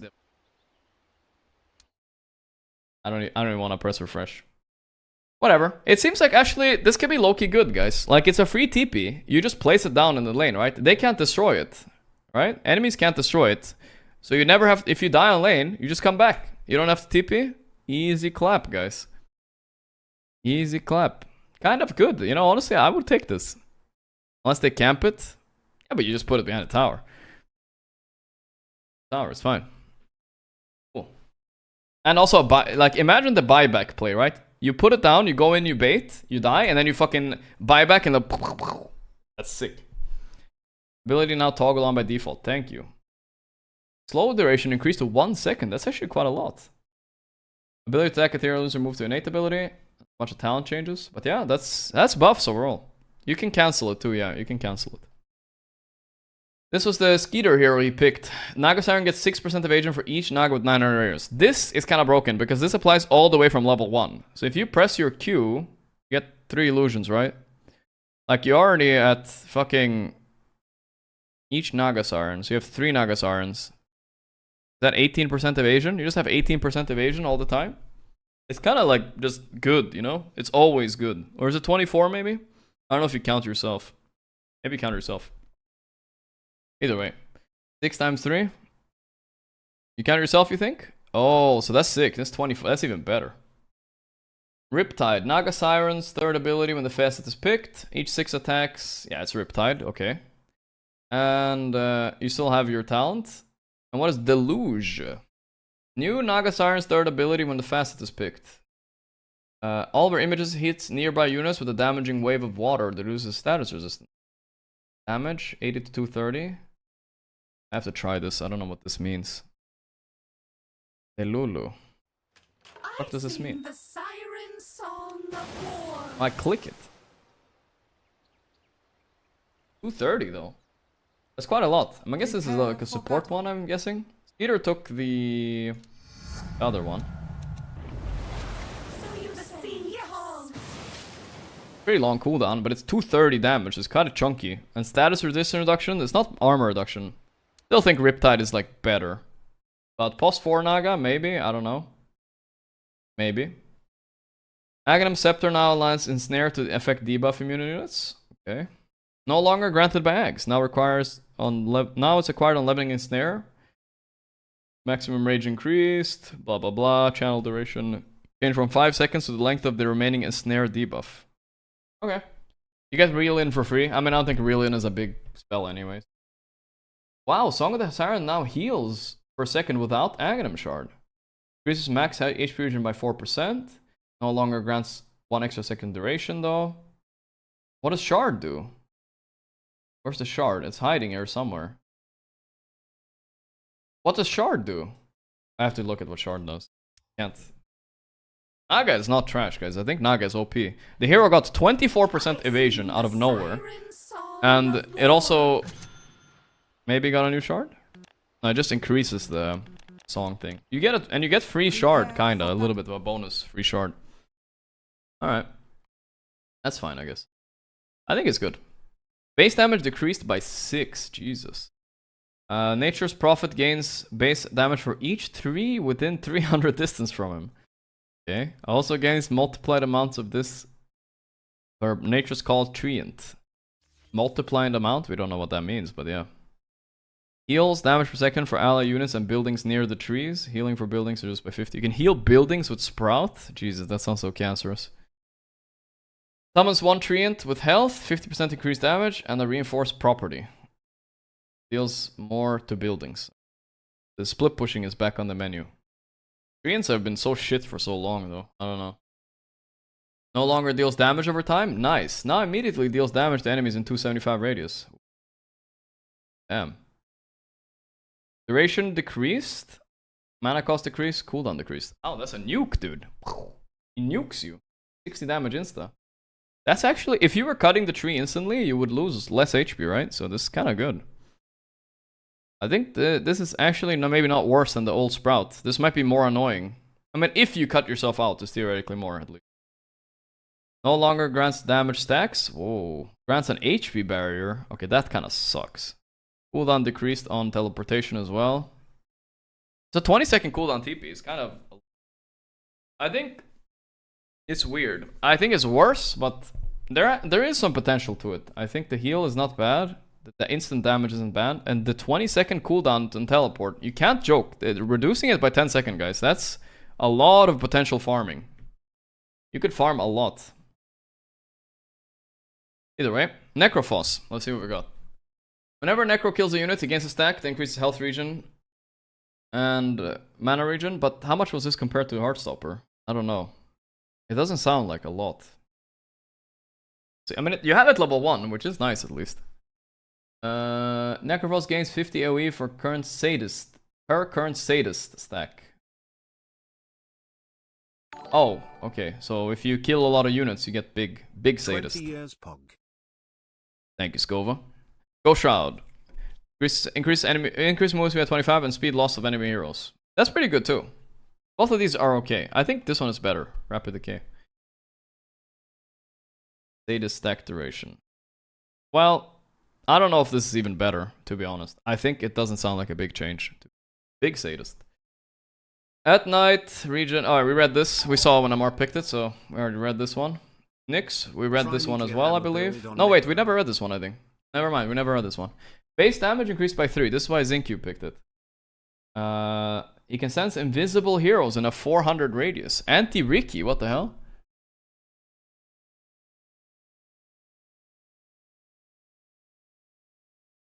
Nyx abilities.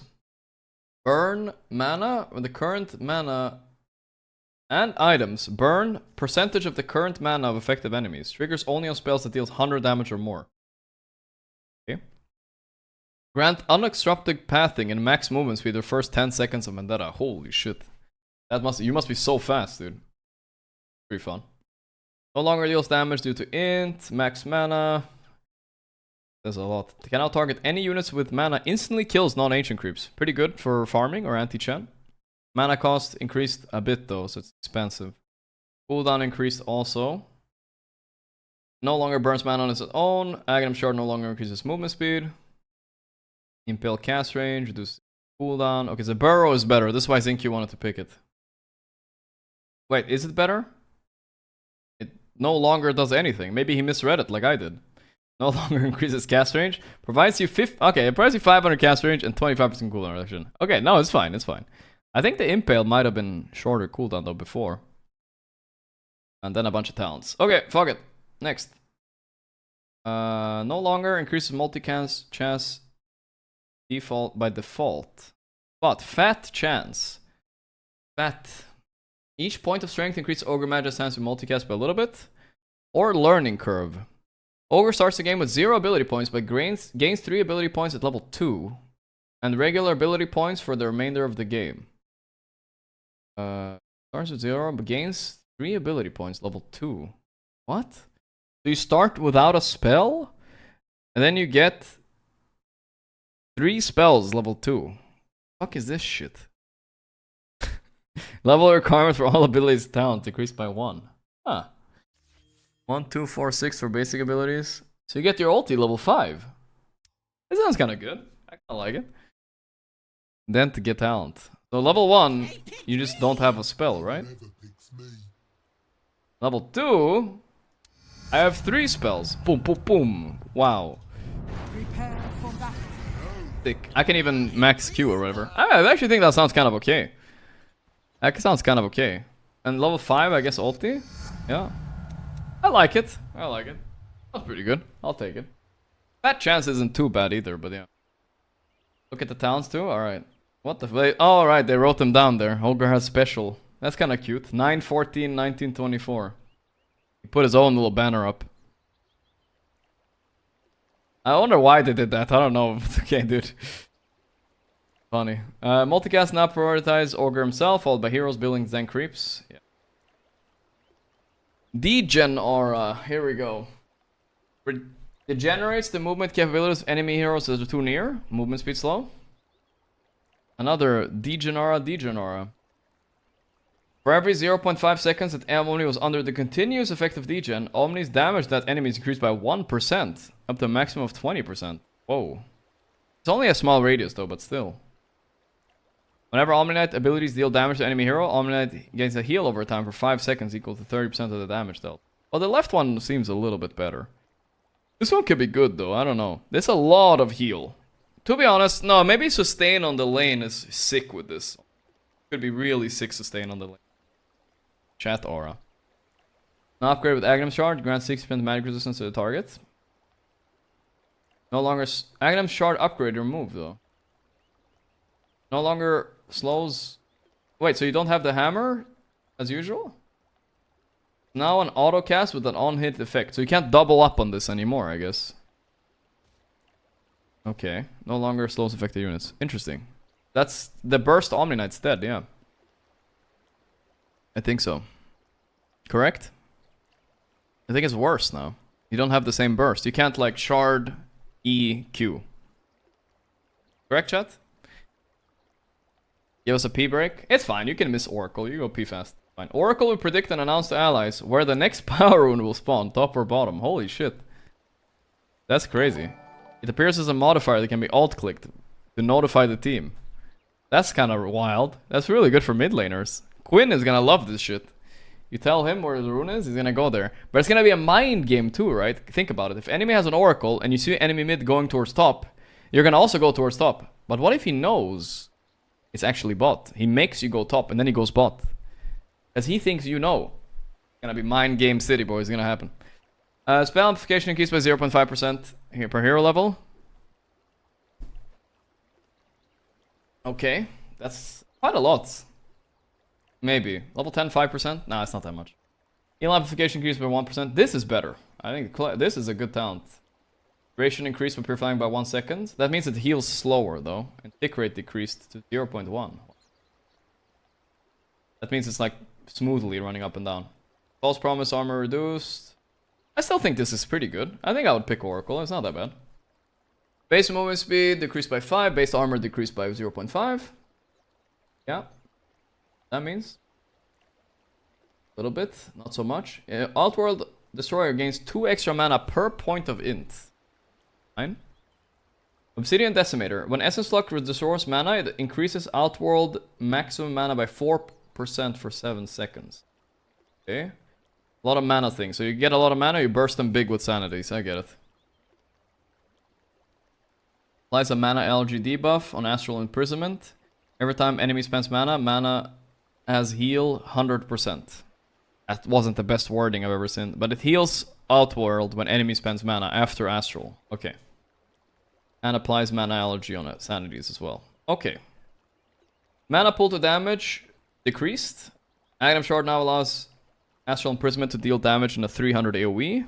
Ooh, that's kind of nice. That's back. AoE farming. No longer applies mana allergy debuff without facet 2 chosen. Yada yada. Seems like the hero is nerfed over. Say, that's my conclusion. It looks a bit nerfed. Unless this right facet is broken for some reason with Astral, but that's about it. Pango, nerfs or buffs, guys? Would they nerf or buff this hero? What do you guys think? It had 30% win rate in Dream League, but it's still being first picked, so I don't know. Challenging gains increased, Agi increased, base health the region. Are they finally gonna actually nerf it though? Whenever an enemy between 1200 units attack Pangolier, they have their chance to proc random on attack effects reduced by 40%. What? Have their chance to proc random on attack effects. What? So Void is less likely to bash you? That's so random. I don't even know what that means. Maelstroms and stuff? You're countering Maelstroms, Drow ultis, yeah. Less bashes, but why? That's so random. I don't know, okay, fine. Double jump. Pangolier can double jump, activating shield crash again while midair. Increases the damage dealt, resulting barrier by 30% based on the total amount of time spent in the air. Okay, we gotta try that. Increases roll speed of 115. It's hardly a fight without Donkey. Holy jump. A little boost. That sounds kinda fun. Does it cost double mana? No, it's the same mana at least. Well, okay, I guess. Cool. Sniper counter, yeah. It increases the roll speed by 115. Okay, that's gonna be a quick roll. Let's try it. PA can't crit you as Pango? Yeah, kinda. It's very random. That does look a bit faster.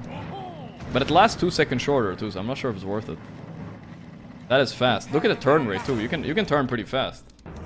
That was like look at this sharp turn. You can never do this turn otherwise. That's a sharp turn right there. Oops. Didn't manage the other time around. Okay. It can be good. I don't think I would take it though, maybe. I kind of like having rolls 10 seconds, right? It's probably better, right? Flash range decreased by 300. Cast point as well. Cast range decreased. Holy shit. Quinn is crying right now. Cast range decreased on Swashbuckle. Cooldown increased. Okay. Lucky armor increased though. Debuff duration increased. Alright. Can't have nerfs on Pango without buffs. Damage type changed from magical to physical. That's usually considered worse, I believe, right? Damage rescaled from 180, 260, 240, 50, 100, 150, plus 100% attack damage. Oh, fuck. Oh no, that could be really bad, guys. Pango is a universal hero. He has a lot of base attack damage. Oh boy. That sounds like a lot of damage. That could be a lot of damage. You rape your Pango, gonna fuck you up, dude. Jesus Christ. We'll see. We'll see if that's gonna be OP or not. PA, base damage increased by 2. Base attack speed by 10. Immaterial. Phantom Assassin starts with 15% evasion and gets 1.5 per level. Ooh. That's kinda nice. You have 2 base damage too, 10 attack speed. That's already good. Blur. No longer dispelled on attack. While Blur is active, all mana costs are reduced by 30%. After Blur is dispelled, all abilities and items have no mana cost for 5 seconds. What? How do you dispel Blur then? I don't get it. 60% at level 30? Yeah. How do you dispel it? It still dispels if Rubik is close. But it never dispelled on attack. Am I crazy? Prepare for battle. Ugh. Duration 30 seconds. Cooldown 60. That's so long. Blur is a different spell though. We have to read it. No longer grants evasion. Makes Phantom. No longer makes him invisible. Still hides her on the minimap. No longer attacks without dispelling Blur by default. Now enemies can see ghostly silhouette of PA when she's in their vision, but she's still untargetable until Blur is dispelled. Vanish radius rescaled. Vanish buffer. I don't know, this seems kinda bad. Absolute garbage spell or what? It looks like so bad. It's Dota 1, yeah, it's like Dota 1 kind of. I don't know, I don't like it. At least you get free evasion and stuff, so maybe it's okay still. Let's see it methodical. Coop the grass. Critical damage increased by a lot, 100%. No longer random procs, instead it triggers on the 6th attack on the same hero, or the 4th attack on the same creep. I don't like that so much. Attack counter lasts for 6, 8, 10 seconds. They used to be like this for a while though. Alright. I don't know which one's better, but okay. I think overall, not a buff for PA. I mean, I like the 2 base damage and 10 attack speed. That's a lot, actually. Base armor increased by 1. Base HP region decreased. Base attack speed decreased. So you get 1 armor, 10 attack speed. That's good for PL. I mean, he owned with PL yesterday on Nightfall, or the day before. Kind of scary hero, maybe. Now is an innate ability. Passive. Can we level up with skill points? AG rescaled a little bit. It's a bit worse in the start. Max Rush rescale as well. Alright. Spawns an additional illusion per 25% that PL is missing. If you're missing a lot of HP, you spawn more illusions. That's kind of whatever. Let's look at the other one.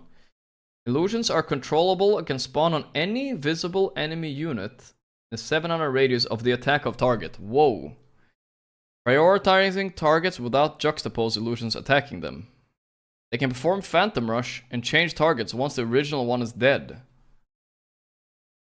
If there are no valid targets in range, illusions disappear. What the fuck are Valve cooking here, dude? What are they doing? Illusions outgoing damage increased.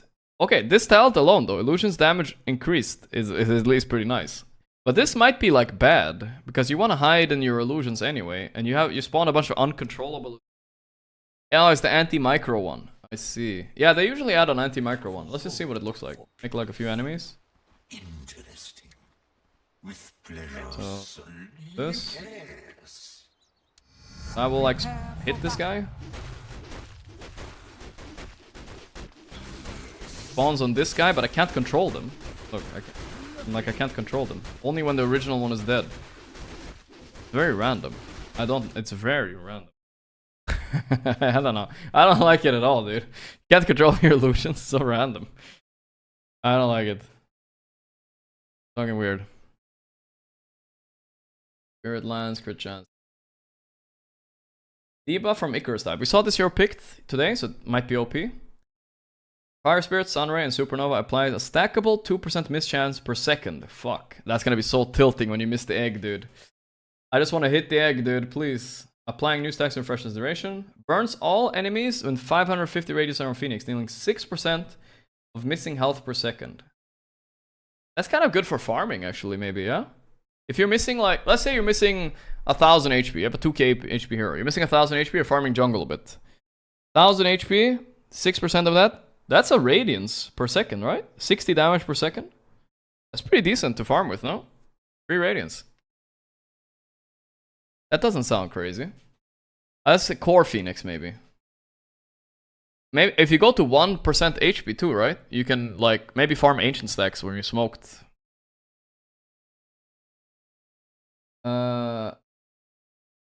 Wait, is this a Dentge? Dealing 6% of its missing health per second. Ah. It was Keizu's fault, alright? Wait. Well, around Phoenix, dealing its. Does it mean the enemy HP? It means enemy HP? Keizu said on the panel that it was the Phoenix HP. Which one is it, guys? You guys think it's Phoenix? Who is it? It. I don't know. Alright, let's lose a bunch of HP here. How do I lose HP? Excellent idea. Prepare for battle. Cast asunder. Yeah, I should be burning hard now. Oh, I'm burning. It's my HP. Okay. Keizu was right. That was left. It's my missing HP. It's, I don't know, it's a weird wording, but it is a bird, I guess. I don't know. Alright. Does more damage. Let's do the next one. Hotspot. Does more damage heal to the targets near the beam. Beam intensity starts increasing at half the beam length. Up to 150 base damage heal at 1200 range. This is one he took on snaking. Does more damage near the end of the beam. Okay. Increasing sunray length. Oh, it increases the length too. I've read those ads before, they don't work. The result in more damage and healing. Okay. That's what snaking picked though. I guess this is more of a core Phoenix. No longer blinds enemies. Got some cooldown reduction, rescale. Fine. Primal Beast. We read this hero. So Primal Beast has more damage to towers. He has AoE bonus here or movement speed bonus. That's pretty much it. Fuck. 3 more armor. Wow, this is one of the lowest armors here in Dota. He got 3 armor? That's crazy. He lost a lot of Agi, which is 2 armor, I think, ish. Lost about 1.5, 2 armor. Puck restores 2% of his max HP and mana every time it disjoints an attack projectile. Disorienting spells restores 3x more. That could be good while you're farming even. It's like 1.1? Yeah, it's like 1.5 I think almost. You got armor though. Waning Rift can knock back enemies or pull them the same amount when alt cast is used. Jesus, they're cooking hard. Forced movement speed happens over 0.3 seconds, doesn't interrupt actions. Is a vector targeted ability. The orb path can be curved into any direction. The orb speed is increased by 200 and duration by 100% longer than a straight orb. The fuck are you talking? The fuck are you talking about?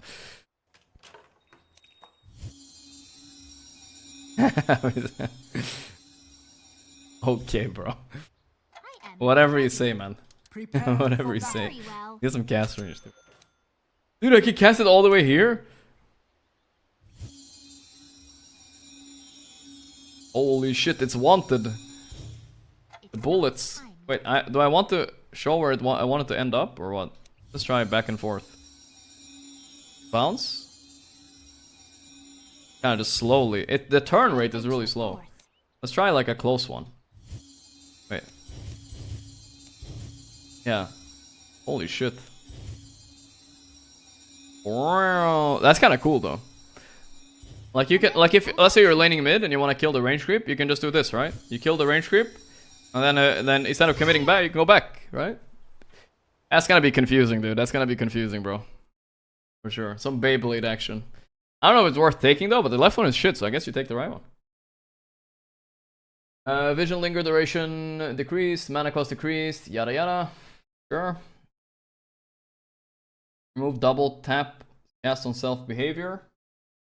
Cast point increased on phase shift by 0.01. I don't know if this will matter for any particular reason, but I think it does. It probably means you can't like... Okay, for instance, this is actually a nerf for this. It actually matters.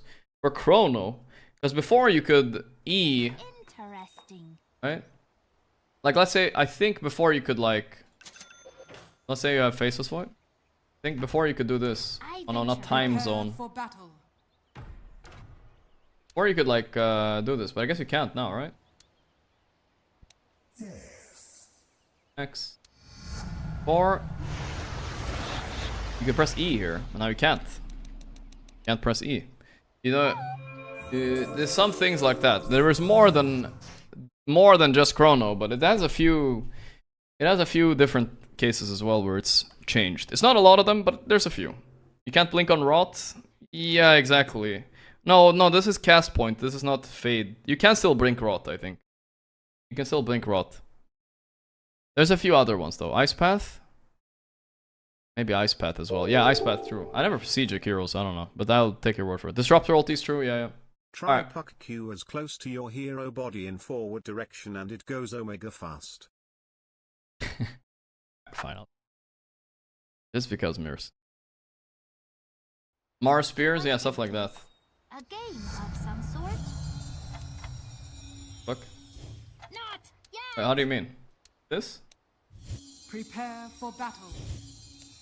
Just a regular one is fast as fuck, dude. Just a regular orb. It always is a bit curved though. Can you not curve it? There we go. Whatever. It's good enough. Shoot it back at myself? Yeah. I tried it. It wasn't that as fast as I saw. Oh, you mean on my back? Whatever, dude. I believe you guys. I believe you. We'll see it, I'm sure. It's even faster if you shoot it behind you? Okay. I'll try it. If it's faster, but doesn't the hero turn anyway? Doesn't he have to account for turn rate? You mean this? I mean, it's a bit faster, but it's not that much faster, is it? Like, the regular one is fast as fuck, dude. Prepare for battle. Because I don't know what you guys are talking about. You're talking about this, right? I can't go more under my body than I already am. No. It's faster. In front, two behind. Okay, fine. We can do it. I mean, it's faster, but it's not that much, guys. The orb itself is really fast now. Am I missing something? Am I missing something? I don't know. I don't want to get stuck on this. It's like fucking two guys in chat. Like, blah, blah, blah. It's not really that exciting, I think. But it's still fun, though. Alright, either way. Base agility. Decreased from 14 to 11. Base health. Region increased. Okay. Base armor increased as well. Right, to make up for the agility loss. But still, lower attack speed by 3. It doesn't matter that much, but I think this is good. Pudge permanently gains strength anytime he kills a hero, so it's just flesh heap.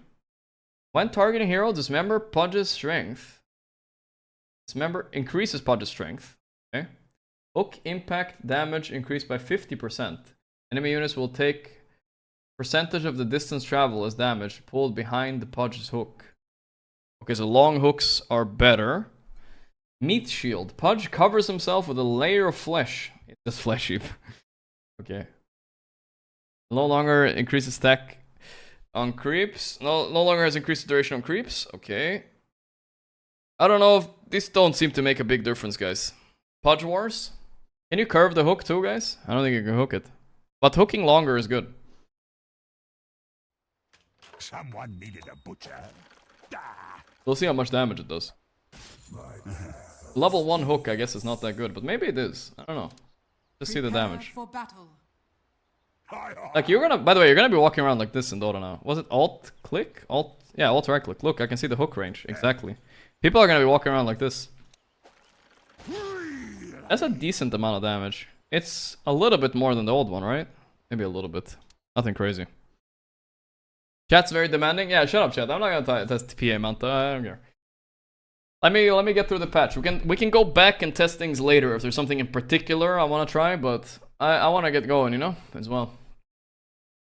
Pugna can use any spells and items while channeling, with the exception of the ones that also require channeling. Can't use TP and channel. Sure. Wait, blinking out of the cast range. Channeling. Wait, I can still blink? Wait, I have to try this. Whenever Pugna restores health mana to 25 of the damage. Okay, so it's an infinite damage, infinite HP thing for you, Pugna. You can like tank the fuck up. Whenever an enemy tower is destroyed, Pugna permanently gains. What? Permanently gains 1 preferred spell lamp. So you kill towers and get stronger in general. But not you, just a tower gets destroyed. But what sounded weird was I can sug and then I can blink? Fuck? What the fuck? It keeps suck. That's gonna be so confusing, dude. That's gonna be so confusing, man. What the fuck? What's the range on the sug? Max. Still the same? What the fuck? Can't walk. But I can blink. So he's like, oh, I'm gonna bash you, I'm gonna bash you. So, whoa, I'm sucking here now. Okay, dude. And it says you can TP as well. You can't use Life Rain during the TP scroll, but still can blink during it. Damage increased on Nether Blast a little bit. Decreased, sorry. Can no longer be cast while channeling on its own. Channeling on its own. Can no longer be cast while channeling on its own. When did Decrepify channel? I don't even know what it. Enemy increased magic damage decreased. What is this? What the fuck does this mean? I don't know what this means. No, Decrepify never channeled. Oh no?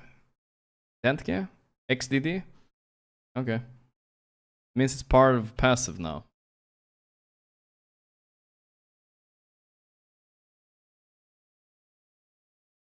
I mean, do you mean... Okay, I have to try it. Is it while I'm sucking? Is that what I'm talking about? On its own. I bring oblivion on my way. Can't Decrepify? Well, I can. And on its own. Prepare for battle. What are they talking about, dude? I can. It's the same. I don't know. What was this change, dude? Well, who cares? Next.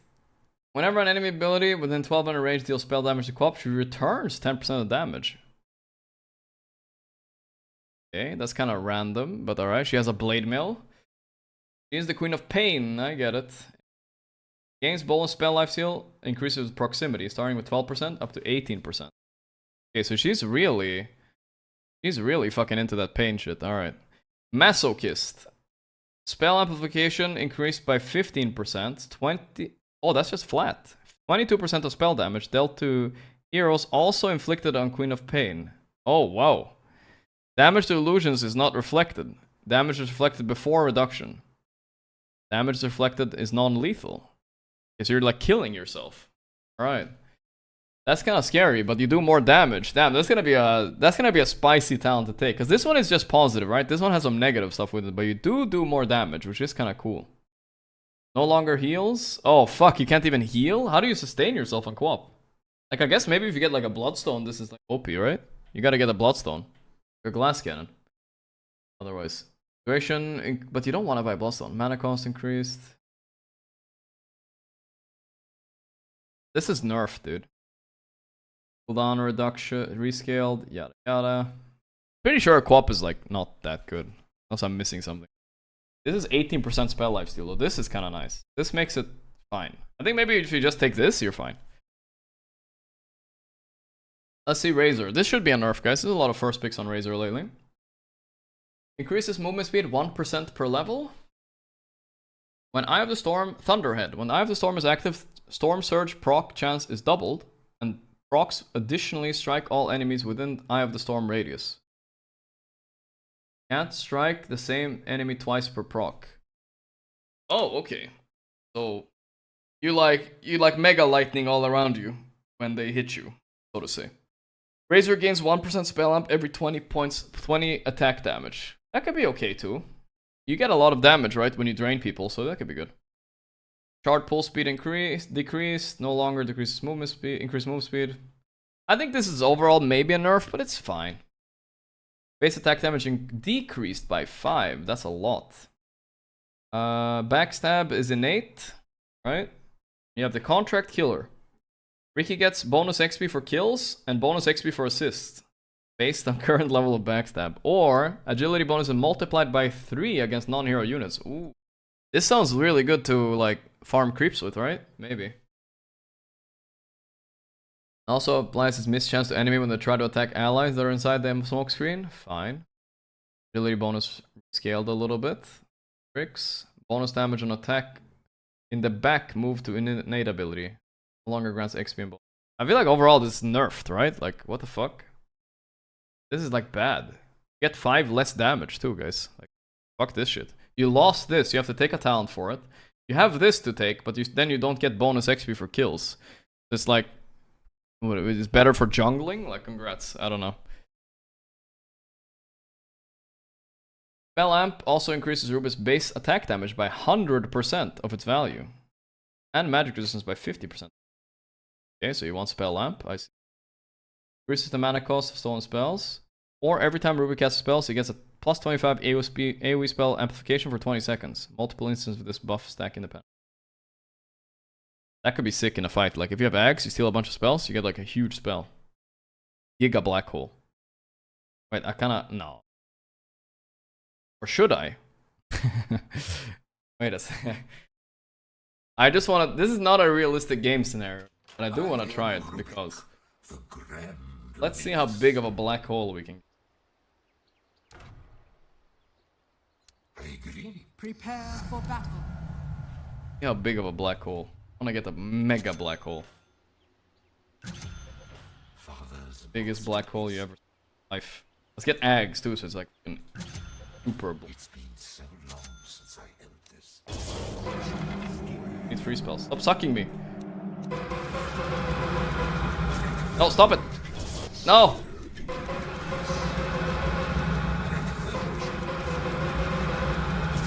Need more.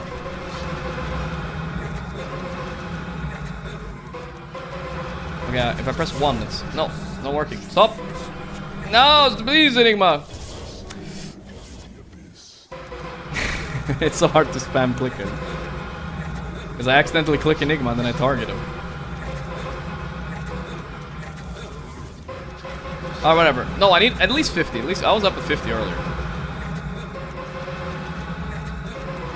Alright, you ready, guys? Wait, look how big the range is. It black holes all the way out there. He's in black hole now. That's really funny. It's small, but it's big, alright? It was black holing out here. Let's try it with Void, alright? I'm fucking around, but try one more with Void. What's over there? How do I not click Enigma though, guys? Does anyone know? I can't do it, right?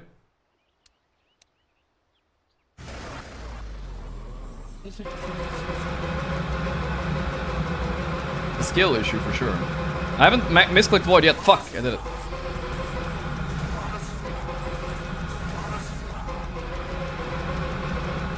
Okay, let's settle here. It's a realistic scenario, right? I black hole the whole map. It's fine. Alright, that's enough. That's enough. Quick cast? Oh yeah, quick cast. Quick cast. Ah, that's our realistic, realistic fucking the world. Alright, let's move on. Basically, that will happen every game, guys. Just so you know. Left one is actually good. Yeah, this one sounds pretty good. I mean, Rubikin does have mana issues, so I think most people are just gonna pick the left one. Hate it when that happens in game. Yeah. Stolen spells will now use the facet of the heroes were stolen from. Now is an innate ability. Facet levels up with epicenter. Okay, we read through this hero. We saw it when they picked it. It's basically the stinger is the new ability. You sting with your little. You sting with. It's a new spell where you auto attack a few creeps in front of you. That's the biggest change, I think. And your Dust Devil is not invisible by default. I mean, your Sandstorm.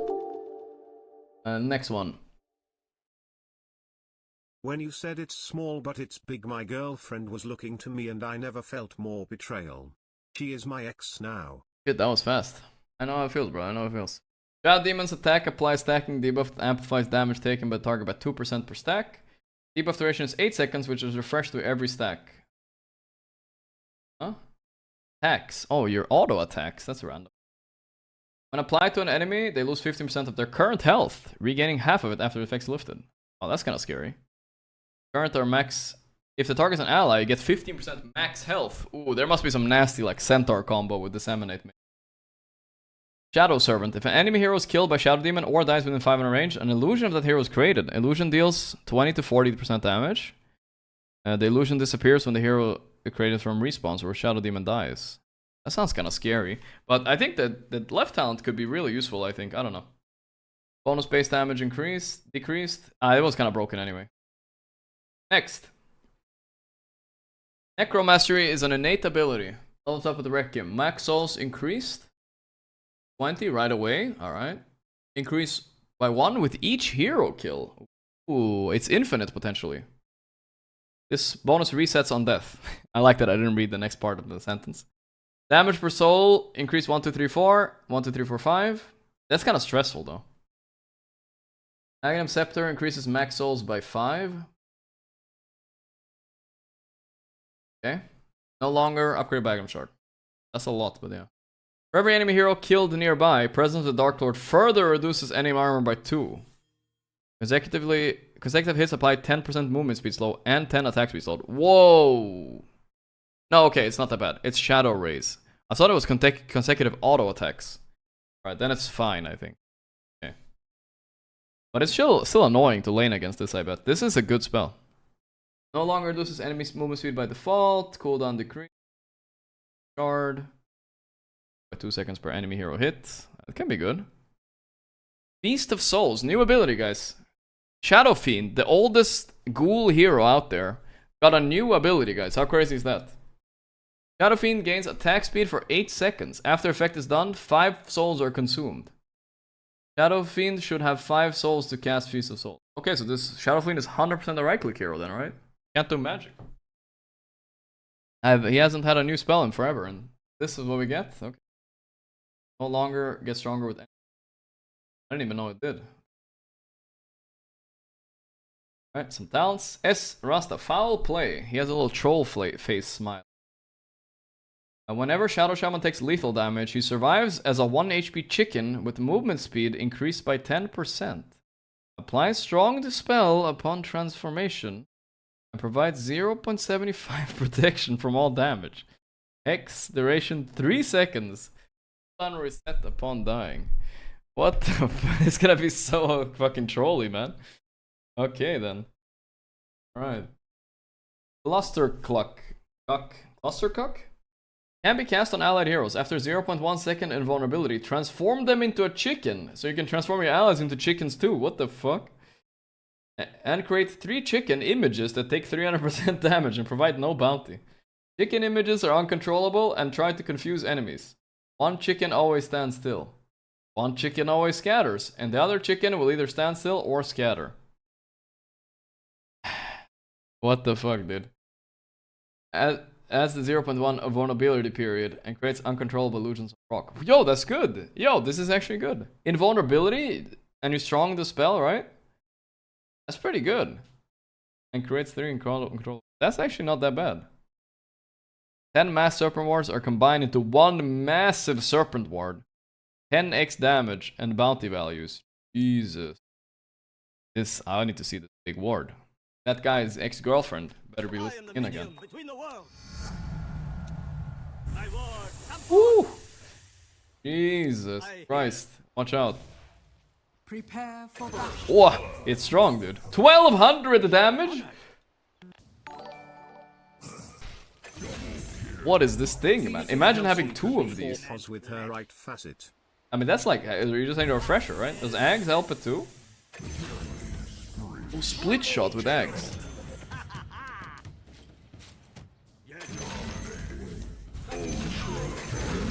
Wow.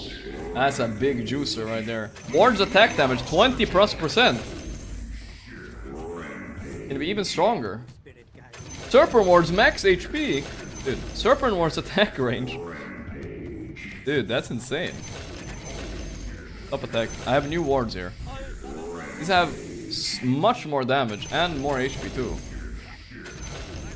And this looks like fun. Check the chickens. Yeah, we have to try the chicken out too. It needs to stop killing people here. It's not stop ending. Okay, so let's an ally can turn him into a chicken, right? Oh no, I need the other talent. I need the other talent. Look at SF talents. Did I look at them? I think I looked at both. Does Chen increase their attack speed? Oh, you might. You might, yeah. Either way, we're trying this now. Fly, level max. Turn him into a chicken. I mean, it's very short. Prepare for battle. Maybe no, it's just pretty short. Ally duration 2. That's random. That's random as fuck. The lethal okay, I'll try the lethal damage. Sure, I'll try the lethal damage. It interrupts Bane? Yeah, it interrupts Bane grip, that's true. So can't buy rapier. Prepare for battle. Oh fuck, it lasts so the invulnerability is so short, guys. What the hell? How do I survive? Can't survive, dude.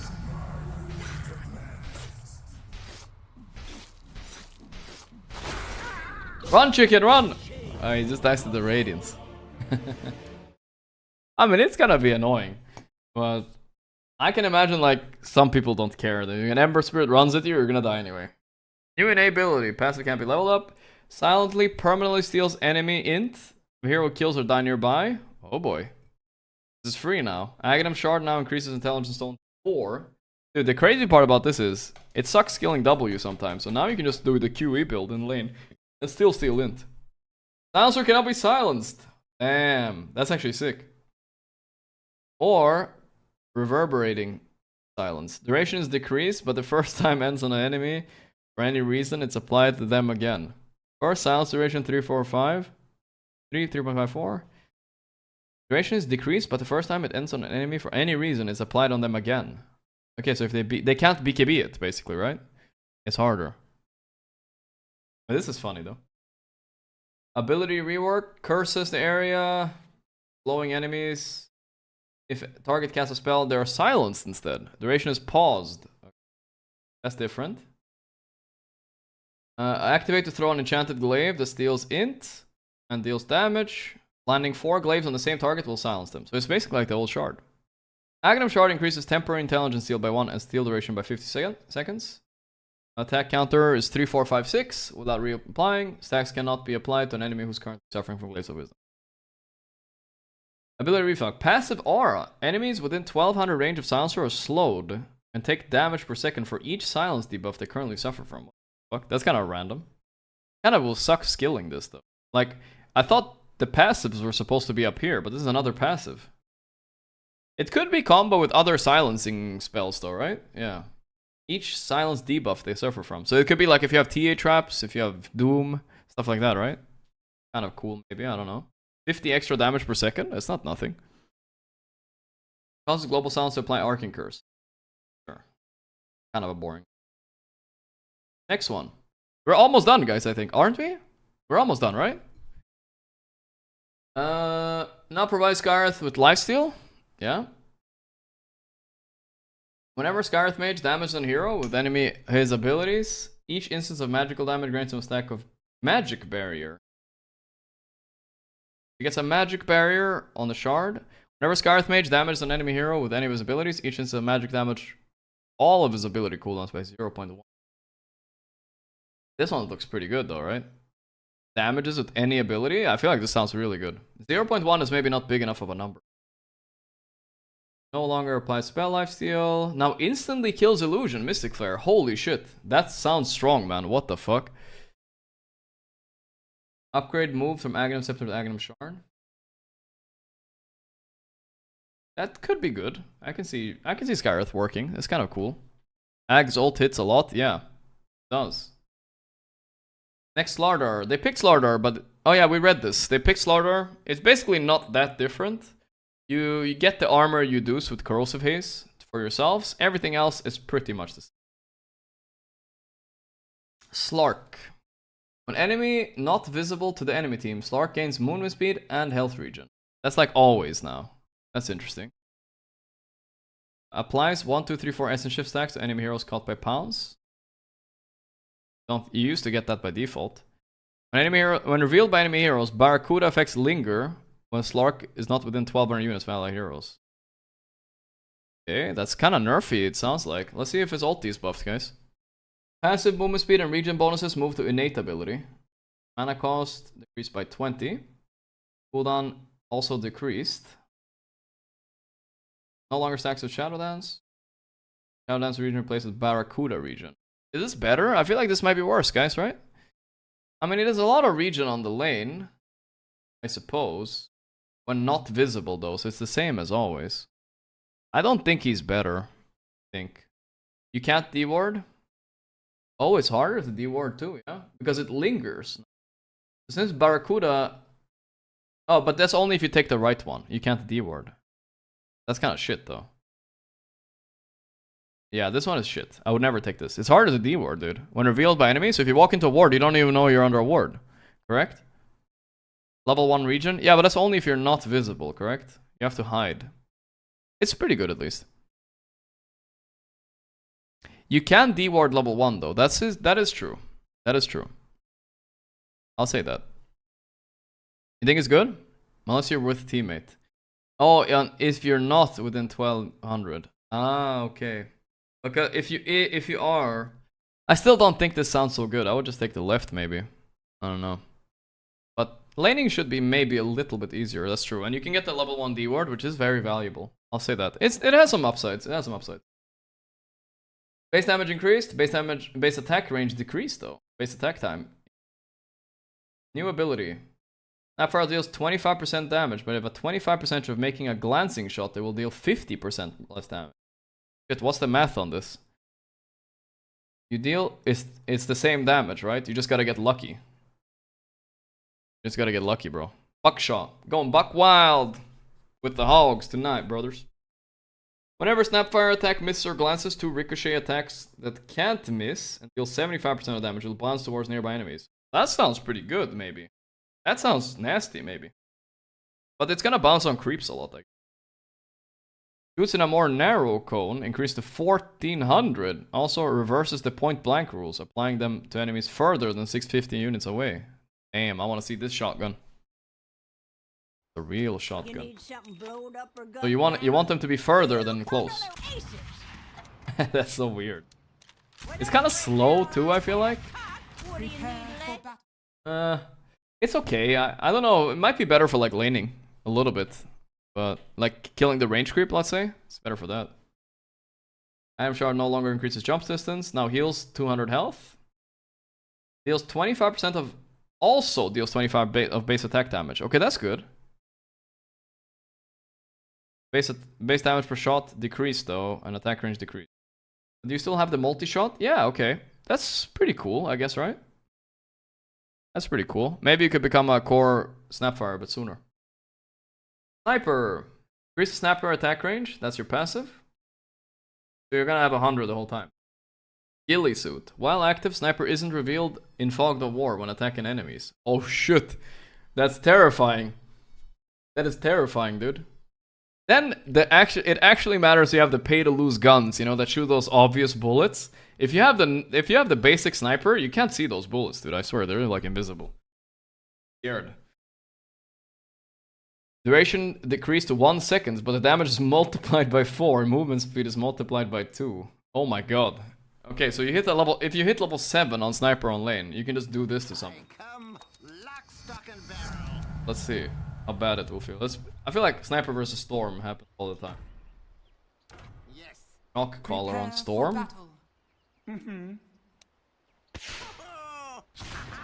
Jesus, that's 1 shrapnel.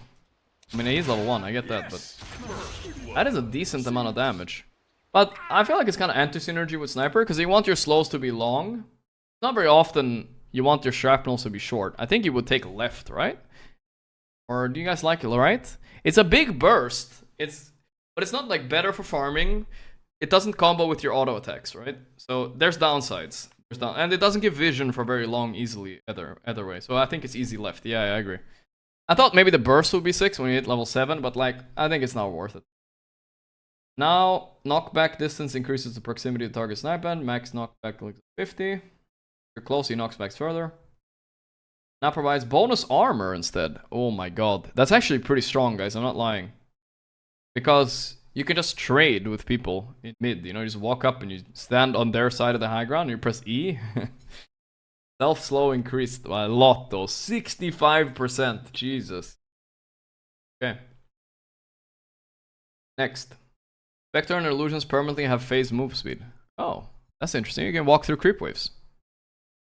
40% of damage if the target has only non-hero. Deals 40% of damage if the target has only non-hero allies within range. Ability damage is applied to Spectral Dagger. Okay. Or you have Spectral Daggers of the current level on the haunts target and decreases reality cooldown to 1 second. Also makes illusions persist even after a target dies. I think this one sounds good. No longer applies desolate damage by default. Scaled a little bit. Magnum Shard changed from reflected damage to 100% to increase the absorb and reflected by 50%. You get tankier when you press E too, which is nice. I don't know, it doesn't seem like big enough buffs to make Spectre OP. I think kinda whatever. Better attack range. Oh, I'm scared with Spirit Breaker buffs. Some guy's gonna come bash me on lane today, I feel it. Provides a hero in your team with the least experience point a buff that increases their experience gain by 50% until they reach the level of the match the second least, and apply to Spirit Breaker as well. What the fuck? So I mean, this is like, I don't know. So your supports don't fall behind in XP so much. Kind of random, but maybe it's good. I don't know. Like if you have a roaming support in the team, or if you're the roaming support, it's good for that shit, right? Eventually. Charge of Darkness. Makes charge bonus speed fade out over the duration of the charge end based on how long the charge lasts. Okay, so you linger around, you run fast after the charge. I think.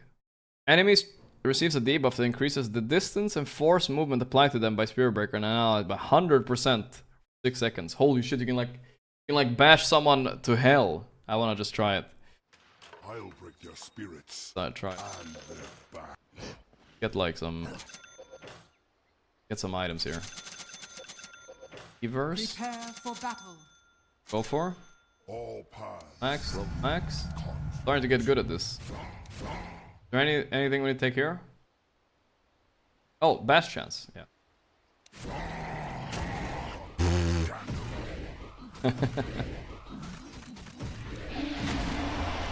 That's intense, dude. That's intense. I mean, just honestly, just doing this. I mean, this is not unrealistic, right? Like, this is really not unrealistic. If you just do this, this is like you're literally hooking someone into base. Like, that's here to here. That's a lot of movement. You can like force them too if you want. Yeah, sure. You can force them too. Try it again. Like, okay, Storm is like hitting high ground here, right? Theoretically. And I'm like, yeah, come here. You're in my fucking you're here! He's here. From here to here with a 4-staff. That sounds not balanced, dude. And if you think about it, how do you see Jagger running a Spearbreaker? He will just hook you in. He will literally just hook you in. Let's see, I'll start from here. It's only applied from Spearbreaker. You think Pike? Nah, I don't think Pike. Well, this is a try Pike in general.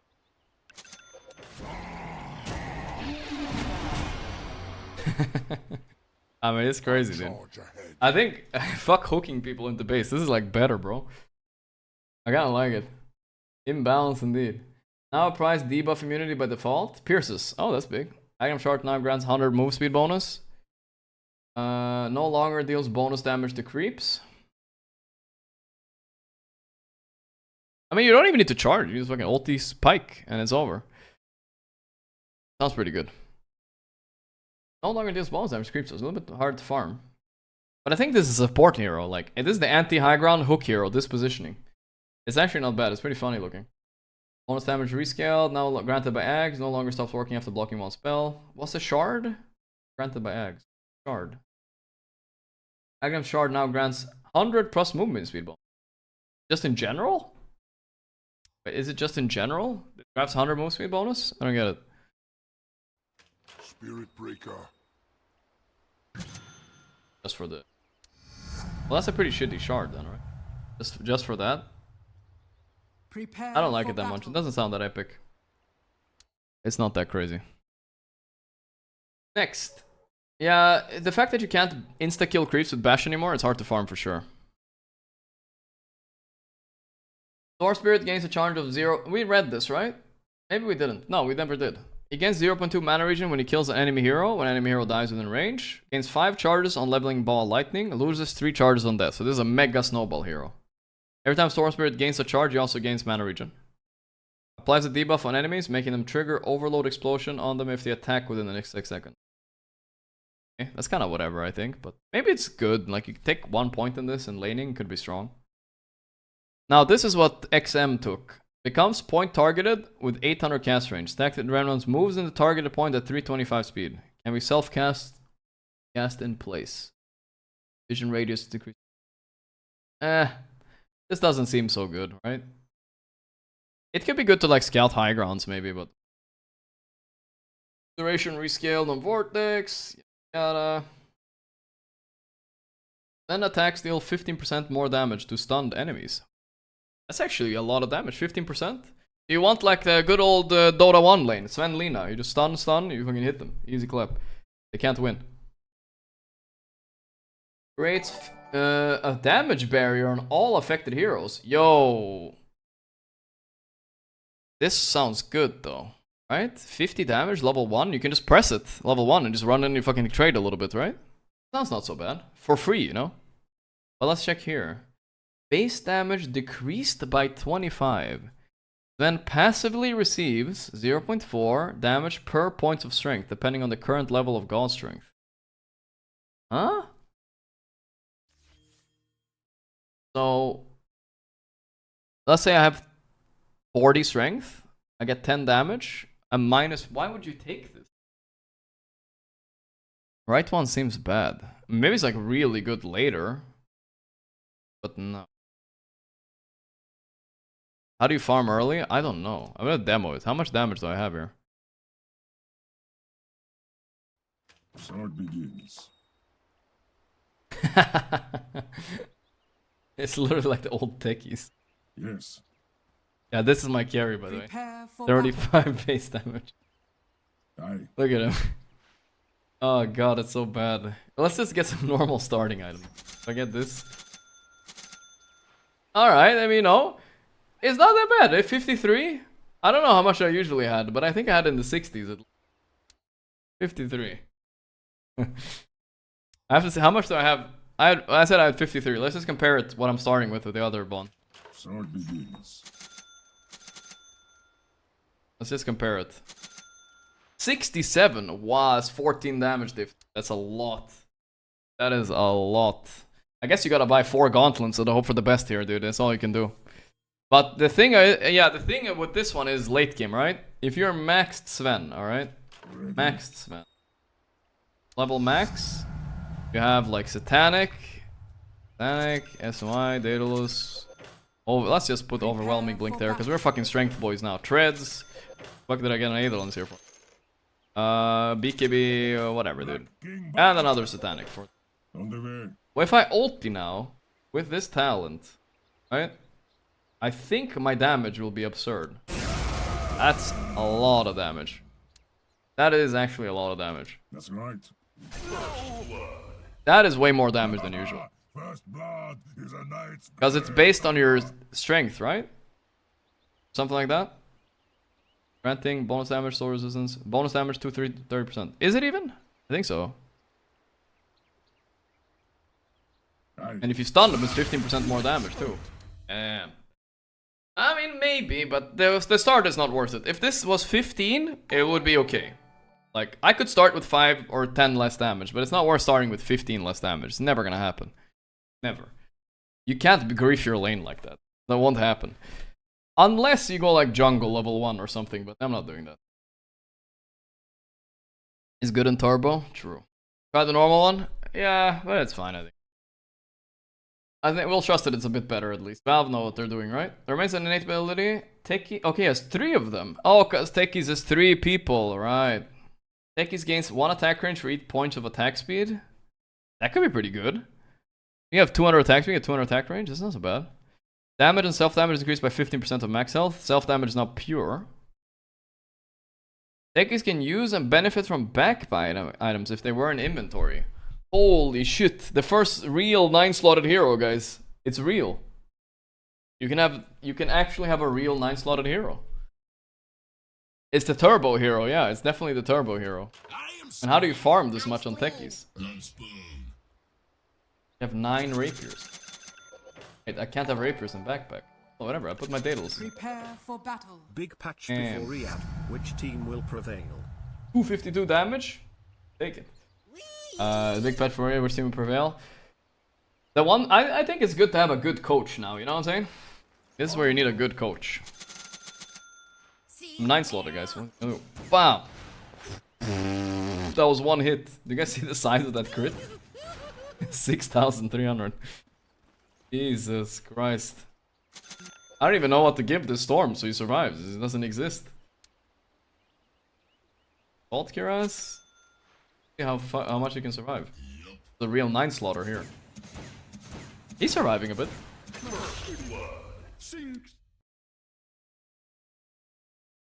That is fucking scary stuff. I mean, yeah. This Turbo Frogs are gonna be happy with this one, I guess. Alright, let's move on. Finally, I can use all my branches. True, dude, finally. But, I don't know. Wouldn't you maybe take this one to get attack range if you're a carry anyway? I mean, what are the odds you get 9-slotted? I don't know.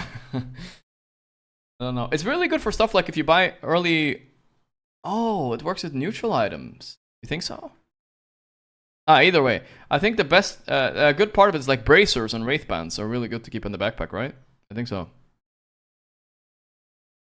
Think I put neutral? I mean, let me try neutrals. Let me just see if I can put neutrals. I mean, I can't have too many of same. I can't have same tier neutrals, but let's say I have Bow. These work? Off we go! I should have bonus attack range now, right? Yeah, I do. Yeah, that was Mindbreaker. It works, yeah. Okay. Oh, the Mindbreaker takes down half cooldown in backpack though. Shit, there's downsides. There's downsides. Okay. Alright. The max range too. Alright, I'll try the max range too. Alright, I'll try the max range. That's the last song I'll try. That's for fun. I don't think we're ever gonna actually play this, you know. I don't see myself. Maybe it will become meta though, who knows. Okay. Then we get Grove Bow. I can't. 9 slots don't work now because I took the other facet. So I should have attack range. Where should I? Do you guys think I can hit him from here? Do you guys think I can hit him from here? Yes or no, guys? Type yes or no. You guys think I can hit him from here? What do you guys think? I gotta. Yes. All right. I'm backing up a step, guys. Okay. Everyone's saying yes. What about from here? Can I hit him all the way from here? What do you guys think? This is some sniper take aim distance. I'm gonna get an ally with telescope as well. No. Okay, a lot of no's now. Coming in. Yes. I think I can hit him from here. Let's see. Let's go. No, I was from there, kind of where I was. Oh, that's some attack range right there. It is some attack range. Attack range. It's pretty good. It was kind of where we were before, but yeah, I overestimated this a little bit. But this is more attack range than Quiver, right? I think so. With Quiver, we could technically move back one step. Hit him once from here. Alright. Oh, I was level 1? Fuck. I could have hit him from a little bit further, huh? Yeah, if I was level 3... Yeah, you guys are right, Fuck, I forgot my level. Oh, no, do it fast, we do it fast. That's a fair test. Storm was like here, right? Storm was somewhere there. Now we get Moon Shards, Synth 1, Pike. I'll do it fast. And we have to, I think I was correct, guys. I was correct. I just got it wrong. Ally Telescope. Let's see. I said here, right? Yeah, kinda. I mean, that's nice, dude. Carry techies is real. These are normal items. But okay, well, let's say you have realistic items. You have one Moon Shard and a Pike, and you have some like random stuff, right? Like, I don't know. Just pick some random. What's the normal attack range? It's still very far. It's still like way too far. It could be interesting. Pirate Hat and stuff like that, yeah. But Pirate Hat, is that better than Growball? Oh yeah, Pirate Hat is 75 more attack range even. Yeah, you're right. Pirate Hat is actually better. You're correct. It's doable, I think. It's doable. Let's see. Base HP, either way. We're not gonna play the carry techies right now, guys. Base HP region increased to 1. Attack time improved. Attack range increased. Wait, what's the downside? Projectile speed increased. But Psyblades is now innate. Can be leveled out with up skill points. Can be, so you can choose not to. Bonus attack range. Rescale to 0 level 1. So you're kind of a melee hero level 1 no matter what now. Scale. Psyblade rescaled a little bit. Spill damage is no longer reduced for each unit it connects with. Didn't even know it did that. Spill damage decreased from 100 to scale. Build enemies have their movement speed slowed for 3 seconds. Yo, 3 seconds is a long time. You're gonna get fucking cooked by Psyblades in lane potentially. Thank you, Big Swigs. Grants a damage instance every time a shield instance is consumed. That's kind of nice though. Like, that sounds like it's free real estate also. These are some pretty good facets, dude. I don't like that word. Anyone else bothered by facets? I've never seen this in any other game. Facets. It sounds like faucets. Like I'm trying to drink water or something. I don't know. Look, it's a facet. Facet. Facet, it's a shit name. Get it, guys? No longer grants damage block. Wait, now grants health barriers whenever a barrier is consumed. Whoa, that's random. Amount of shield instances will decrease by 1. And a full new barrier will appear as long as there are instances left. Any damage that would reduce a barrier to less than 0 is fully absorbed. That's kind of random. So you can't like... It's better against some dot stuff, yeah? Like Veno stuff, but it's worse against like big nukes, right? So you're not countering certain things you used to counter, but you're countering harder, like... Yeah, you're more fine against certain things like Venomancer and stuff like that. Right. Okay. Aghanim Scepter now increases total trap damage by 100. You guys think it's just worse? No? I have to try it then. I didn't understand it. I have to check. People are saying it's a buff. I have a hard time believing they would buff this. This is like the worst part of it. Assassin.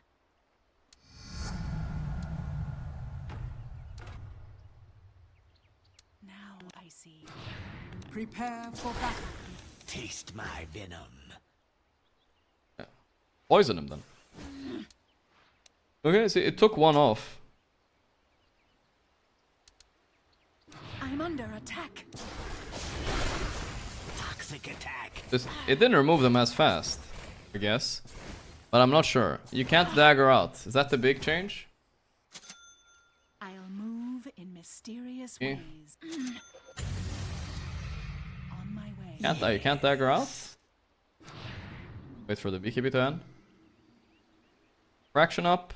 Galed. I can't dagger. Oh, that's not good though. And what about like, what if Venom has like 5 rapiers? How does it work? How does it work? Okay, let's say a big damage is coming in. Attack. Okay, it's still good against that kind of stuff. Alright, well, I feel like the fact that you can't blink out is a way people were playing, like the really good TAs were playing around that a lot, so I think it's probably a nerf, honestly. Aghanim Scepter now increases you don't stand and you tank with TA, that's not what you do. You blink out when they go on you and you reset and stuff like that. So I don't think if TA has less than max shield, you can blink. Oh, that sounds like a bug. Increases Aghanim Scepter now increases total trap damage. Bonus damage increases to 300 on Psionic. Yeah, we saw that. Cool. I don't think that's a much buff. TB broken, by the way. Alright, let's see. Nobody picked him today, though. Illusions under TB's control are within range, receive a damage bonus. Illusion outside the range, receive a damage penalty. Oh no. Bonus damage 25, damage penalty 50. Whoa, that's really good for the lane and stuff, though, right? But very bad later. But when you want to split push hard. Removes minimum health threshold for enemies. Maybe you like go Radiance or something. But that damage penalty might apply to Radiance as well. It doesn't say just auto attacks. Okay, that's kind of not a big deal. Illusions always spawn with full health, but the ability also costs 20% of the current health. What? 20% of my current health to make one image? Who said TB was broken? This is so bad. Oh, you're talking about the TB Armlet Dagon. Yeah, that's what you guys are thinking of. That sounds like the right fucking thing is trash, man. Jesus Christ.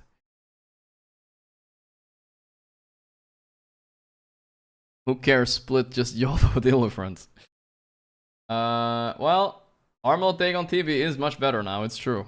But I don't think you have to have so many items to do it, guys. You need Armlet, Dagon, and then you need like Shadowblade or Blink. How the fuck are you gonna get there without griefing 10 times? I feel like only Zincu can pull it off. While also still losing, probably, but whatever, you know. Attack range rescaled. It's a bit worse early. Cooldown rescaled. Now provides 20 HP regeneration per second. Yo. When it's active or always?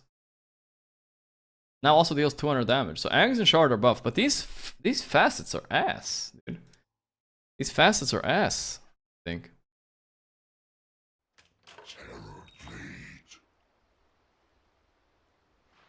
Well, I was gonna try something. It wasn't Armlet Dagon. It was something, right? What was it I was gonna try? Prepare for battle. I forgot. They're showing like things you can upgrade with talents here. You see what you upgrade with talents. Face. I just typed face and I spaced out. Demon Zeal. Right, that's what it was. That's a Demon Zeal. Is it always 20 per second? No. But 20 per second after you press it is kind of nice. Honestly. Kind of heals you back up. Dude, it's 20 per second for a long... Dude! Demon Zeal lasts 30 seconds. Though this shard is broken. What? You just fucking rush it. Fucking minute 15, you buy Demon Zeal. It's so good. You get attack speed, you get move speed, you get Alk ulti. That can't be balanced. That literally can't be balanced. You get an Alk ulti, dude. It's not time yet.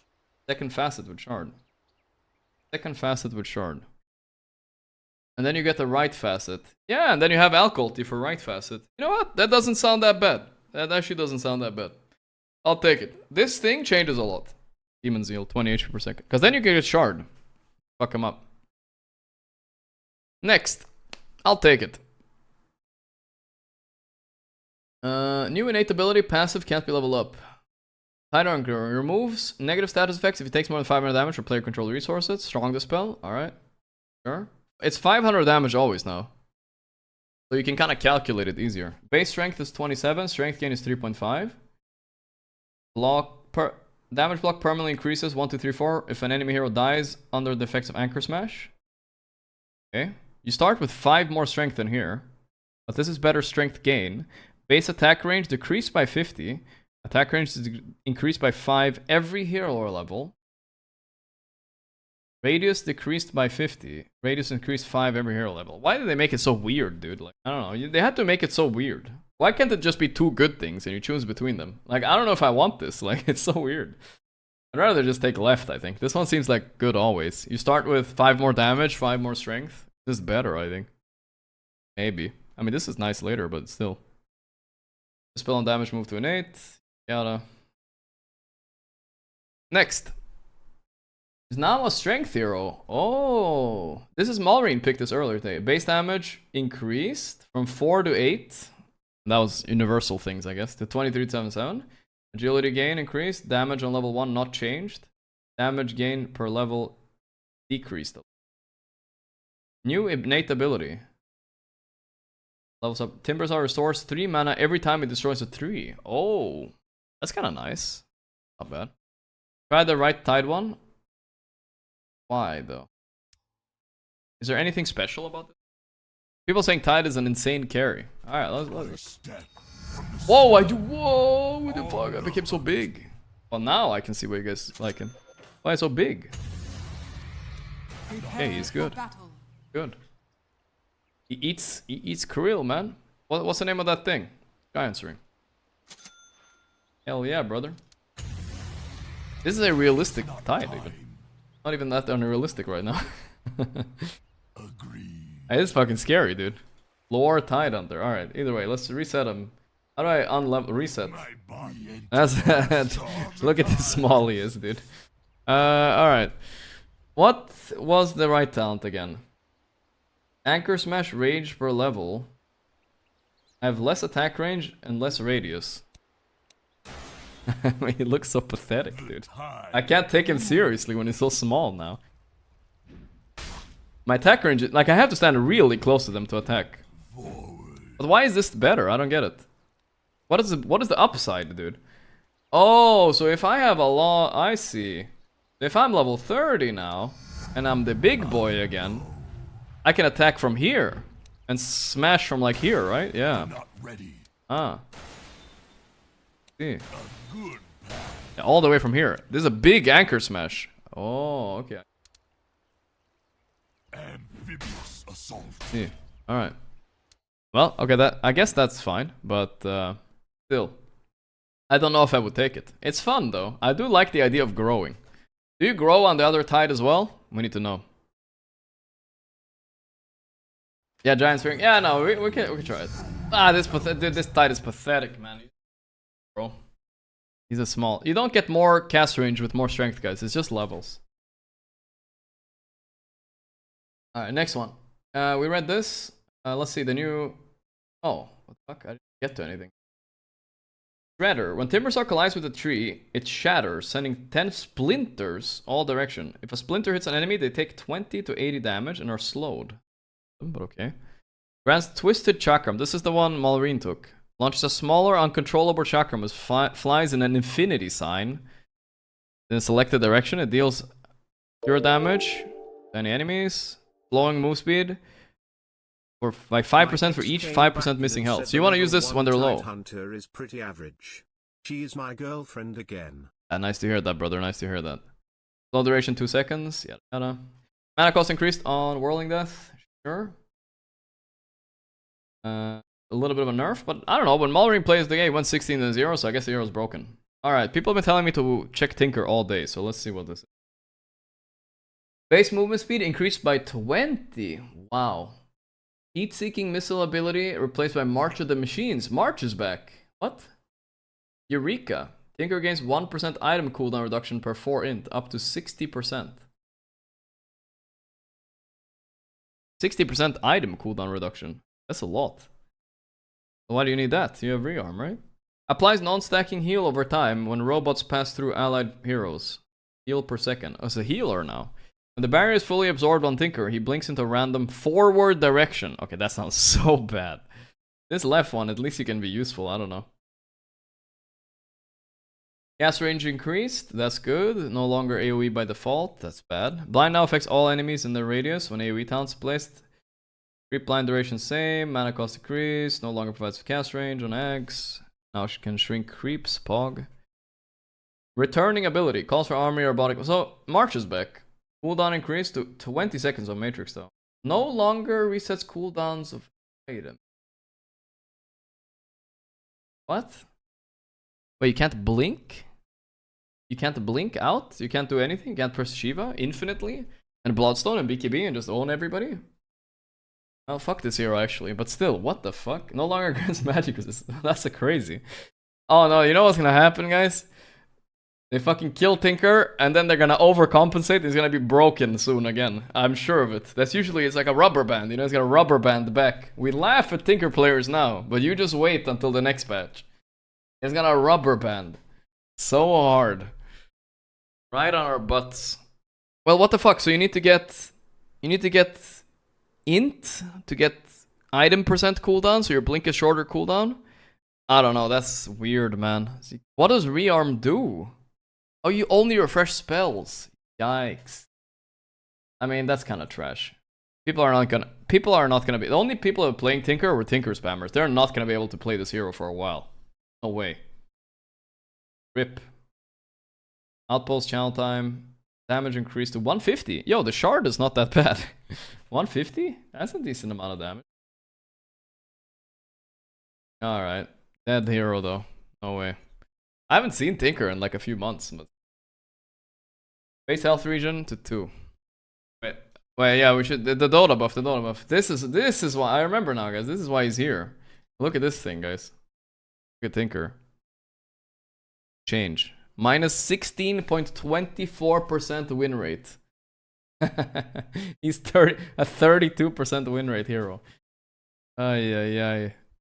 That is insane. 16.24, man. Fucking hell. Jug is pumping though. Jesus, that's the highest I've ever seen, I think. Check the TB one. I mean, the TB one is gonna be low, right? I'm guessing, but I'm not saying it's a good hero. I just think the shard. The TB went up in percent. I'm telling you. As soon as people realize you have to buy shard level 50, I mean instantly, I think the hero is gonna be broken. It's a free alch ulti. It sounds broken to me. We'll see though. It's up a little bit win rate at least. Alright, let's go next. Tiny coming in. Base HP region gets a stacking debuff to increase attack damage per stack. Max 10 debuff duration. Each stack to first duration. Debuff immune. Blah blah blah blah. What? Enemies that attack Tiny get a stacking debuff that decreases their attack damage. Ah. Okay, so you attack damage, you get less. Like Tiny, you get attack less damage. It's like Craggy, but weird. Crash landing increases landing radius. Landing deals more damage to enemies the target area and slows their attack speed, their movement speed. Slow duration 2.5. This doesn't affect the toss unit. So it's like a. You're using toss as a slow, kinda. So if you toss an enemy hero into another enemy hero, they slow the fuck out of them. Tiny receives 25% of his strength as slow resistance and 10% of his strength as status resistance. 10% of strength, you can get like 300 strength as most. So you can get like 30% status resistance, I guess. Nothing crazy, but still. Sounds kinda scary. I think this one could be fun for some players. It's just usually you're killing the target you toss, that's why it's weird. Bonus damage rescaled on thing is a little bit better later on. Starting to believe that the carry Tiny with this could be okay. No longer provides slow resistance, movement speed. Okay. Bonus damage increased. Oh, that's a lot of buffs. Starting to think carry Tiny with the right talent. More region, that's like 4 buffs. I don't think that sounds so bad, dude. Can't be that bad. Toss allies. Oh yeah, if you toss allies in, they fuck him up, that's true. I think you can Tiny carry. It sounds pretty okay. Remains as an innate. What do we have talents wise? Avalanche cast range, throw attack speed reduction minus 10%. That's nice. And level 20 talent replaced with 70 plus tree grab bonus base damage. Bad. Alright, this hero was picked earlier today. We read these. You basically get a tree that you place with Leech Seed. It's nothing special. It wasn't particularly impressive either. The Reichplatz, thanks to the 75 months. I do think the left talent could have some cool stuff going, but I don't know. Troll Warlord. Alright, let's see what we got. We're almost at the end, guys. Movement speed rescaled, 15. Okay, so you get more, same move speed later on, but worse in the start. Bonus armor rescaled. This is the innate ability. Snare chance, always 20%. That's kind of nice. And the snare duration is pretty much same later on. Each stack gains 1 armor when troll is in melee form. Yo! That sounds pretty nasty, actually. This is pretty good for laning, honestly. This is real. I mean, anything that buffs laning a little bit too much is really dangerous, you know? And this is good for laning, so maybe it could be good. Grants 30% of its attack speed bonus to all allied heroes globally. Oh. That's the good old troll ulti. Almost. Yeah, I actually might like the left one, just because it makes me unkillable. Aghanim Scepter now always pierces spell immunity. Now always pierces debuff immunity. Oh, that's pretty big. Yeah. Pretty good Ags too. Base shard proc chance decreased by 2% for some reason. Yeah, I think Aghanim Troll with this sounds pretty good, right? What am I? Drinking Buddies. Alright, I need to see that one. New innate ability. Passively slows the attack speed of all enemies by 10, 20, 40, 50. Alright. Now, Tag Team. Tusk's third basic ability when the facet is picked. Activate to apply a negative debuff aura, causing enemies attack to take bonus damage, same as usual. Or you can have Drinking Buddies. Now, this sounds like a fun one. New Tusk third ability. Tusk reaches out to tag an allied unit, pulling them closer. Okay. Once tagged, both Tusk and his tagged ally gain movement speed and bonus attack damage for 5 seconds. Bonus move speed 25%, bonus damage 20. So it's like Tag Team, but instead it's like Sidekick? I don't know, dude. Why would you just not take Tag Team?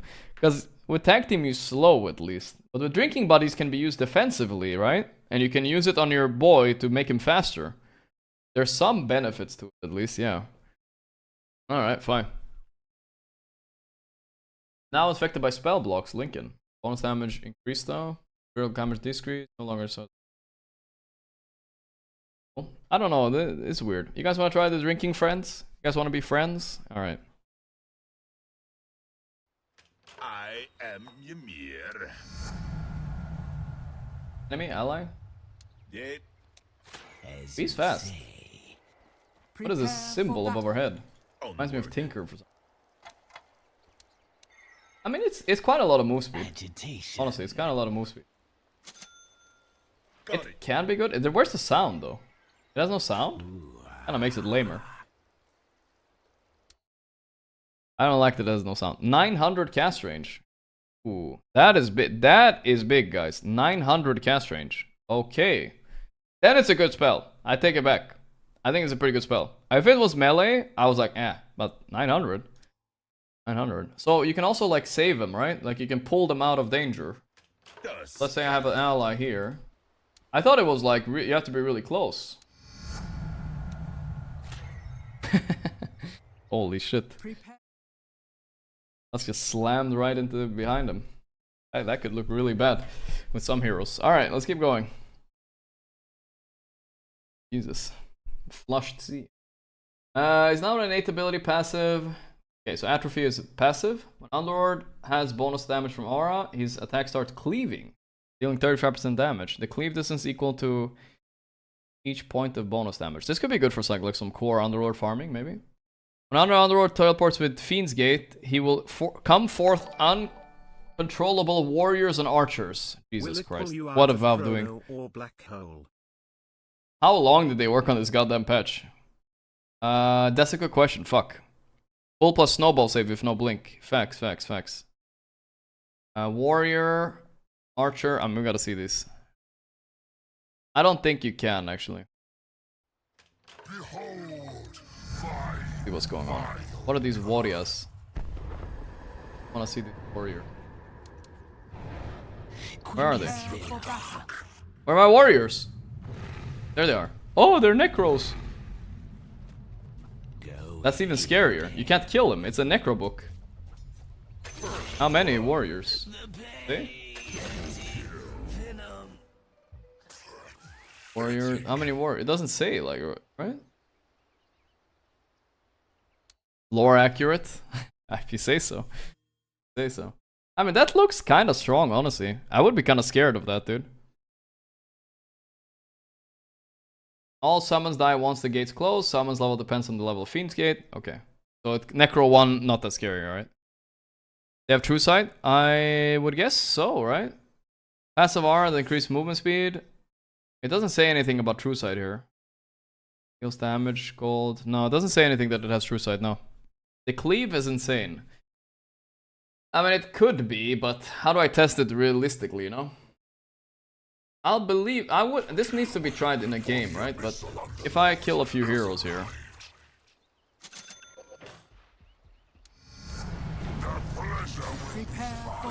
so now I have 225. Do I have 225 cleave now or what?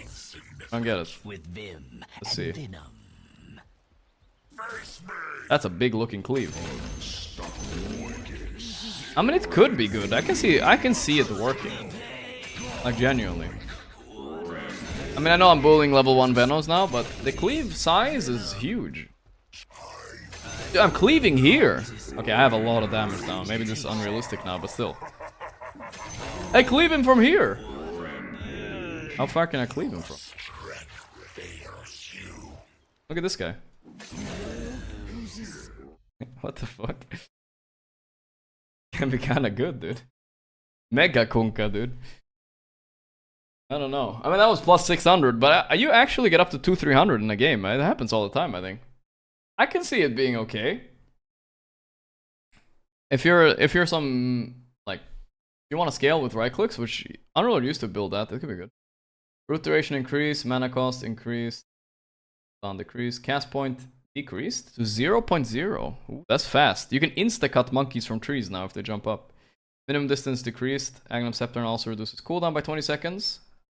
Aghanim's is also comboing with this, right? Because it places a Pit of Malice at the end, so your warriors will be able to hit a little bit. Warriors. Cool. Maybe Ags and this, or this. Underlord is interesting now. I'd say that. I'd say it's interesting. By the way, we need to try drinking buddies to see if it's saved from black hole. I would feel like it would not, but that was, I don't know, Tusk likes to drink. It's been a while since I came Have to test this. far south. Like black hole and stuff like it. Axe. Ally. Go in there, Enigma. Black hole by yourself.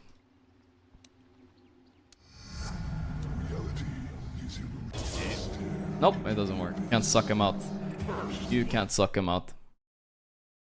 Alright, next one. Undying. New innate ability passive. Can't be leveled up. When Undying dies, he would automatically respawn in the fountain. Begins the game on cooldown. Cooldown 480 seconds. What is that? 8 minutes? Every 8 minutes you don't have respawn time? Kinda random, but okay. Whatever you say, Gabe. That's interesting. Free buyback every 8 minutes. Or is it 7? 7. No, 8. Well, technically, I wonder if it begins the game before on cooldown. That's like pre-time as well. So at around 6 minutes, you should have it. While Flesh Golem is active, Undying's attack will spawn a zombie, chasing the attack target for 15 seconds. Okay, that's the old shard. When Soul Rip is cast on ally, they gain 10% of Undying's current strength for 10 seconds. That's kind of decent. Maybe for some Undying plus strength hero lane, maybe. It's a flat 10%, it can't be that bad. Zombie vision range decrease, mana cost increase, Aghanim Shard. Time restraint to leave or re-enter decreased from 3 to 2. A little bit better. Soul duration decreased. I guess this is overall a buff, a little bit. I mean, everybody's kind of getting buffed, right? But depends on how much. Well, except for Tinker, but yeah. Ursa gains 1 per 5% of his current health as damage. Bro, this is Dota 1 Ursa, he's back. This was actually Dota 1 Ursa, he used to be a strength hero. Well, now I wish he was a strength hero. Fuck. You don't even... What? This is bad, by the way. Isn't this bad?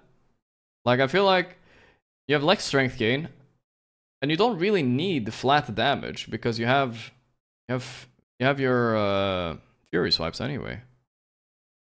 I don't know. I feel like they're halfway there. It's free damage, but you don't really need the damage anyway, right?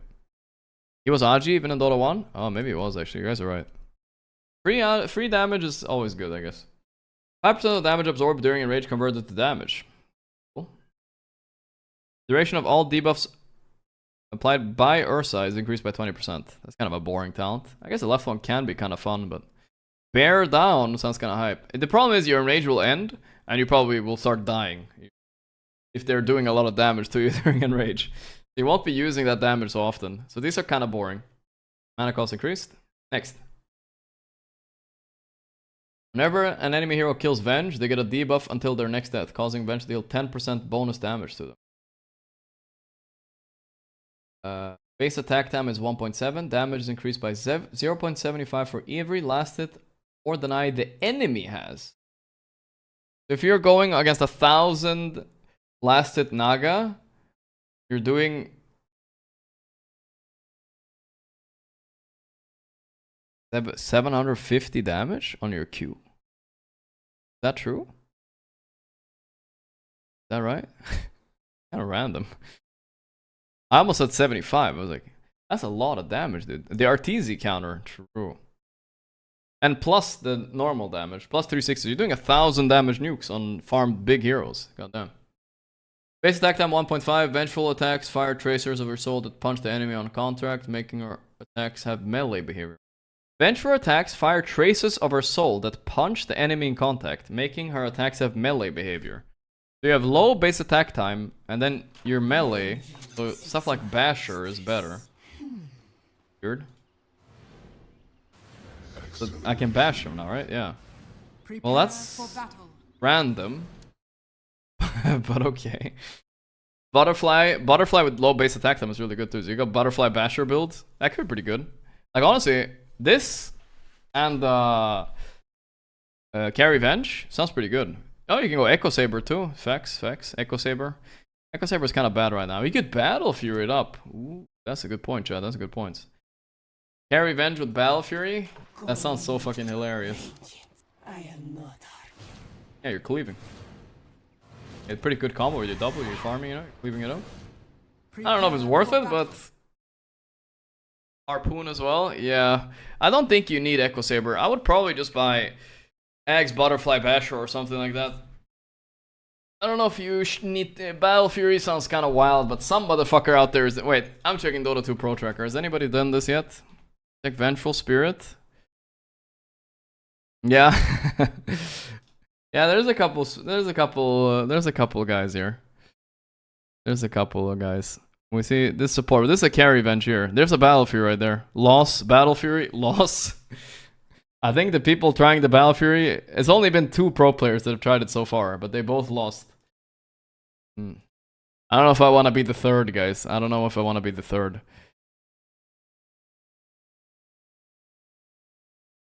Talents, yeah. Next. I do think there's some merit to it though. Latent toxic ability removed, poison nova removed. I hate when they remove a lot of spells. That means there's gonna be a lot of new shit coming in. Innate ability, poison sting. Okay. Upgradable by Aghanim. Venomous attack deal 15% of his base damage per each of his debuffs on the target. That's so if you quad debuff them, which you can pretty easily, you're doing 60% more damage to them. That's kind of scary. The plague spreads 2 times, but initial damage all spreads after the first one is reduced by 100%. Initial damage for all spreads after. Okay. Or can be cast on allies, Plague Ward, attaching the ward onto them.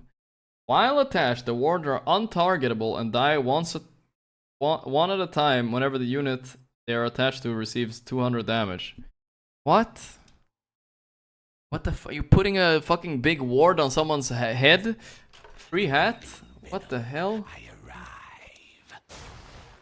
I flow on. Yes. How long does it last? Prepare for battle.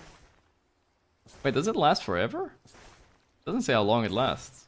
Doesn't say a duration here. As you suggest. I mean, this looks so stupid. What am I looking at? What have Valve done, guys? How did we get here? It's untargetable, by the way. You can't attack it. You have to attack the hero. But I'm just thinking, can they go jungle with this maybe? I don't know. Can I put more than one? Action principle. Oh no, I missed. Quick as venom. Fuck, I'm missing. There's a limit? The plague on our foes. The turret, man. Fuck, it's so hard to click. First blood is the sweetest. Do they ever expire? Triple kill. Did they ever expire, guys? I guess you would put it on a Spectre or something and he haunts in. 40 seconds? Now I'm a real Enigma. I have the ultimate hat. Come before me, enemies, and tremble.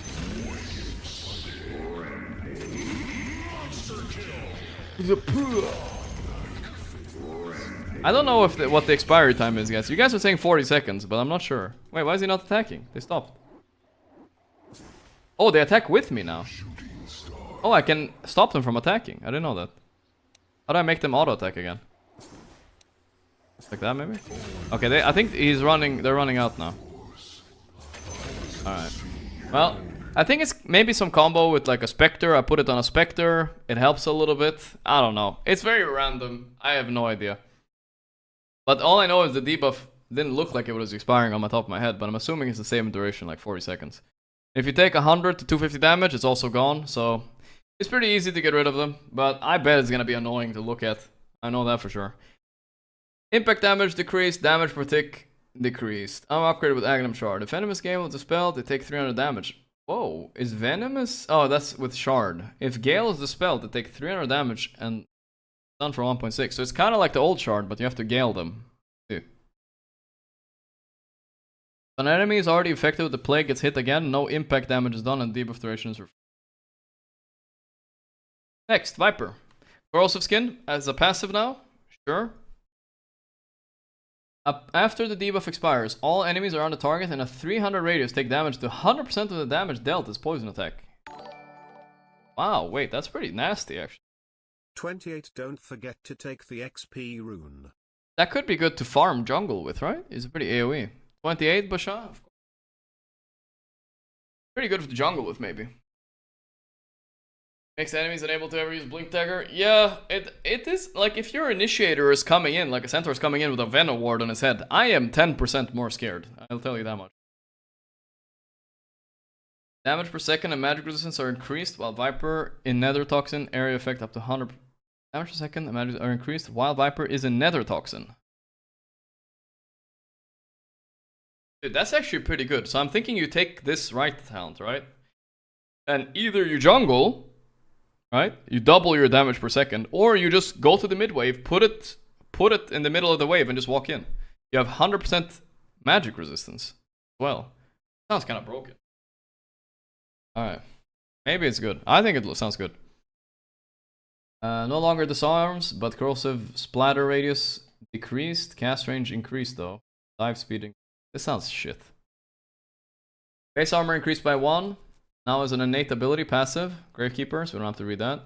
Affects all enemies within 300 units from the targets. Gains 25% of bonuses from second target. Okay. Not really relevant, I feel like. Faithful Followers. Here we go. Valve is fucking crazy. Familiars always follow Visage and cannot receive direct attack or movement commands. They will attack the target Visage trying to attack last. This is the noob one. They always had the noob one. The no micro. I want to play Visage, but I don't want a micro. I see. Movement speed increased by 40. That's pretty nice too. This is the Herald facet indeed. 2 is for noobs. Yeah, they always put the noob one on the 2 on all the micro heroes. I mean, it's a good idea. Maybe they want to be nicer to new players. I don't know. Familiars now upgrade if they're already summoned when leveling up the ability. Now can be alt cast to recall familiar, teleporting to Visage after 4 seconds preparation. Huh.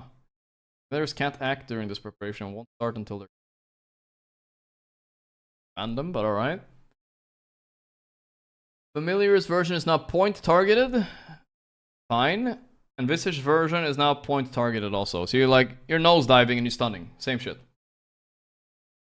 Next.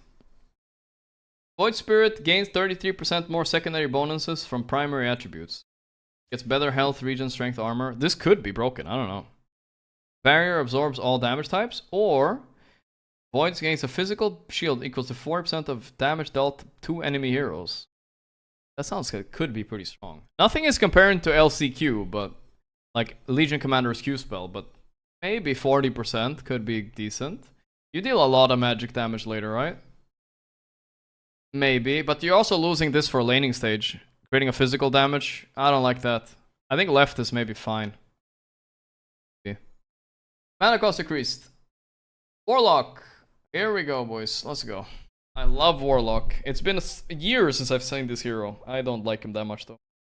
Whenever a unit dies on the Warlock under any Warlock ability, a minor imp is spawned. Imp health. Items improve shard by 1 level. I'll just leave it there. Permanent immolation damage per second is increased by Warlock's current health and mana regeneration. Oh, so if you have a really high HP mana regen on Warlock, your golems are insane. Grants Black Grimoire neutral item. Hero kills and assists infuse the Black Grimoire with charges. This item can be used in either neutral or regular item slots, but it cannot be put in backpack or dropped. Can be consumed to grant 250 experience per charge. For that, press right click on the item and select consume item. Black Grimoire starts with 1 charge and goes on cooldown for 420 seconds. Are Valve trolling or what's happening? Hero kills and assist, infuse it. So it's like an XP book, right? It's an XP book, right, chat? You think so? 420? Pog?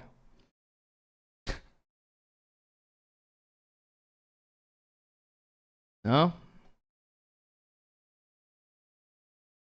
420. Effort.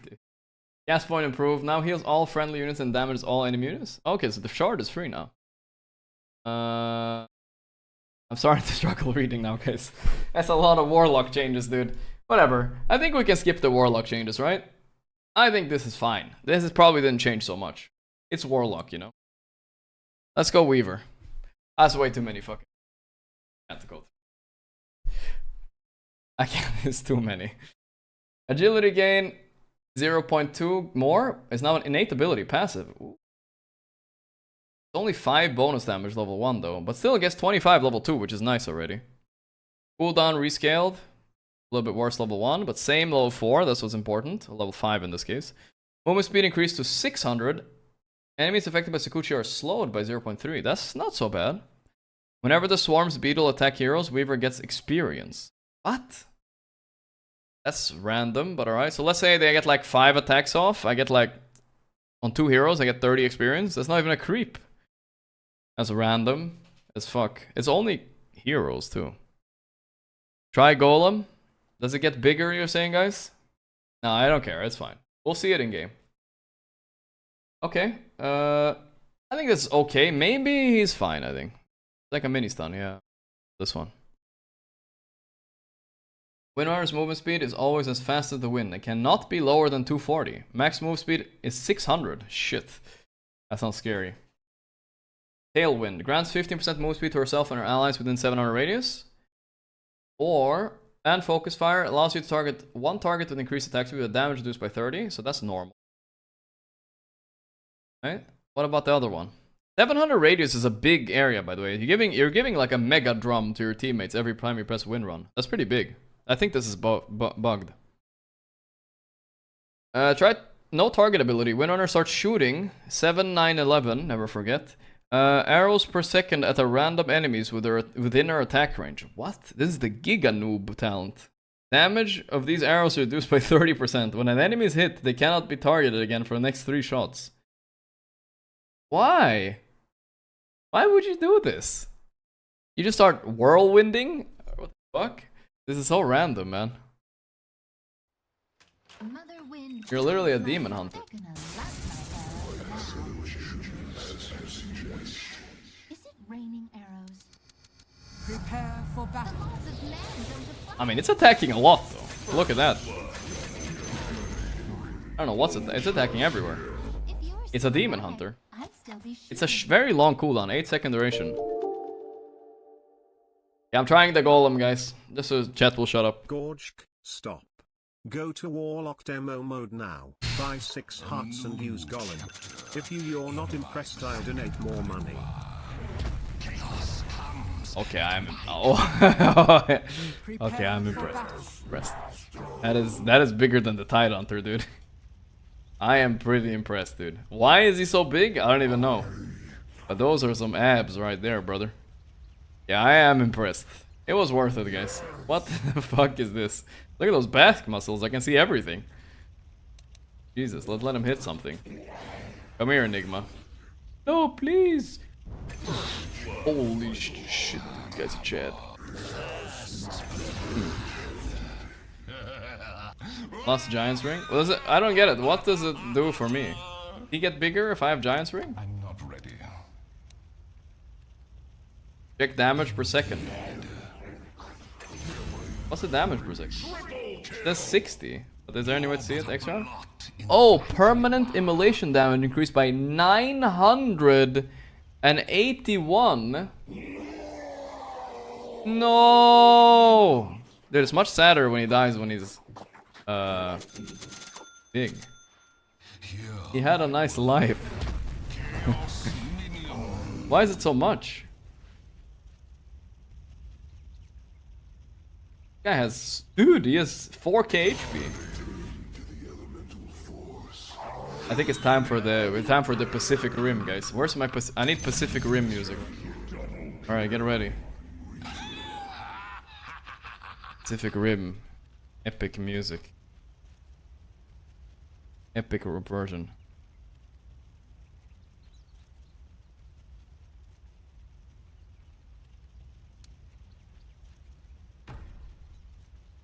Real leader. Time for the ultimate battle. You guys have all been waiting for it. The ultimate showdown. The Krill leader. No! Dying. Wait. What was the build again? I forgot.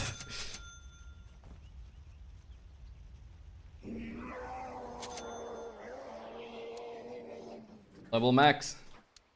Level max! Bigger, Tide. You need to be bigger. You need to be bigger, man. You're actually puny. Need an ogre on this team. Quickly. Learning curve. Where is he? Where's ogre? Whatever, ally, ogre. Oh wait, he needs to be enemy. Let's go, piggy.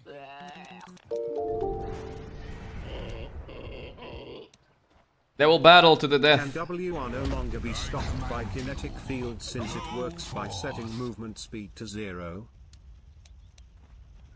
It's time. Dude, Tide is so small. Alright, fight! Oh my god. No, Tide needs to use spells. Ah. He needs to go to the magic. It doesn't work. When the bigger guy won. Look at his face. I gotta get it right. He's way stronger, guys. Bigger equals better, guys. That's enough Pacific Rim. The cinema is alright. Alright. Alright, I did the suggestion chat. Let's move on with the patch notes. Gojira versus King Kong 2. I don't know what's supposed to beat that golem, by the way. That was really strong. 1000 damage per second nukes. Holy shit. Next. Where were we? Yeah, we did Windrunner. We saw this one. We did Wyvern, actually, because we did it when Zinq picked it. So that's fine. Can skip this homework. Next one. New innate ability, passive. Can't be leveled up. Wait, we need to turn off the epic music. It's too epic, guys. Go carry Warlock first game. I don't know. That looks broken. Hey, man. That actually looks broken. How are you gonna farm hearts on Warlock? Dude, once you have like a few of them, doesn't the fucking thing carry you? Yo, Gorgc, They'll farm for you. Cinema emote mean? I really do not know and chat won't tell me. Thank you. Absolute cinema. That's all it is, bro. It's just cinema.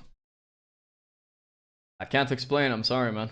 Witch Doctor starts the game with Gris. What? A neutral item that cannot be dropped or placed in the backpack. When the owner dies, 100% of the gold lost from the death is added to the item cost, which is also passively increases by 1 every 3 seconds. It can be consumed to permanently remove the item and refund the gold to Witch Doctor. For that, press right click on the item and select Consume Item option. What? Which also passively increases 1 gold per 3 seconds. Can be consumed to permanently remove the item and refund the girl to Witch Doctor. Is this good, guys? Can someone? I don't know. I'll check it out soon. I'll demo something. Ask damage increased 35. Or damage instead of healing has 200 more range at all levels. Ooh, that sounds strong. Or attacks 2 separate targets once with reduced 30% reduced damage. Try this one. Think it's good? Good for feeders. Witch doctors get a lot of kills though usually, don't they? Help for that. Where's the Gris? Prepare for battle. When the gold lost from death. Okay, so if I die and I lose gold and I use it. There needs to be more break mechanics in the game. Having 1 or 2 is not enough. Okay. Some So of you these feed innate a bunch of gold. are insane in late game, so a break could help, since they got rid of status resistance.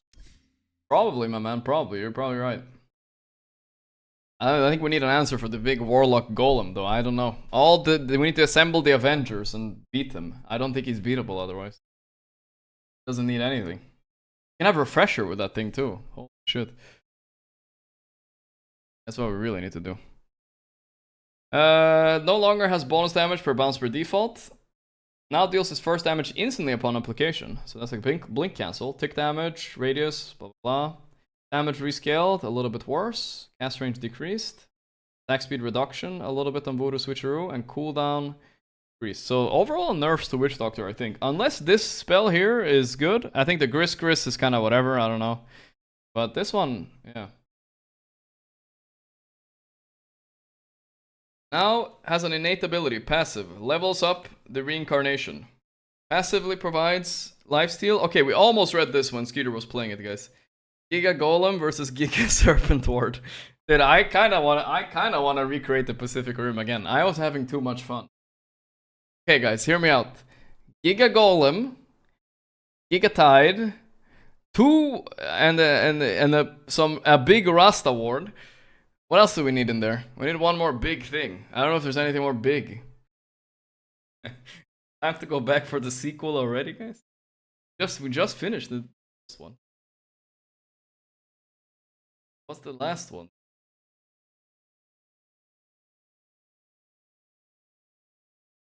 Nothing too complicated. Maybe Undying. Maybe Undying, guys. It's a big zombie. Kind of fits the like theme, you know. Roshan. I like the idea of Roshan. Alright, let's have a Pacific Rim too, guys. Let's a quick one. A 5-minute detour to the Pacific Rim. Alright, let's assemble the Avengers here.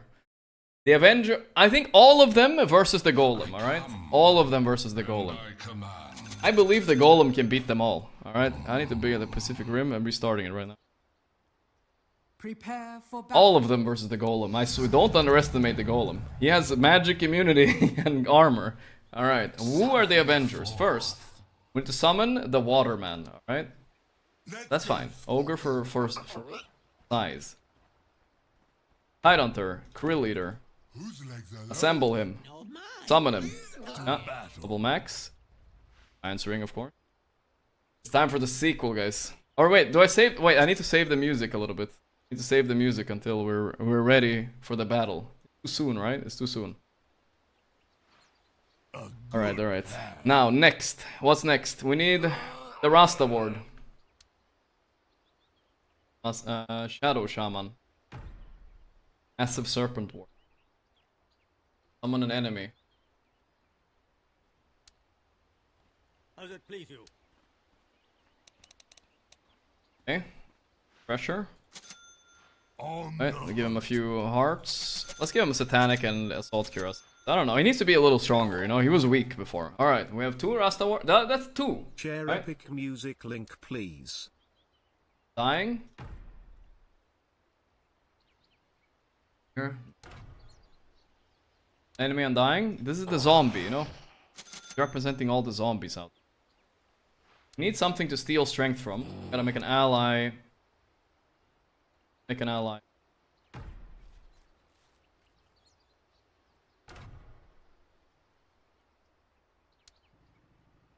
Takes hearts. Start stealing to become big.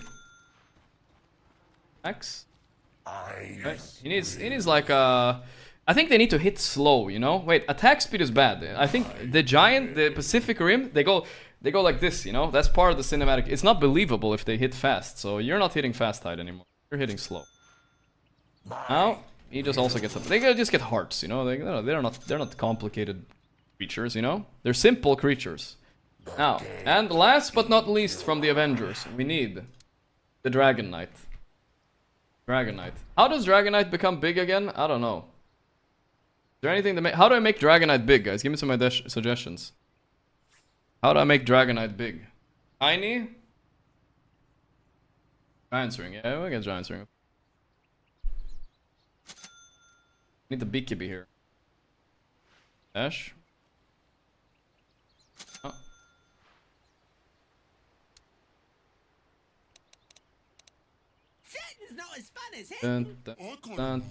Undying. We have Undying. We have Rasta. We have Ogre. We need one last Avenger. We need one last Avenger. I'm just trying to think of who. Who's the last Avenger, guys? Can they beat him? Maybe just a big Ogre. I don't know. Tiny or Primal, please. Let's get a tiny... Everyone's saying DK. Everyone's saying DK. DK is big. DK is really... He's a dragon, too. I kind of feel like we need a flying character in the universe. It's like Gojira, you know?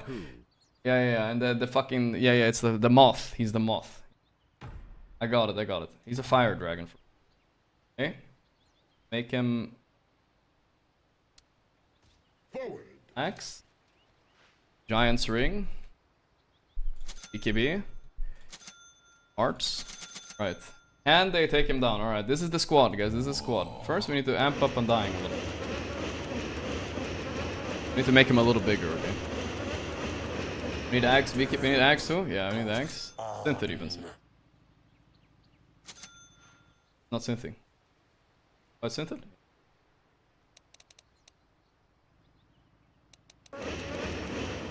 Oh, my bristle is dying. Trying to steal strength here. He needs to be a little bit bigger on Undying, right? He's too small. They sing the song of death. A little bit bigger. Just a little bit bigger. Just a little bit. I think that's good enough. It's kind of big. Alright. They have assembled, guys. Buff him up, Ogre. You will fight till death.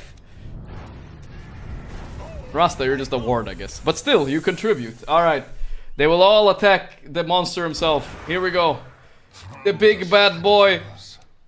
The demon from hell. He rises. Fight him. Ah, dude, it's crazy. He died instantly. Wait, what? What is anticlimactic? Okay, wait. We need to redo that. Why did he die so fast? Who's doing so much damage? What if, is it the Rasta ward? Is it killing him? No, my climax. Oh, I forgot the music too. Why did that? Is Rasta ward broken? Who's killing? Oh, it's the Undying. Maybe. It was a short film. Okay, that was just a trailer, guys. That was just a trailer, alright? You didn't see the movie yet, guys. That was just a trailer, alright? You thought that was the movie? Little do you know. Wait, I have to, before we go, I have to just test. Is it the Rasta ward killing him?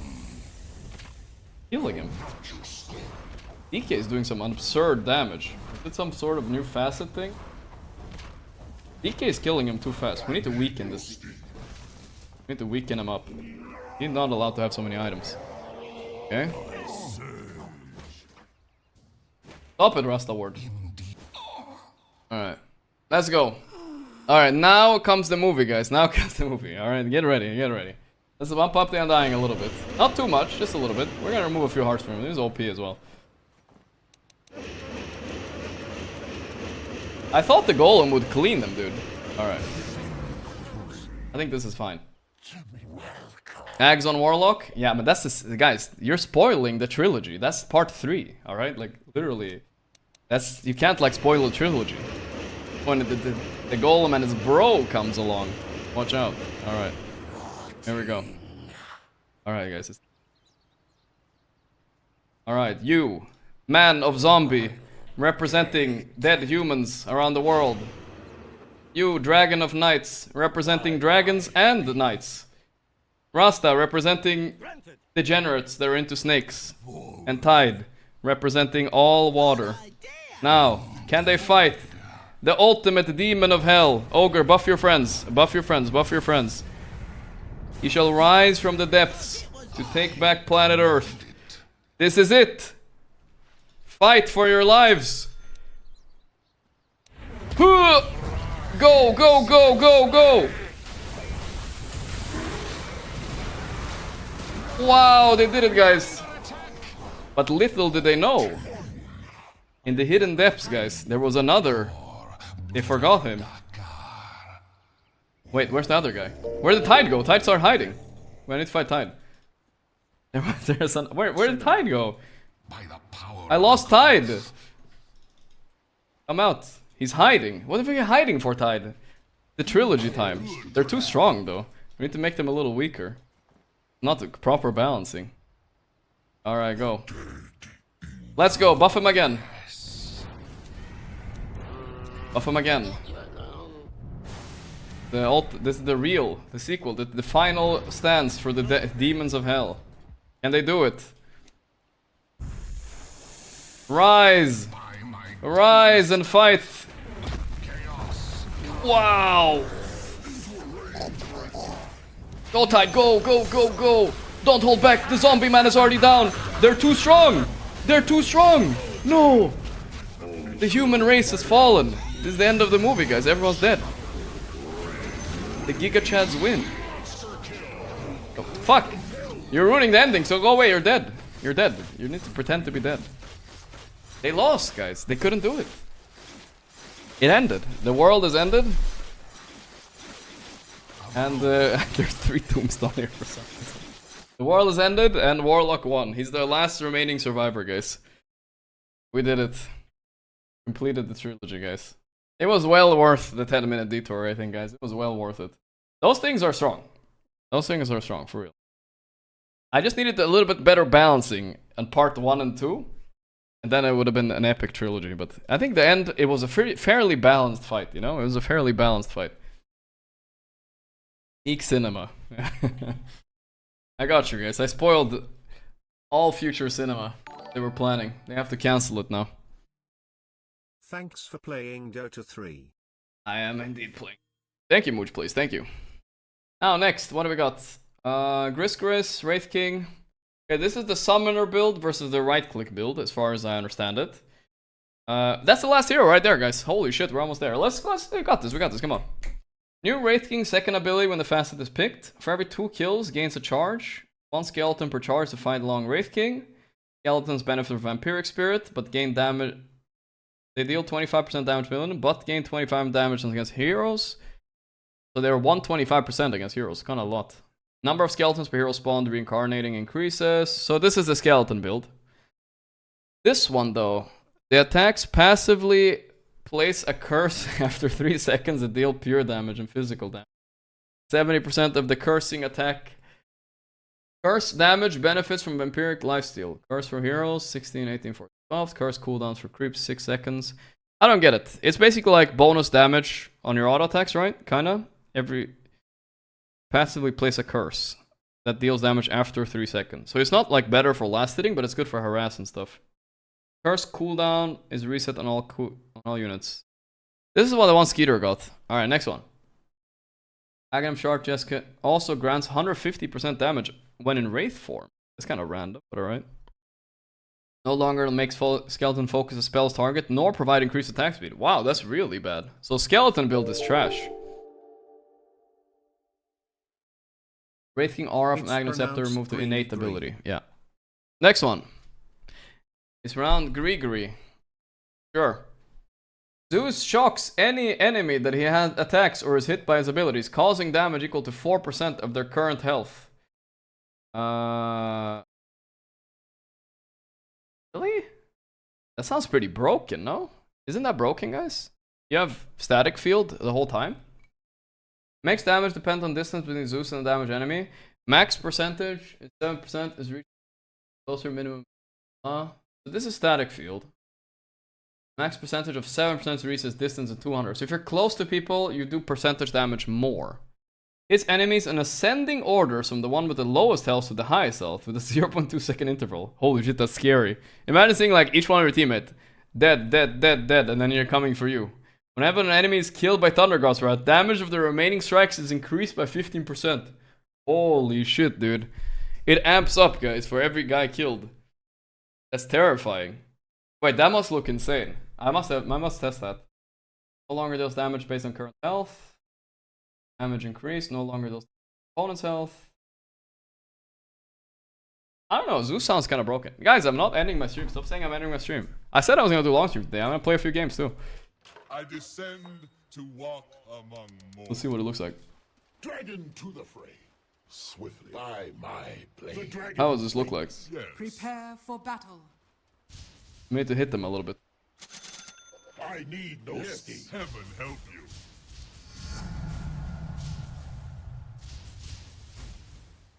Okay, I'm ready. Attack. That looks funny, dude. It's very fast, so you can't like notice it. Because if I just ulti like this, it doesn't work, right? They don't die. But if one guy griefs and dies, then everybody dies. Almost. Ooh, two guys have to die. Two guys have to die. Bam, bam, bam, bam, bam. So you're griefing your teammates if you're dying to this. No longer grants 100 attack range, now grants 30 attack speed. Illusion damage reduction also applies all damage from static field. Still sounds like illusions.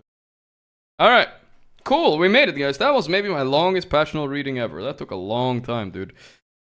Jesus Christ, scrolling up. I did even skip a lot. I skipped all talents and it still took me like fucking 4 hours. Fuck me, brother. But it was fun. I'm excited to try a few things out.